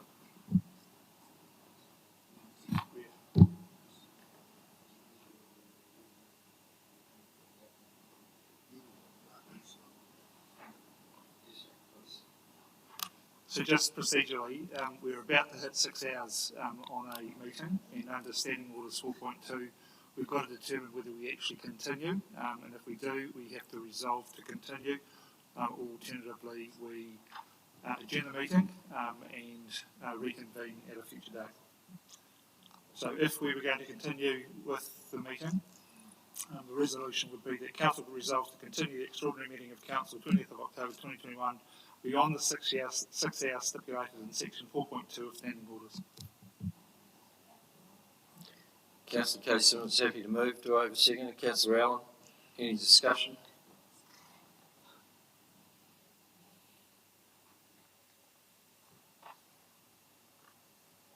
Did you want to speak, Robert?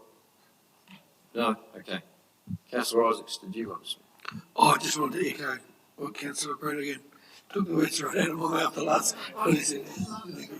Let's just get the resolution done about extending our time done through first. But so I'll put the motion that we extend the time as the resolution says. All those in favour?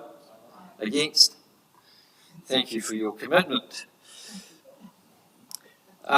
So now moving, Councillor Isaacs, you wish to make a comment? Yeah, I do apologise about that, Your Worship. I just wanted to, and before that motion was put, I was there, so that's why I jumped in. But yes, no, I totally agree with you, Councillor Brannigan. The reason that I recall in the last meeting that we didn't go out with a different option for the community board was because of the review in 18 and how strong it was, and we made a conscious decision that we voted on it and it was debated then, and yeah, I just wanted to support what you were saying. Thank you. Councillor Kidd. Just to say that a lot of the submitters from the Muranui ward were objecting to the retainer of the community board because they could see that a lot of them could see that wasn't that Foxton Beach were overrepresented, and just to say that that's the reason why a lot of them was saying what they were saying, because they could see that on one hand we possibly could have been losing a voice for our Mirinui community, yet there is 7 people that can represent a community. Thank you, Robert. Councillor Bishop. Thank you. A question, I guess. I have got no appetite to go down that rabbit hole of trying to abolish the community board, but what, not tonight anyway, just like that. But look, the perennial problem that comes to the table, and it came again today, was the way in which it's funded and the inequitable stance that the district at large funds a local representative body. And I think, I don't know, the question is, can we deal with the funding issue outside of a representation review? Because I think that would de-stress a lot of these discussions into the future, because I think that's what brings some of the angst to the table here. Look, spread across the district, it's not a lot of money, I understand that, but it's that fact that other groups see that their progressive association or ratepayer group struggle away and have, volunteers at whatever capacity trying to do their best, and yet sitting in splendid isolation as a fully funded by everybody at large, this special, let's call it a special committee. Councillor Jennings. I wanted to, indicate my support for Councillor Brannigan and Councillor Isaac's comments, but with a caveat, which is that the decisions around, or the proposals around the Foxton Community Board were put out there in the context of a bigger proposal, right? And so from personally, my comfort level in terms of supporting that proposal around retention was made in the context of there being a joined up Mirinui and Kerikeri ward with one less councillor across those 2 wards. So I personally would like some advice around how we deal with these submissions potentially from Darryl, because as I say, the proposal as a whole is what is important, and if you tweak something over here in terms of moving away from a combined ward or retaining the same number of councillors, then it potentially affects initial thinking or decision making around another part of the proposal. So that's what I'm, I guess, nervous about, and keen for some advice, I guess. Any comment you'd like to make on that, Darryl? Thank you, Mr Mayor. There's not a lot I can add to that in a technical sense. Whilst the initial proposal does have a number of components, and it may well have been put together as a single proposal, you are at liberty to amend parts of that in creating your final proposal. I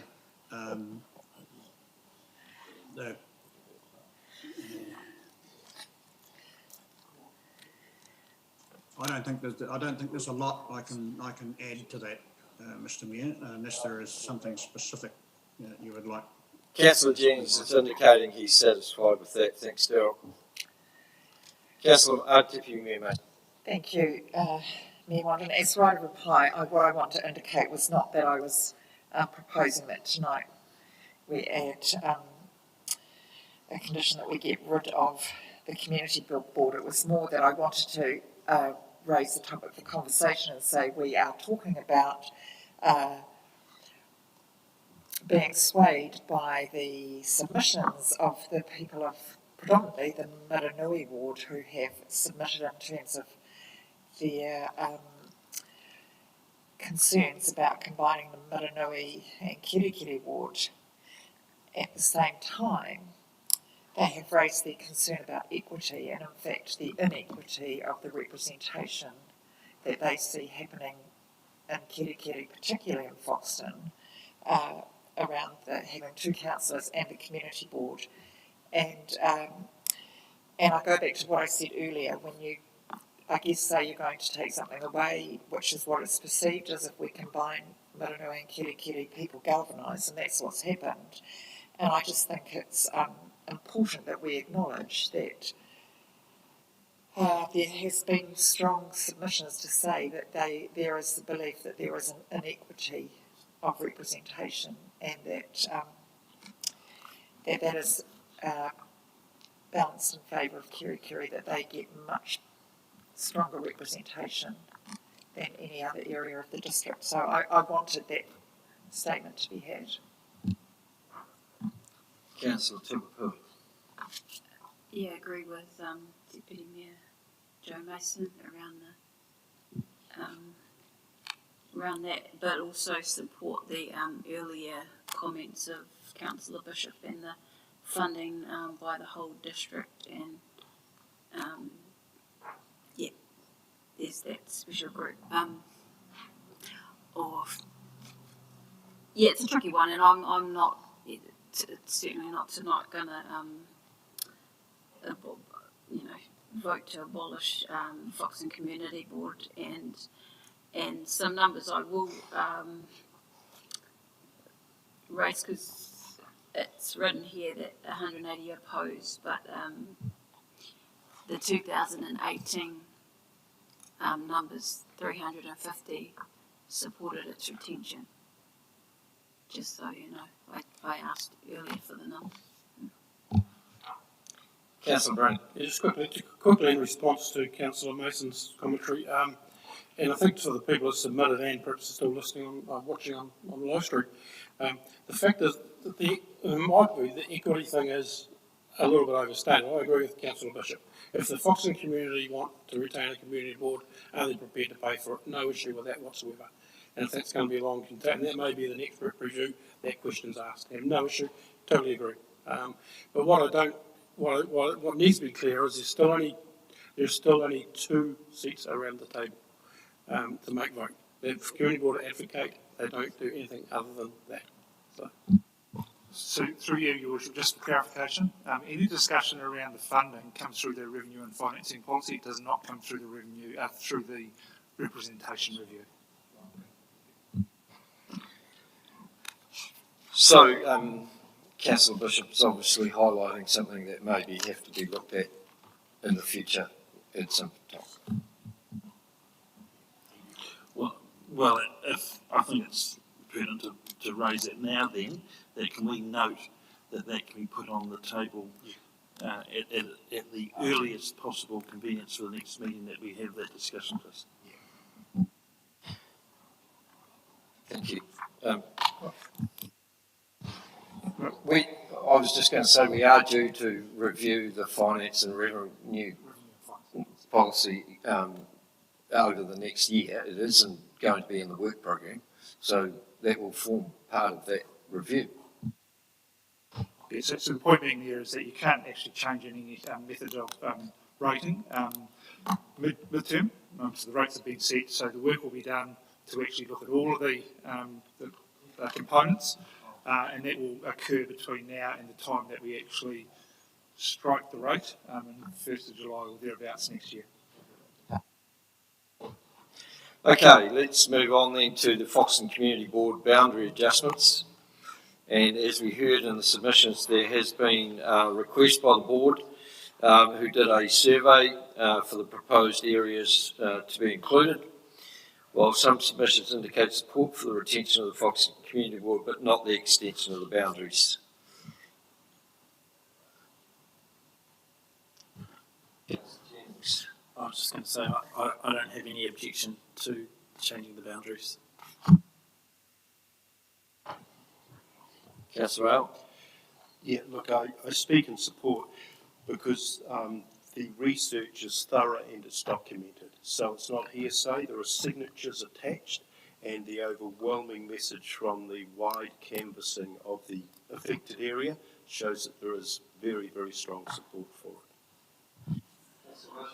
Thank you. Likewise, I just hope that drone that's not, of course, got a long life battery on it that keeps going. I don't know where those boundaries finally get drawn, and who knows what comes of that that merger and all that district, but I want that conversation left open until that final decision is made.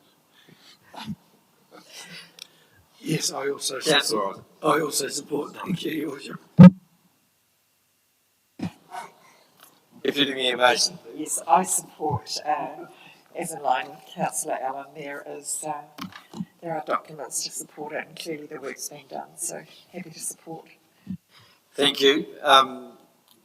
So I think there's general support that for those boundary changes or adjustments. So we'll move on to additional community boards. A number of submissions consider the Foxton Community Board gives Kerikeri Ward more and unfair representation than the other wards, and either want it abolished or state or imply that other wards should also have a community board, especially Shannon. Councillor Mitchell.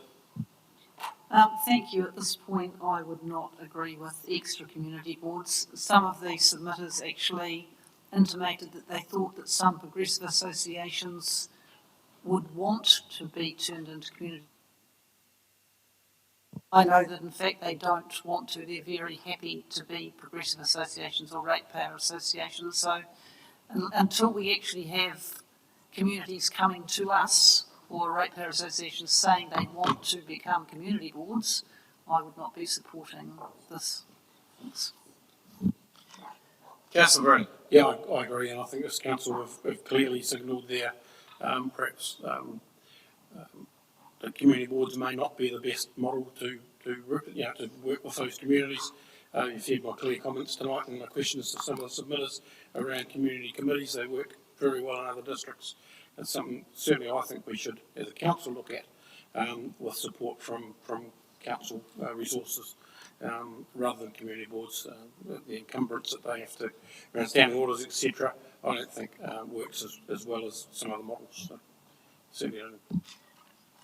Councillor Al. For me, there were two really important voices on this issue, and both spoke tonight to us, Peter Ward and Lorne Jorgensen, and both of them emphasised that the breakaway movement is strong, is still there, and that the way to reconnect is through ensuring that there is a better connection through a local voice. Now, Lorne in particular did suggest the community board. I don't think Peter named it as such, but I just wanted to make sure in terms of recognising their voices that they say, actually, when you look across the district, the part that is loudest in its disenchantment in terms of engagement is Tukumaru and Opiki, and that they wanted some structural response in the form, whether it's a community board or a community committee of some sort, and I think we must keep that message alive.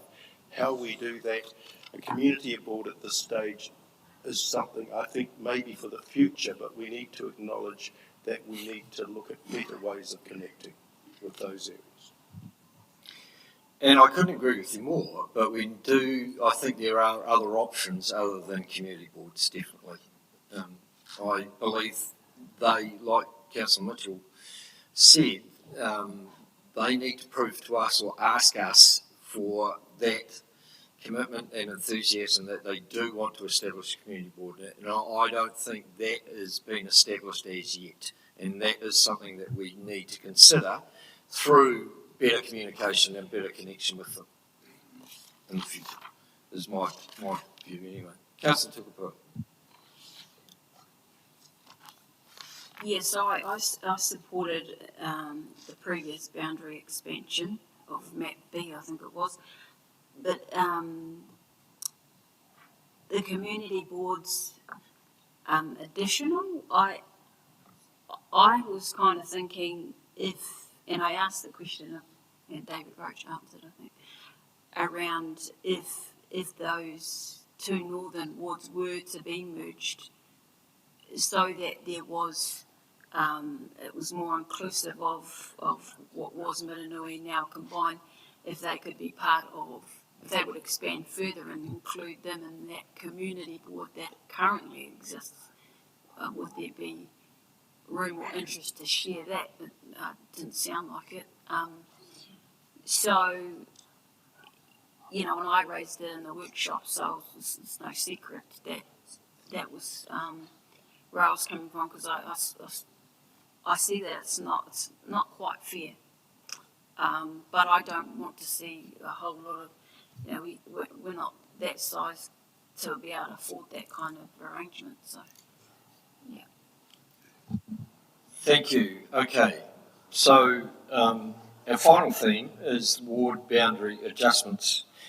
And a few indicated support for the boundary changes proposed between Levin and Waipahu and Kerikeri, but a few others expressed opposition to the proposed changes, and a request was received to add another boundary change, shifting trackside villas into Levin from the Waipahu ward.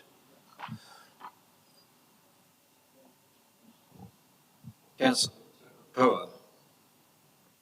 Yeah, following up on that trackside villas, I'm not sure if Daryl's commented on that tonight, but I also raised a similar question around the top of Queen Street West, including that, forget the number of the streets now, but anyway, that then there's developments going on and there's going to be a whole lot more houses on Queen Street West, which of that, those people that live there thought that they would be, in terms of community of interest, they're better seen as Levin, not the Waipahu ward, but I don't know where that landed, or but it's obviously a similar desire as the trackside villas. So, where did that go anywhere? So just so everyone's clear, when you say Queen Street West, you're talking about towards the lake. Are they part of the Waipahu ward, are they? From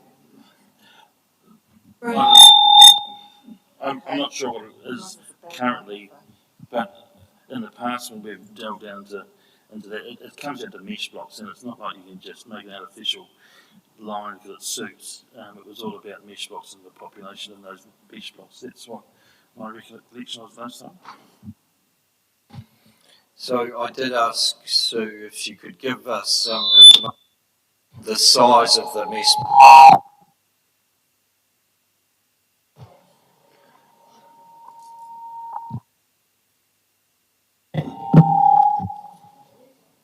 Sorry, through you, Your Worship. I've just had a look at the ward map, and Levin ward does go down the end of Queen Street to Lake Horowhenua. So they're already in the Levin ward. So in terms of the trackside villas mesh block, that's a lot bigger than just the trackside villa site? That mesh block, I can give this out if you want. So it basically runs on the south side of Makamaka Road from the trackside villages towards, not quite to the end of Makamaka Road, like it's quite a bit before Himara Road, and it goes across to Hokio Beach Road, and it takes into account a little bit of an area that looks like it used to be an industrial site at the back of Bruce Road in Levin. Yeah, so just for your information, it involves 99 people, so 6 on the Māori roll and 93 on the general. And I can hand this out if you like. And the number in the trackside villas, do we have an idea of how many in there? At a guess, it was about 70. But someone might have firmer number than that. So it represents probably 3/4 of that mesh block, though, trackside villas. Yeah, okay.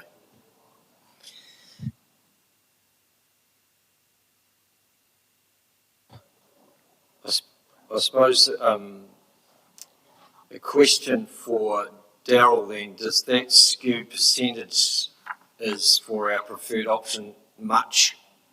No, okay. Thank you. Yep.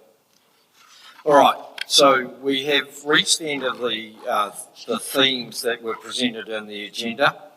We're now going to move to the recommendations 3, and we're going to start with 3.5. I don't think 3.3 and 3.4 are. Because if you make a decision to have.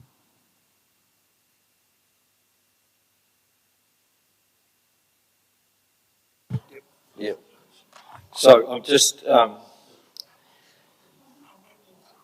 think Daryl, just if my thinking is correct, that what we decide from 3.5 to 3.9 will determine what we do in 3.3 and 3.4.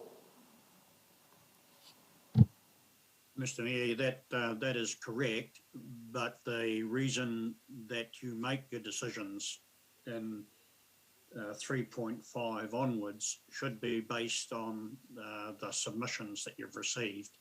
So if you're going to make any amendments to the initial proposal, then you have to give those reasons at the time, I guess.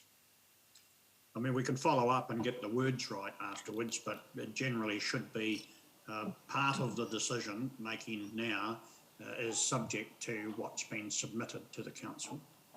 Thank you. Councillor Brannigan. Are you looking for some 3.5 now? Or you've got? I am, yes. Yeah. I'd like to offer before we get into a full vote, offer perhaps an amendment to, I think we've got two in the face of it. There's two options I think that councillors around the table are considering. One is obviously 2G, and the other one is, I can't remember what it is, but 13 around the table.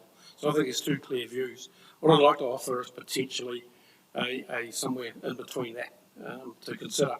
And I realise there may be a bit of a variation deficit there in terms of what I'm going to propose, but I'm interested to hear what Daryl said earlier around that he thinks the Commission is considering there is going to be a bit of need for some deviation to make models fit in terms of what we're dealing with. So what I'm proposing is 11 around the table, 4 wards plus the Mary ward. Keri Keri remains at 2, Muranui remains at 1, Waipo 2 and Leven 4, plus the Mary ward, which gives us 11, but with the Mayor 11. That's right, yeah, 11. And I'm happy to expand on that if now's the time, or whether you want to canvass whether there's any support for that first, but I'm happy to expand on that. Deputy Mayor Mason. Can I just ask Councillor Brannigan to read that out again? Sorry, I missed that. Okay. 2, Keri Keri and Muranui remain the same.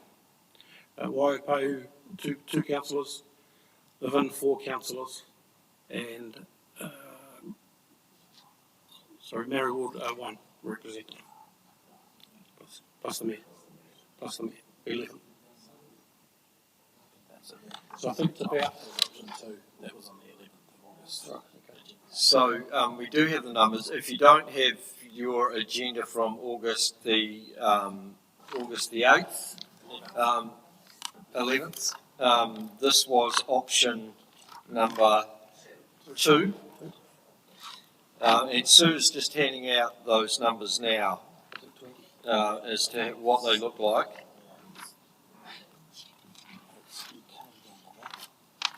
Yeah, but that's, yeah, fair enough.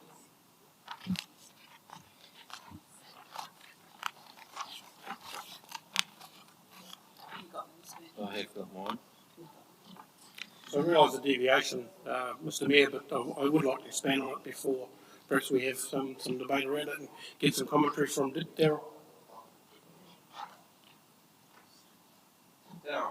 Daryl, sorry. You want to comment?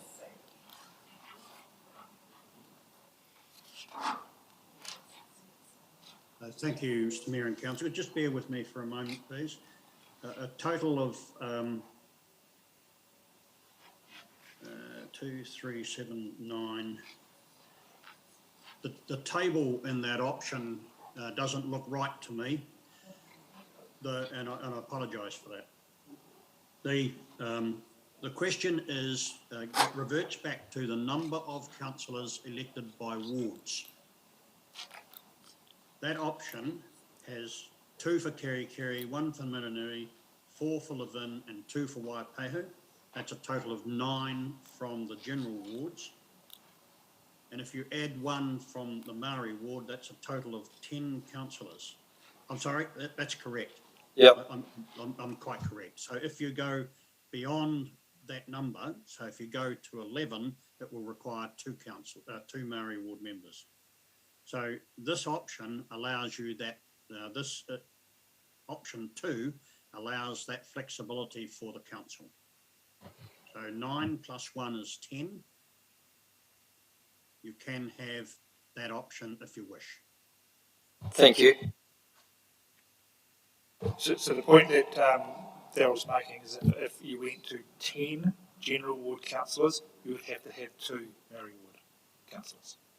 Okay, but this option, if you've got 9 general ward councillors, you only need 1 Maori ward councillor. Plus the mayor.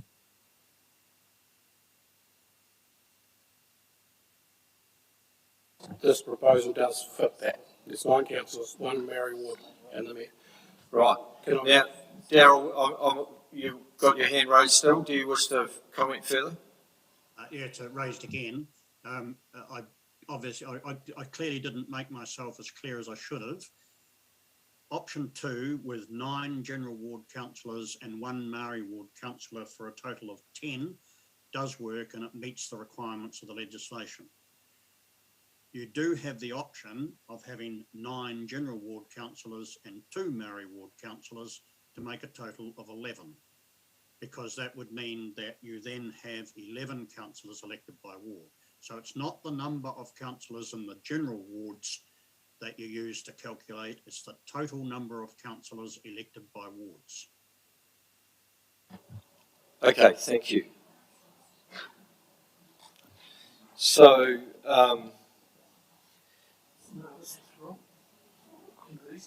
Councillor Mitchell. I just had a question.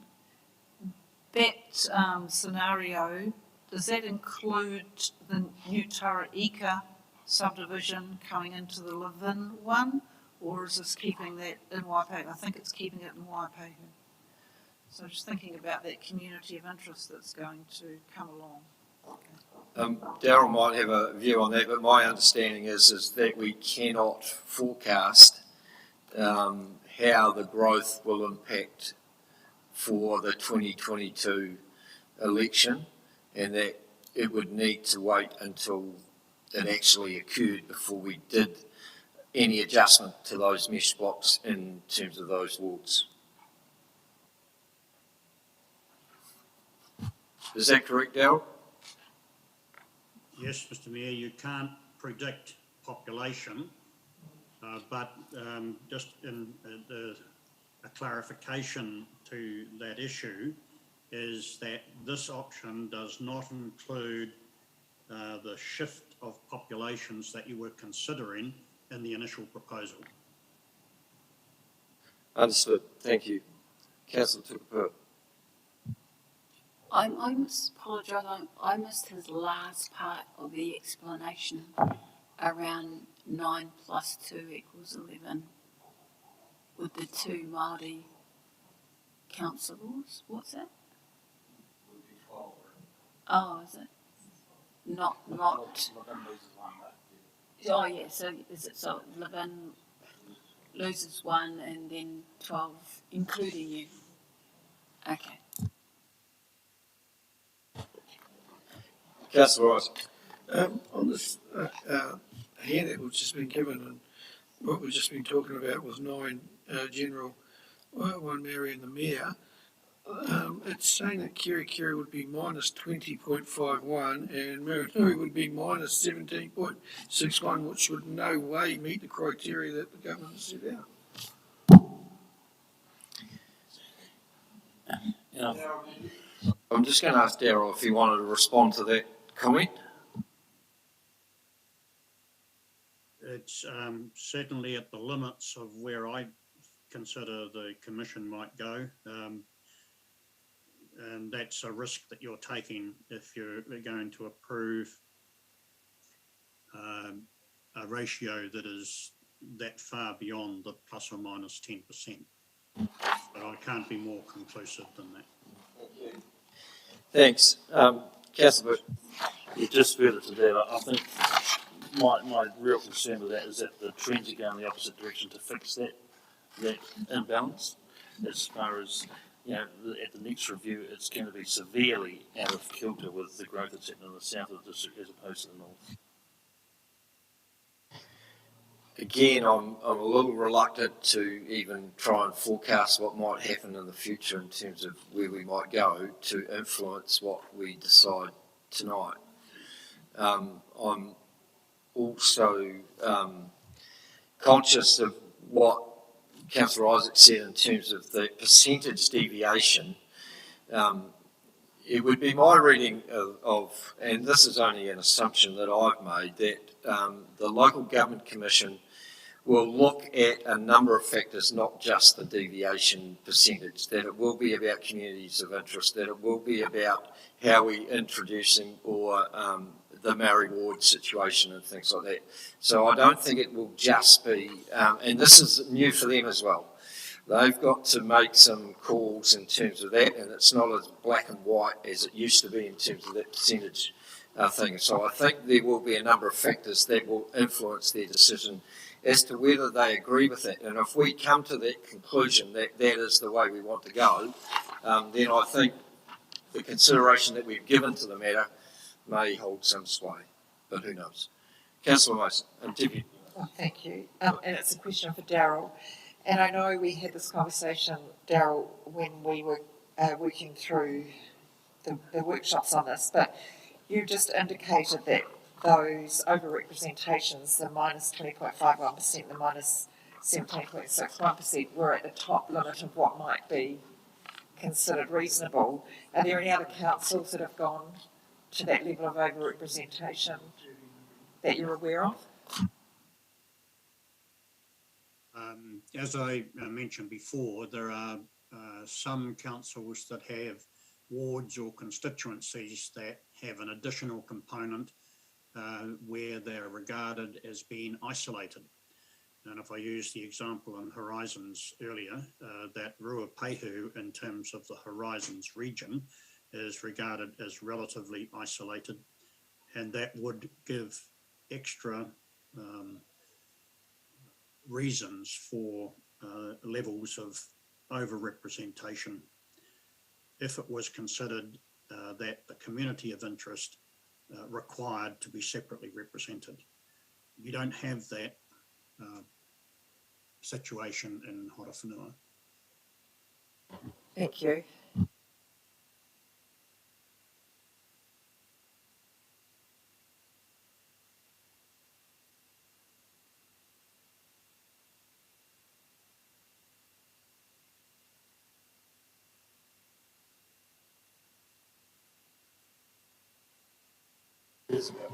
Yeah. Sorry, Daryl, can I just ask a question? I'm getting the indication from Councillor Brannigan that he is wishing to make an amendment. And I just want to ask in terms of process, do we have to first vote on the the option that we put to the public in the first place? And if that is carried, then obviously that stands. But if it's defeated, then we go back to the optional, the amendment, or can we put the amendment now and vote on that? The initial proposal has already been resolved by council, so it doesn't need to be resolved again. So at this stage, you'll be looking to, you only have an officer recommendation in your report, and you'll be looking to either proposing that as the final proposal, or as Councillor Brannigan has moved an amendment, you need to deal with that. Thank you. Okay. So in light of that, Councillor Brannigan, you wish to make an amendment? Okay. So if I'm reading this right, and we're talking 3.5 and A, that the following changes be made to the initial proposal adopted by Council at its meeting held the 11th of August 2021, and that Council determines that the following representation arrangements will apply for the triennial election of the Horowhenua District Council to be held on Saturday, the 8th of October 2022. A, that the Horowhenua District Council comprises 9 general ward councillors selected from 4 wards, 1 Maori ward councillor elected from 1 Maori ward, and the mayor elected at large. Do I read that correctly? So that is being moved as an amendment by Councillor Brannigan. Do I have a seconder for that?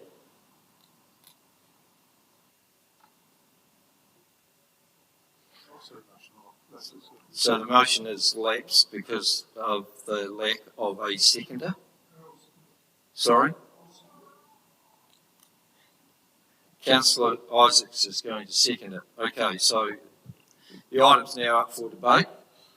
Thanks, Mr Mayor, and thanks, Councillor Isaacs. I think it's just something that I believe needs to be debated, because I do believe that we've probably got 2 options on the table that I don't think either fit what our community are looking for and what I think we all are looking for. I accept that this is outside the deviation. I get that. But again, we are dealing with something, trying to put a square peg in a round hole, something that's been thrust upon us. And we're trying to find the best solution. So my thinking is around, we've heard clearly from our community, particularly in the northern end of this district, that they don't like the proposal, and they've come up with some pretty good reasons why, whether we agree with it or not, by the by.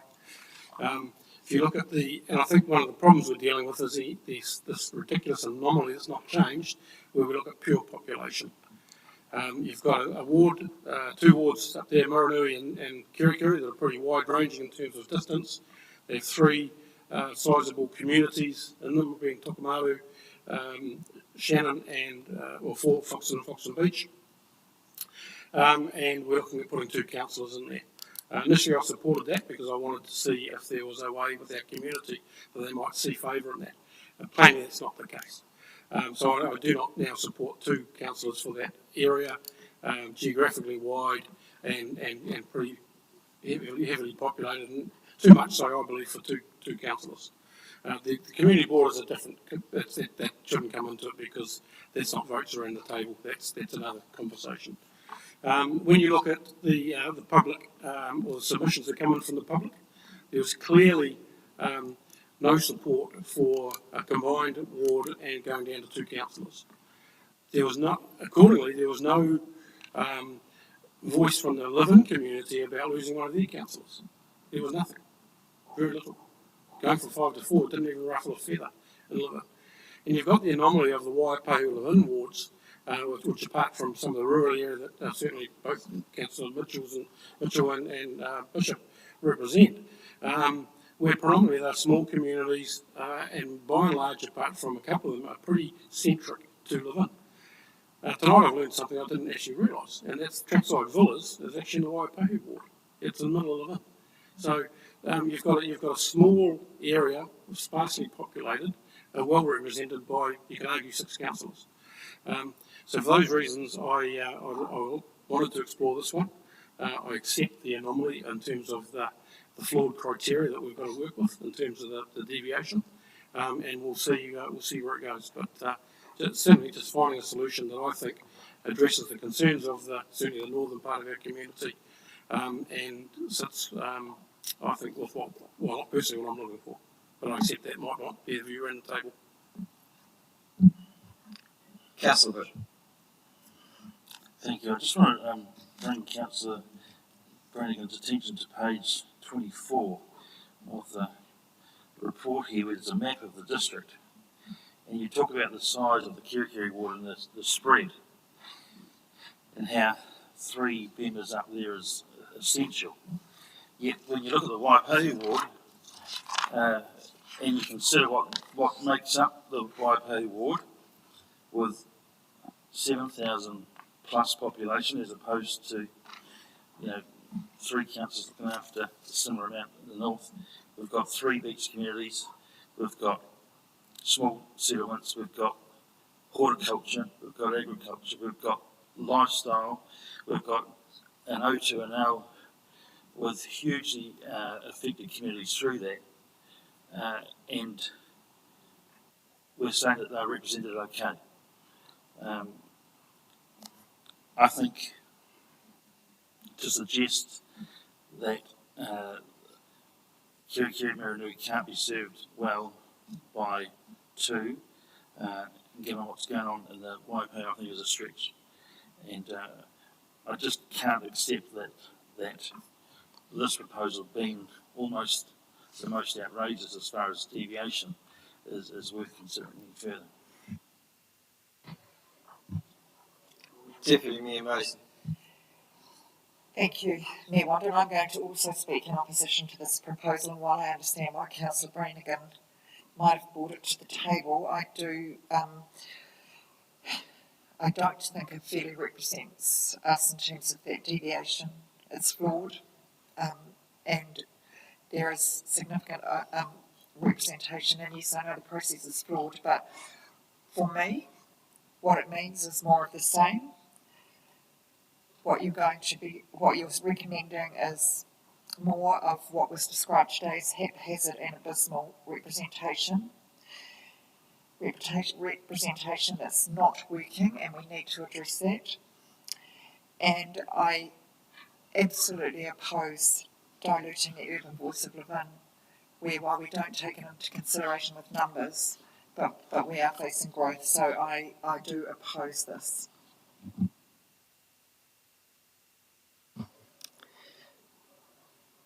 Okay, so we've got a resolution on the table. I am going, Councillor Allen. I want to move an amendment that the reference to one Maori representative be changed to two, and I wonder if there's a seconder for that amendment.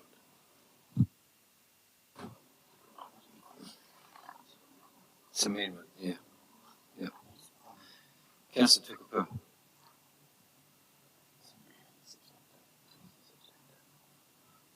Within the existing. Right. The resolution would now read that the Horowhenua District Council comprises 9 general ward councillors elected from 4 general wards, 2 Maori ward councillors elected from 1 Maori ward, and the mayor elected at large, which would give a total of 12 around the table.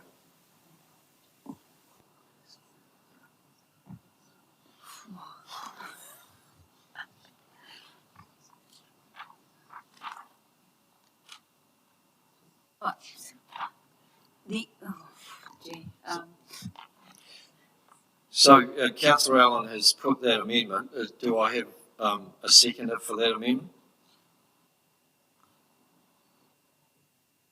And then do we debate? Yep. Well, just for the sake of it. Well, yeah, I would support. Well, like as it stands, I wouldn't support it. The only thing I like about it is that Kirikiri and Maranui have their remain separate. But like at the sacrifice of Levin, who pays 47% of the rates, so I'll say half of it, and we reduce the numbers. So that kind. But so, I want to support that, but it's tricky. It's tricky. So don't support it. You will get the opportunity to actually put your own amendment if you wish to at some stage. So I don't have a seconder for.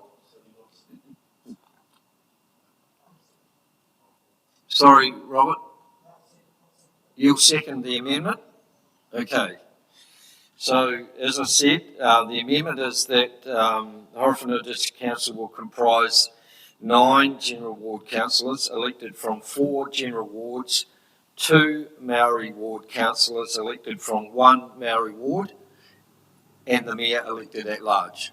Is that correct? Okay. So the matter is now on the table and open for discussion and debate.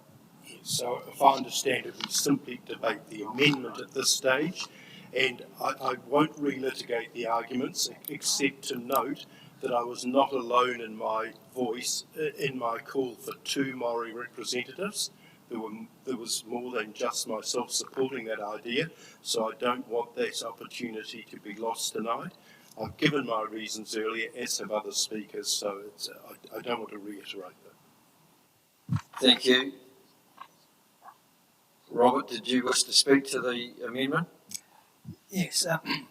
Well, you've already known my focus, and it's always to be having to have representation for our Māori constituents. And as I said earlier, is that the competencies that are required for this huge responsibility, and it's from what I gather, is that that goes across all of the councillors. It's not just the 2 councillors, Māori councillors. So that's going to be a huge, learning curve for all of us. I think that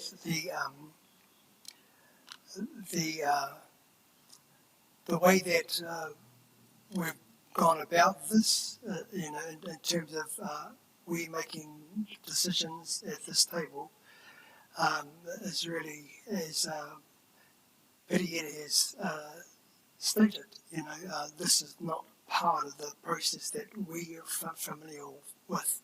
But however, we're in this place to be able to make decisions on behalf of our communities. I'm representing the 2 Māori councillors to be part of this amendment because we've already heard our community. And for us, our legislation tells us that we have to take into account the social and environmental and cultural needs of our communities. And that's part of our legislation right now. And what we're doing is a justice to our communities to actually hear their voice. And that's what we heard today from many of our people here in our communities. So I'm supporting this. Kia ora. Thank you. Right, we've heard, sorry Robert, could you just turn your mic off? Thank you. So the amendment is on the table. I will ask for a show of hands. All those in favour of the amendment, please raise their hand.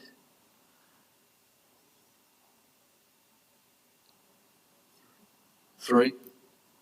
Those against? Right, the motion's lost. The amendment is lost. So we now go back to the original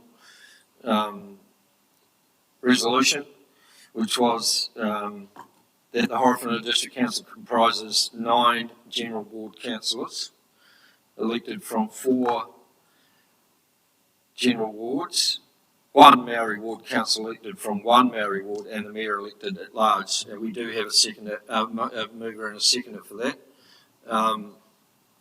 Is there any further? Yeah, I'll write a reply. You can have a right of reply. Yeah, just very briefly, I just touched on Councillor Bishop's commentary on the map. I'd have thought 6 and 3 was a pretty good split, to be fair, to what's happening in Levin in terms of growth, while not on the same scale in terms of the effects O2 and L, is also going to be impacting on the northern wards as well, just not Levin. The district's wider than just Levin. Secondly, Councillor Mason's commentary around the answer to the community's concerns about Maranuru representation and Tokomaru is to reduce that down to 2. I'm not sure that will appease their concerns. So I stand by the amended motion. I think it's time to be brave, look outside the square with the flawed criteria that we've got to deal with. Thank you. Okay, so I'll put the motion. Could those in favour please raise their hand? 3. Those against? 1, 2, 3, 4. Robert, did you? You're against? Oh, 4. Okay, so 4 and 7 against. So the motion is lost. So I'm now seeking either a proposal as the preferred option that was in the agenda or an amendment to that. Councillor Kay-Simons? Am I able to move a motion to go for another option, being 1F? An amendment, 1F, which is 10 general, 2 Māori, total 13. You can move that amendment if you wish, yes. It's a substantive motion. So, okay. So that would mean then that 3.5 would read the following changes be made to the initial proposal adopted by Council at its meeting held 11th of August, and that Council determines that the following representation arrangements will apply for the triennial election of the Horowhenua District Council to be held on Saturday, October the 8th, 2022, that the Horowhenua District Council comprises 10 general ward councillors. Yeah, 10 general, 2 Māori, total 13. From 4 so 4 general wards. 1 Māori ward. So it's basically the 2 Maori ward councillors elected from 1 Maori ward. That's correct. With the mayor elected at large. Yeah. So it gives us a total of 13 around the table. Do I have a seconder for that? Councillor Allen? Okay, so the resolution's on the table. Any discussion or debate?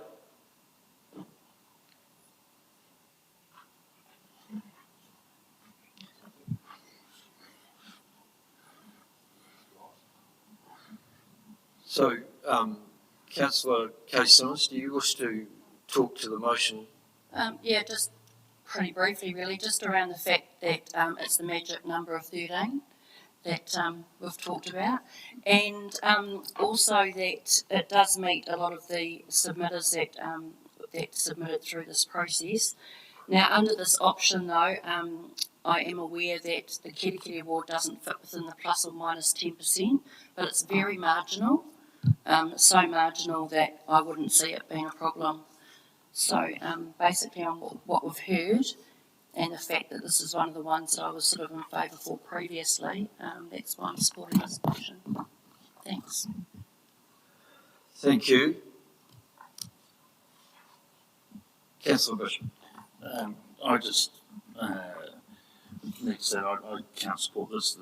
As we've all alluded to, or many of us have alluded to prior, that 13 is not the sweet spot. It's too large a number, and for effective governance, I just can't see that number is going to fit a community of our size. Thank you. Councillor Jennings. Yeah, I'd like to echo those comments from Councillor Bishop. The other issue I have with this option is the movement of the mesh blocks as described on the page in front of us. For me, that we haven't even discussed the implications of that, because this takes it further south beyond Spelhurst and that block, but then totally ignores the mesh blocks to the east and west along that mesh block adjustment. So to me, it just doesn't make any sense whatsoever. Councillor Mitchell. Thank you. This is almost there for me, but I would prefer to put an amendment to it which removes that southern mesh block from it, which takes us to the 1B option, simply because I think it's going a bit too far into the rural, whereas it makes sense for me to move the eastern block across. So I would be prepared to support it if it was amended to taking the southern mesh block out, which is effectively option 1B. It feels a seconder.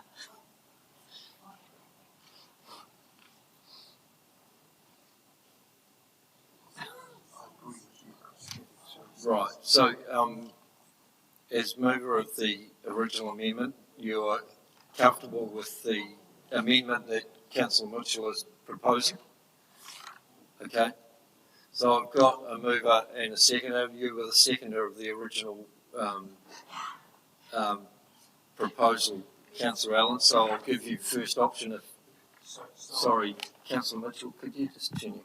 Thank you.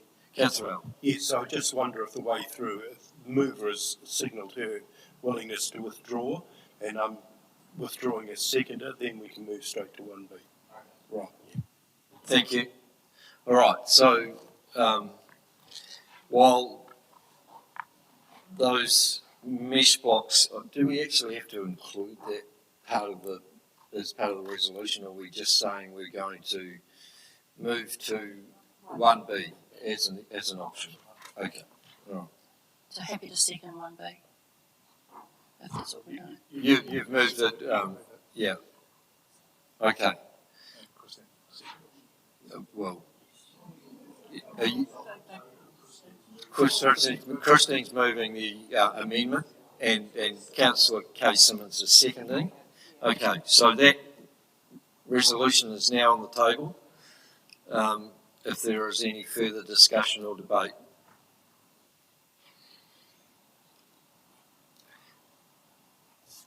Councillor Mitchell. So, I'll give my reasons. I think that the figures are really good. They fit pretty much within the plus or minus 10%. It means that people are staying pretty much within their communities of interest, the ones that I already identify with. It gives the Muranui people a voice. It gives Maori a voice. One thing I would have to say is that,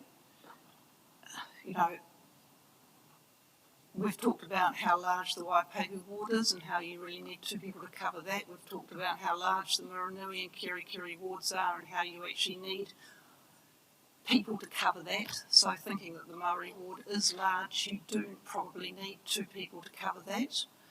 Although I'm saying that, it is bringing a perspective to council rather than advocating for a specific community. It's bringing a perspective so the rest of us understand what that is. So for me, this fits everything the most easily, but we will see whether we get the numbers. Thank you. Councillor Al. Yeah, very briefly, Mr. Mayor, the elephant in the room is the big number, and I understand that, 13. But as I expressed earlier, it's better to have too many than too few, basically a personal view there. And that can be managed. Decisions might take longer. They do under MMP than under first past the post, but I know what system I'd go for. I do recognise also that by passing this motion, I think if you look across all the submissions, how many would disagree with that outcome? Honestly, the 2 representatives for the Maori ward addressing the separation of the ward issue, making sure that rural and urban all have voices. To me, it ticks all the boxes, with the only drawback being the ultimate number that it churns up. So I support it. Anything further? Okay, Councillor Jennings. Sorry, I have to speak against the motion. I feel very strongly that 13 is just far too many around this table, and I think we've expressed, or some members have expressed the reasons why that is problematic. I do take on board the submissions, 226, which represents 0.0062% of our population, of who we've heard from. And so I acknowledge, obviously, the balance. The other 35,800 people either didn't know about this process, don't care, agree with it, but didn't bother to tell us. But I don't think we can ignore the fact that we have obviously heard from a vocal a group, obviously, particularly from Muranui and Kerikeri, and rightly so. But I just, for the reasons that many reasons we've been articulating tonight, for me, this option is not the best option. The initial proposal, although not perfect, it is the best option of what essentially is available to us. So, and I'll leave with this point, which is that if ultimately we haven't got those initial proposal settings right, it's always an option for the next council to bring forward the representation review to revise the settings. Thank you. Okay, so again, I'll ask for a show of hands. Oh, Councillor Tukupu. Oh, sorry. Reiterate what you said. If the next round doesn't like it, yeah, they're open to a review to change it. I will strongly support 1B, and for obvious reasons or reasons that I've articulated tonight already. And just to say, yeah, okay, 13 might be a lot, but guess what? There's 2 spare seats and it equals 13. And, if you think the meeting's going to go too long, well, the chair needs to sharpen up and maybe just cut us a bit short.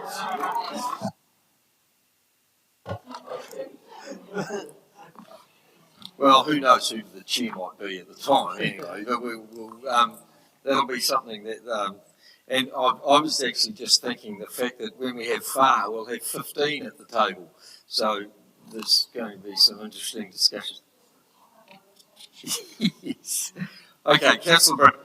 Yeah, listen, this one stuff, I'm probably as torn on this one as I've been for any other conversation we've had in this table. I don't like either. I don't like either of these solutions. I just don't think it's right. But I've got to support one of them. And begrudgingly, I'm going to support 1B because I just don't, on the feedback I've had now, our ward, and the fact that would leave certainly Kerikeri and Moronui with 2 votes on this table, I don't think it's enough. I just don't think it's, if we talk about equity, to me that's just not equity. So begrudgingly I'm going to support 1B, I don't like either, but that's where it sits for me, so yeah. I'm just disappointed we didn't look outside the square. We should have been courageous and had a wider conversation about our structures, and we haven't done that. Councillor Keating. Yes. Yeah, well, I've been expressing my thoughts, right through the evening.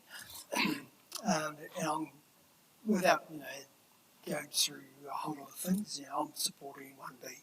That was one of the original options that was put on the table, and that was changed anyhow. Supporting it. Thank you. Thank you. In that case, I'll put the motion. Could I have a show of hands in support of that? Everyone understands what they're voting for, do they? 1B. So 1, 2, 3, 4, 5, 6. Those against? 1, 2, 3, 4, 5. So the motion is carried, 6-5.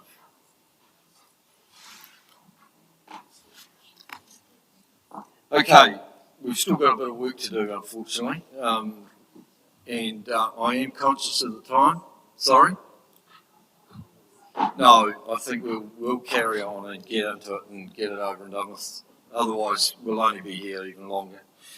And I am conscious of the people that are in the gallery and those watching as well. I'm sure if they're still sticking with it, they're very courageous.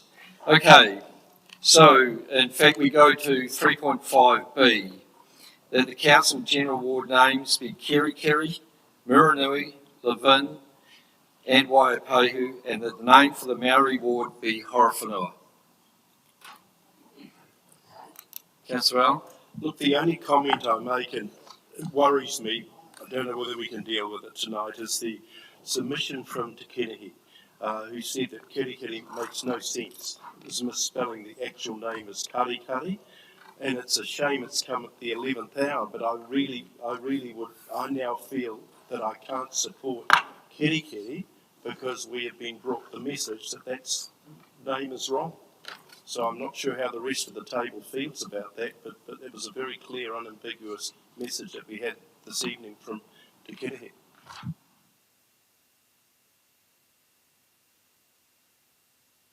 Daryl, I'm going to seek some guidance here, please. In terms of adjusting that name, can we, it's not, I would not imagine it would be an easy process. I don't want to belittle the submission. It is only one submission. If that proves to be correct, then you could change it at a later time. I'm not quite sure whether we could change it between representation reviews, or you could just note it that it be that you consult with iwi, and if considered appropriate, you could change it at the next review. Thank you. Is everyone comfortable with that stance? Yeah.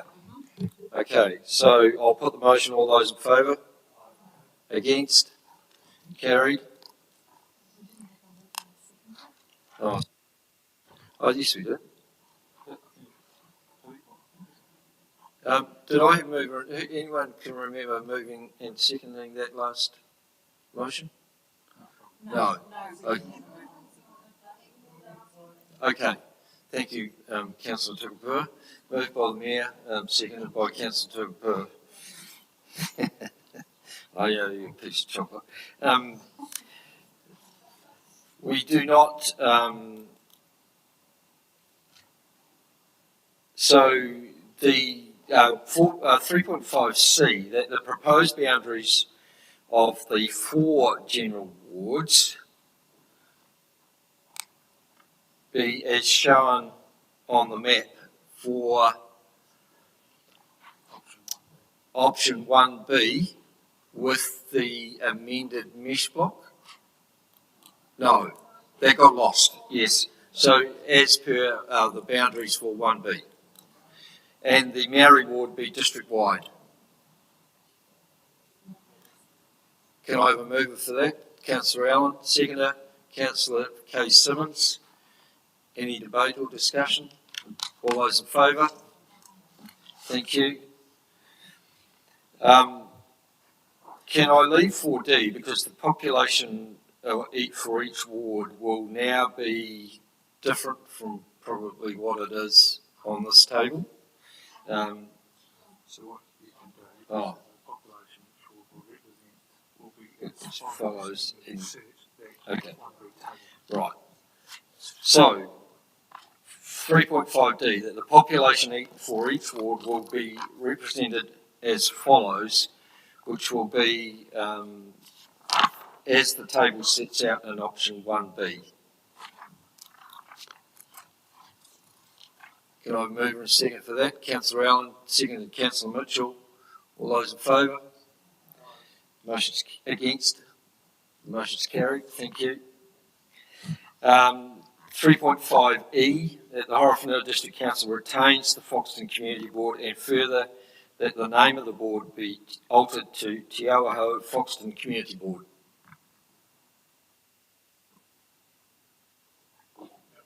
Yes. Councillor Brannigan, seconded Councillor Allen. Any further discussion or debate? Put the motion. All those in favour? Against? Carried. Thank you. That the Foxton 3.5F, that the Foxton Community Board comprises 5 members elected at large and 1 appointed member representing the Kerikeri ward. Councillor Tukapua. Sorry, you didn't need an additional line for E about the reviewing the funding of that? No. Okay. That's part of the Finance and Revenue Policy Review. Councillor Brannigan. Yeah, given that the initial conversation around this particular piece was that potentially the Kerikeri Maranui ward was going to drop down to 2 representatives. For that reason, I think they're looking at just 1 member on the community board.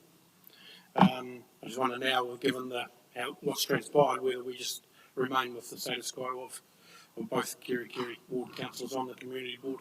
I'd be interested in my counterparts' thoughts around that. Look, Councillor. yeah, look, I personally still support one. Just the idea that the community board is seen to be the major voice, but with that councillor liaison representation and the possibility of an 18-month turnaround or whatever. But that's just a personal view. I don't mind too much. Yep, happy with it. Further discussion to that. I mean, I'd like your views on whether it needs to be one of you appointed. Can it be either of the Kerikeri ward councillors? Does it have to be, either one appointed? Council has to. Council does that. Okay. All right. So that can be discussed at the time that we come to a resolution. Okay. All right. Through you, Your Worship, can I just remind you about a conversation in regard to this? So initially, there was a bit of support from one of the Māori ward councillors to be part of the committee. So that was not supported at the time because you went for one Māori ward councillor. You're going for two now, so you might want to consider that. And you could word it any two of Kerikeri ward councillors or the Māori ward councillors, and that leaves it wide open for any two of the four. Sorry, if I just said some quick commentary to that. I still believe the one is right because it fits, I think, better with the community board being the one representative. We've had previously another term where I wasn't on the community board, but I was able to get speaking rights and put my views across in that regard. I'm sure our Maori ward councillors will be able to do the same. So I just think that is a good fit. Is there anything to stop us from appointing, if we think so at the time, a Maori ward councillor to the Foxton Community Board at the time, or do we have to actually put that into the representation now?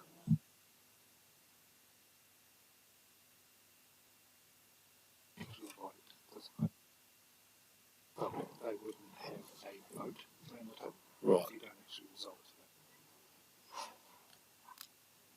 So just for, maybe through you, Darryl, if we could just get clarification there. My understanding is that if we don't resolve to actually have a Maori ward member on the Foxton Community Board, yes, they can certainly be invited to participate in meetings, but they wouldn't have a vote around that table. Would that be correct? That is correct. This is the only opportunity you have to determine the appointments. Yep.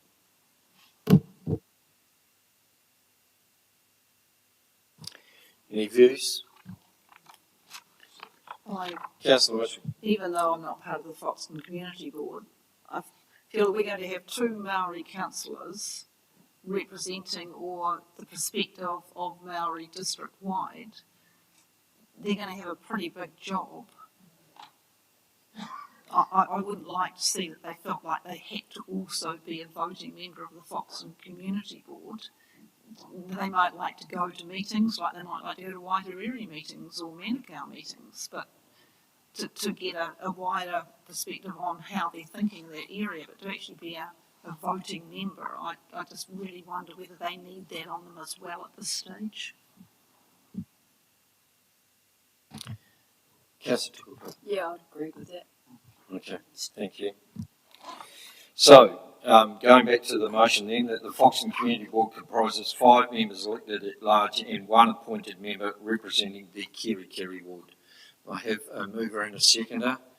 All those in favour? Sorry? Councillor Brannigan and Councillor Allen. We're on to F. Yes. So all those in favour? Against? Councillor Jennings has voted against, noted. So moving to 3.5G, that the proposed boundaries of the Foxton Community Board be as proposed in map B.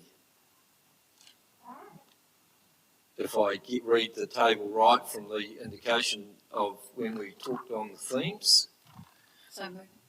So moved. Councillor Tukapura is moving. Do I have a seconder? So just for clarity, I think you need to take out the word proposed. It's that the boundaries of the Foxton Community Board be expanded to the boundaries shown in map B. Okay. Comfortable with that? Seconder, Councillor Allen. Any further discussion? Put the motion, all those in favour? Against? Councillor Jennings abstained. Thank you. Carried. Sorry, moving to, hang on, I'm just trying to read what this is. It's rather technical.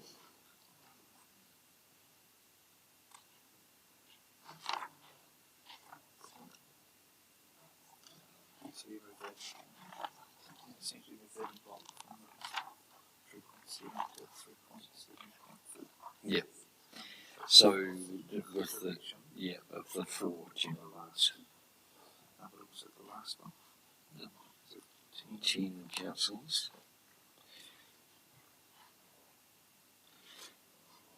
In fact, there'll be 12 councils, isn't it?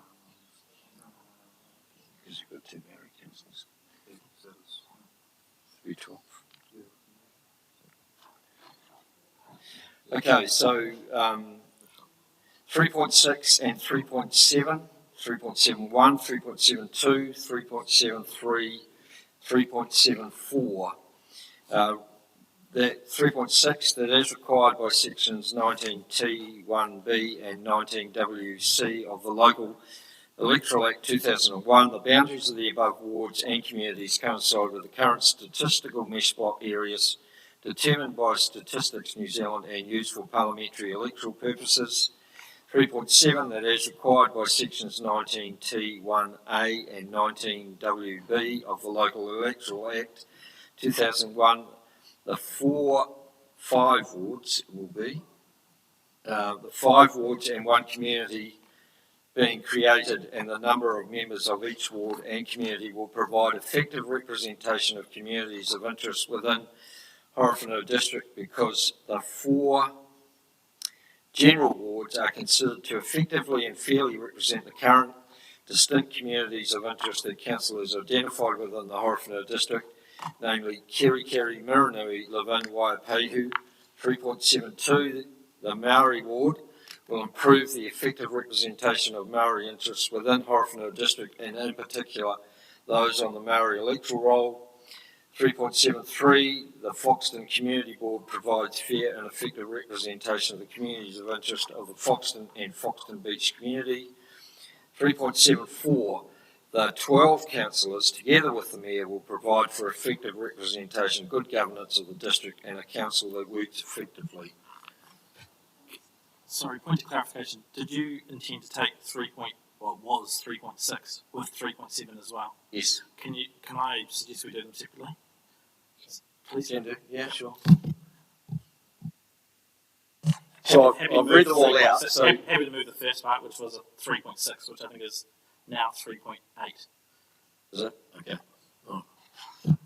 So do I have a seconder for 3.8, which is 3.6 in our agenda?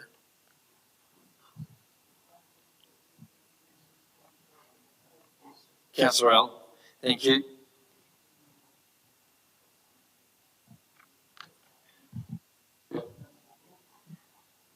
Do you want to speak to that? Sorry, we've moved Councillor Allen. Moved Councillor Jennings, seconded Councillor Allen. Don't need to speak to Don't it. need to speak. Makes sense. 3.8. Okay, put the motion. All those in favour? Against? Carried, thank you. So, 3.7, 1, 2, 3 and 4. As I described.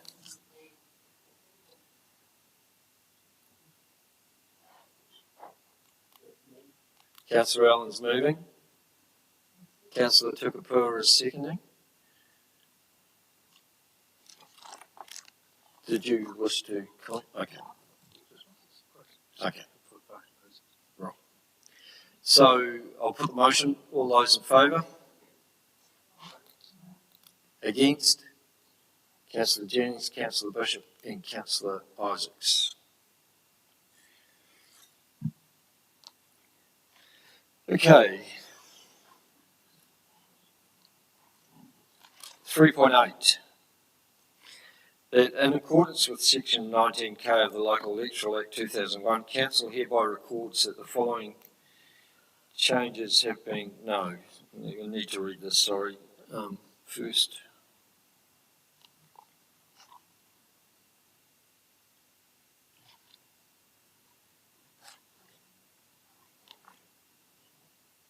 So in fact 3.81 is not relevant.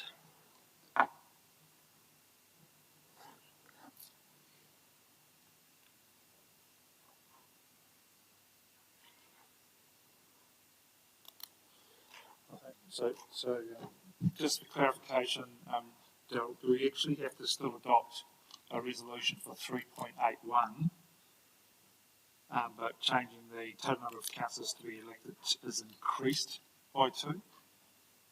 The 12 councillors will maintain effective representation, etc.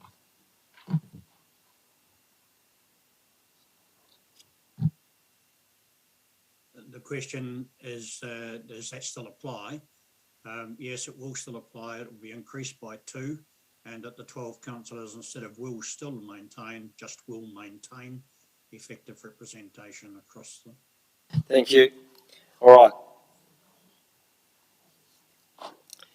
So that in accordance with section 19K of the Local Electoral Act 2001, Council hereby records that the following changes have been made to the basis of election membership and ward and community boundaries within the Horowhenua district for the reasons set out. 3.81, the total number of councillors to be elected is increased by 2. The 12 councillors will still maintain effective representation across the district. It will also provide sufficient council members to share the governance workload and provide for good governance. And we could go to 3.82, the introduction of the Horowhenua ward. Council is determined to introduce a Maori ward to improve effective representation for Maori within the district based on the total number of councillors to be elected via wards. A single ward with 2 Maori ward members is introduced on the basis that this will provide for fair and effective representation across the district of those electors who opt to be on the Maori electoral roll when exercising the Maori electoral option. 3.83, that the following boundary adjustments to Council General Electoral Ward boundaries, namely mesh blocks 4002807, 4002808 and 4002809, Queen Street East, Gladstone Road, Taurua Road, Arapapo Road from Waipahu Ward to Levin Ward, and mesh blocks 185470, 1854 and 1855 south of the Manawatu River from Kirikiri Ward to the Waipahu Ward. That doesn't apply because we changed back to 1B, doesn't it? Yes. So we delete 3.83 because it's now not B. Thank you. All right.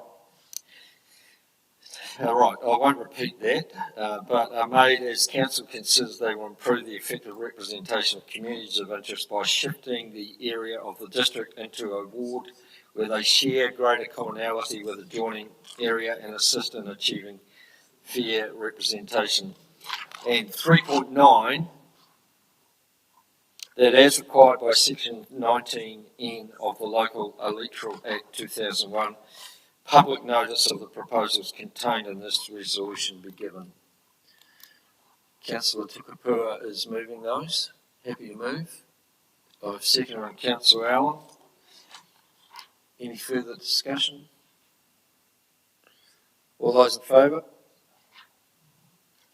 Against? Councillor Jennings.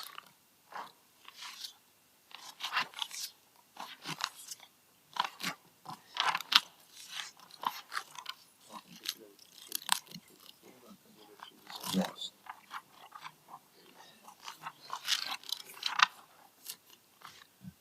So just back to you, Daryl. I'm pretty sure we need to go back to 3.3 and 3.4 and just some guidance here in terms of the inserted text on both of those resolutions, if you could. Yeah, so there's a number of changes have been made. My suggestion here is that we include one resolution rather than two, that states that the schedule of submission themes be attached to the minutes.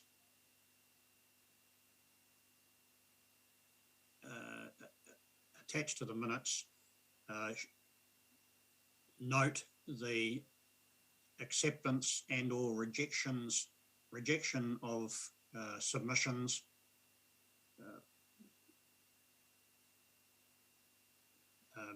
schedule be adopted, and we will type up a schedule to ensure and make sure that council is happy with it, to attach to the minutes that has that'll have specific notes on the themes of submissions.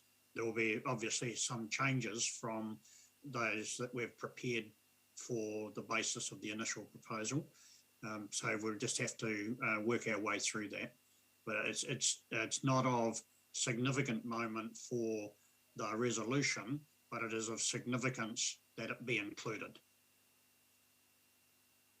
Are you happy with that? So at some stage though, Daryl, do we have to move a resolution in respect of those submissions or not at some stage?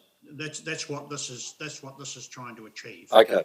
Because what we'll have is a schedule attached to the resolution which specifies the themes and whether each theme is accepted or rejected and why, based on your deliberations tonight.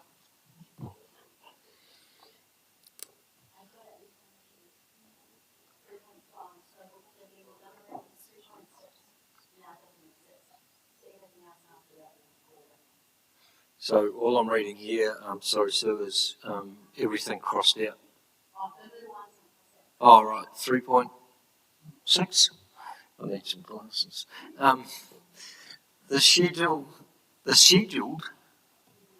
of submission themes be attached to the minutes, noting the acceptance or rejection of submissions be adopted.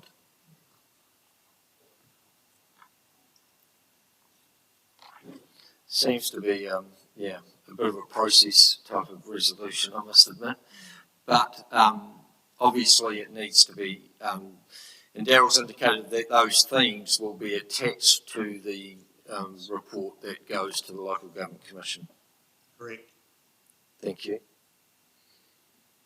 Do I have a mover and a seconder for that? Councillor Mitchell. Councillor Kay Simmons, thank you. Put that motion, all those in favour? Against? Carried, thank you.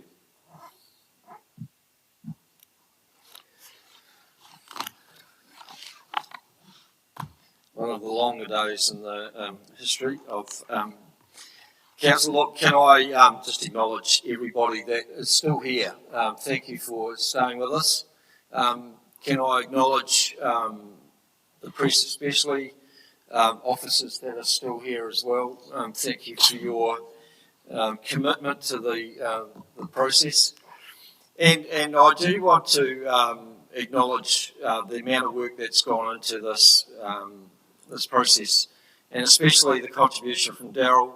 It's really appreciated, Daryl. Your guidance and expertise in this matter has been really valued, and we thank you very much for it.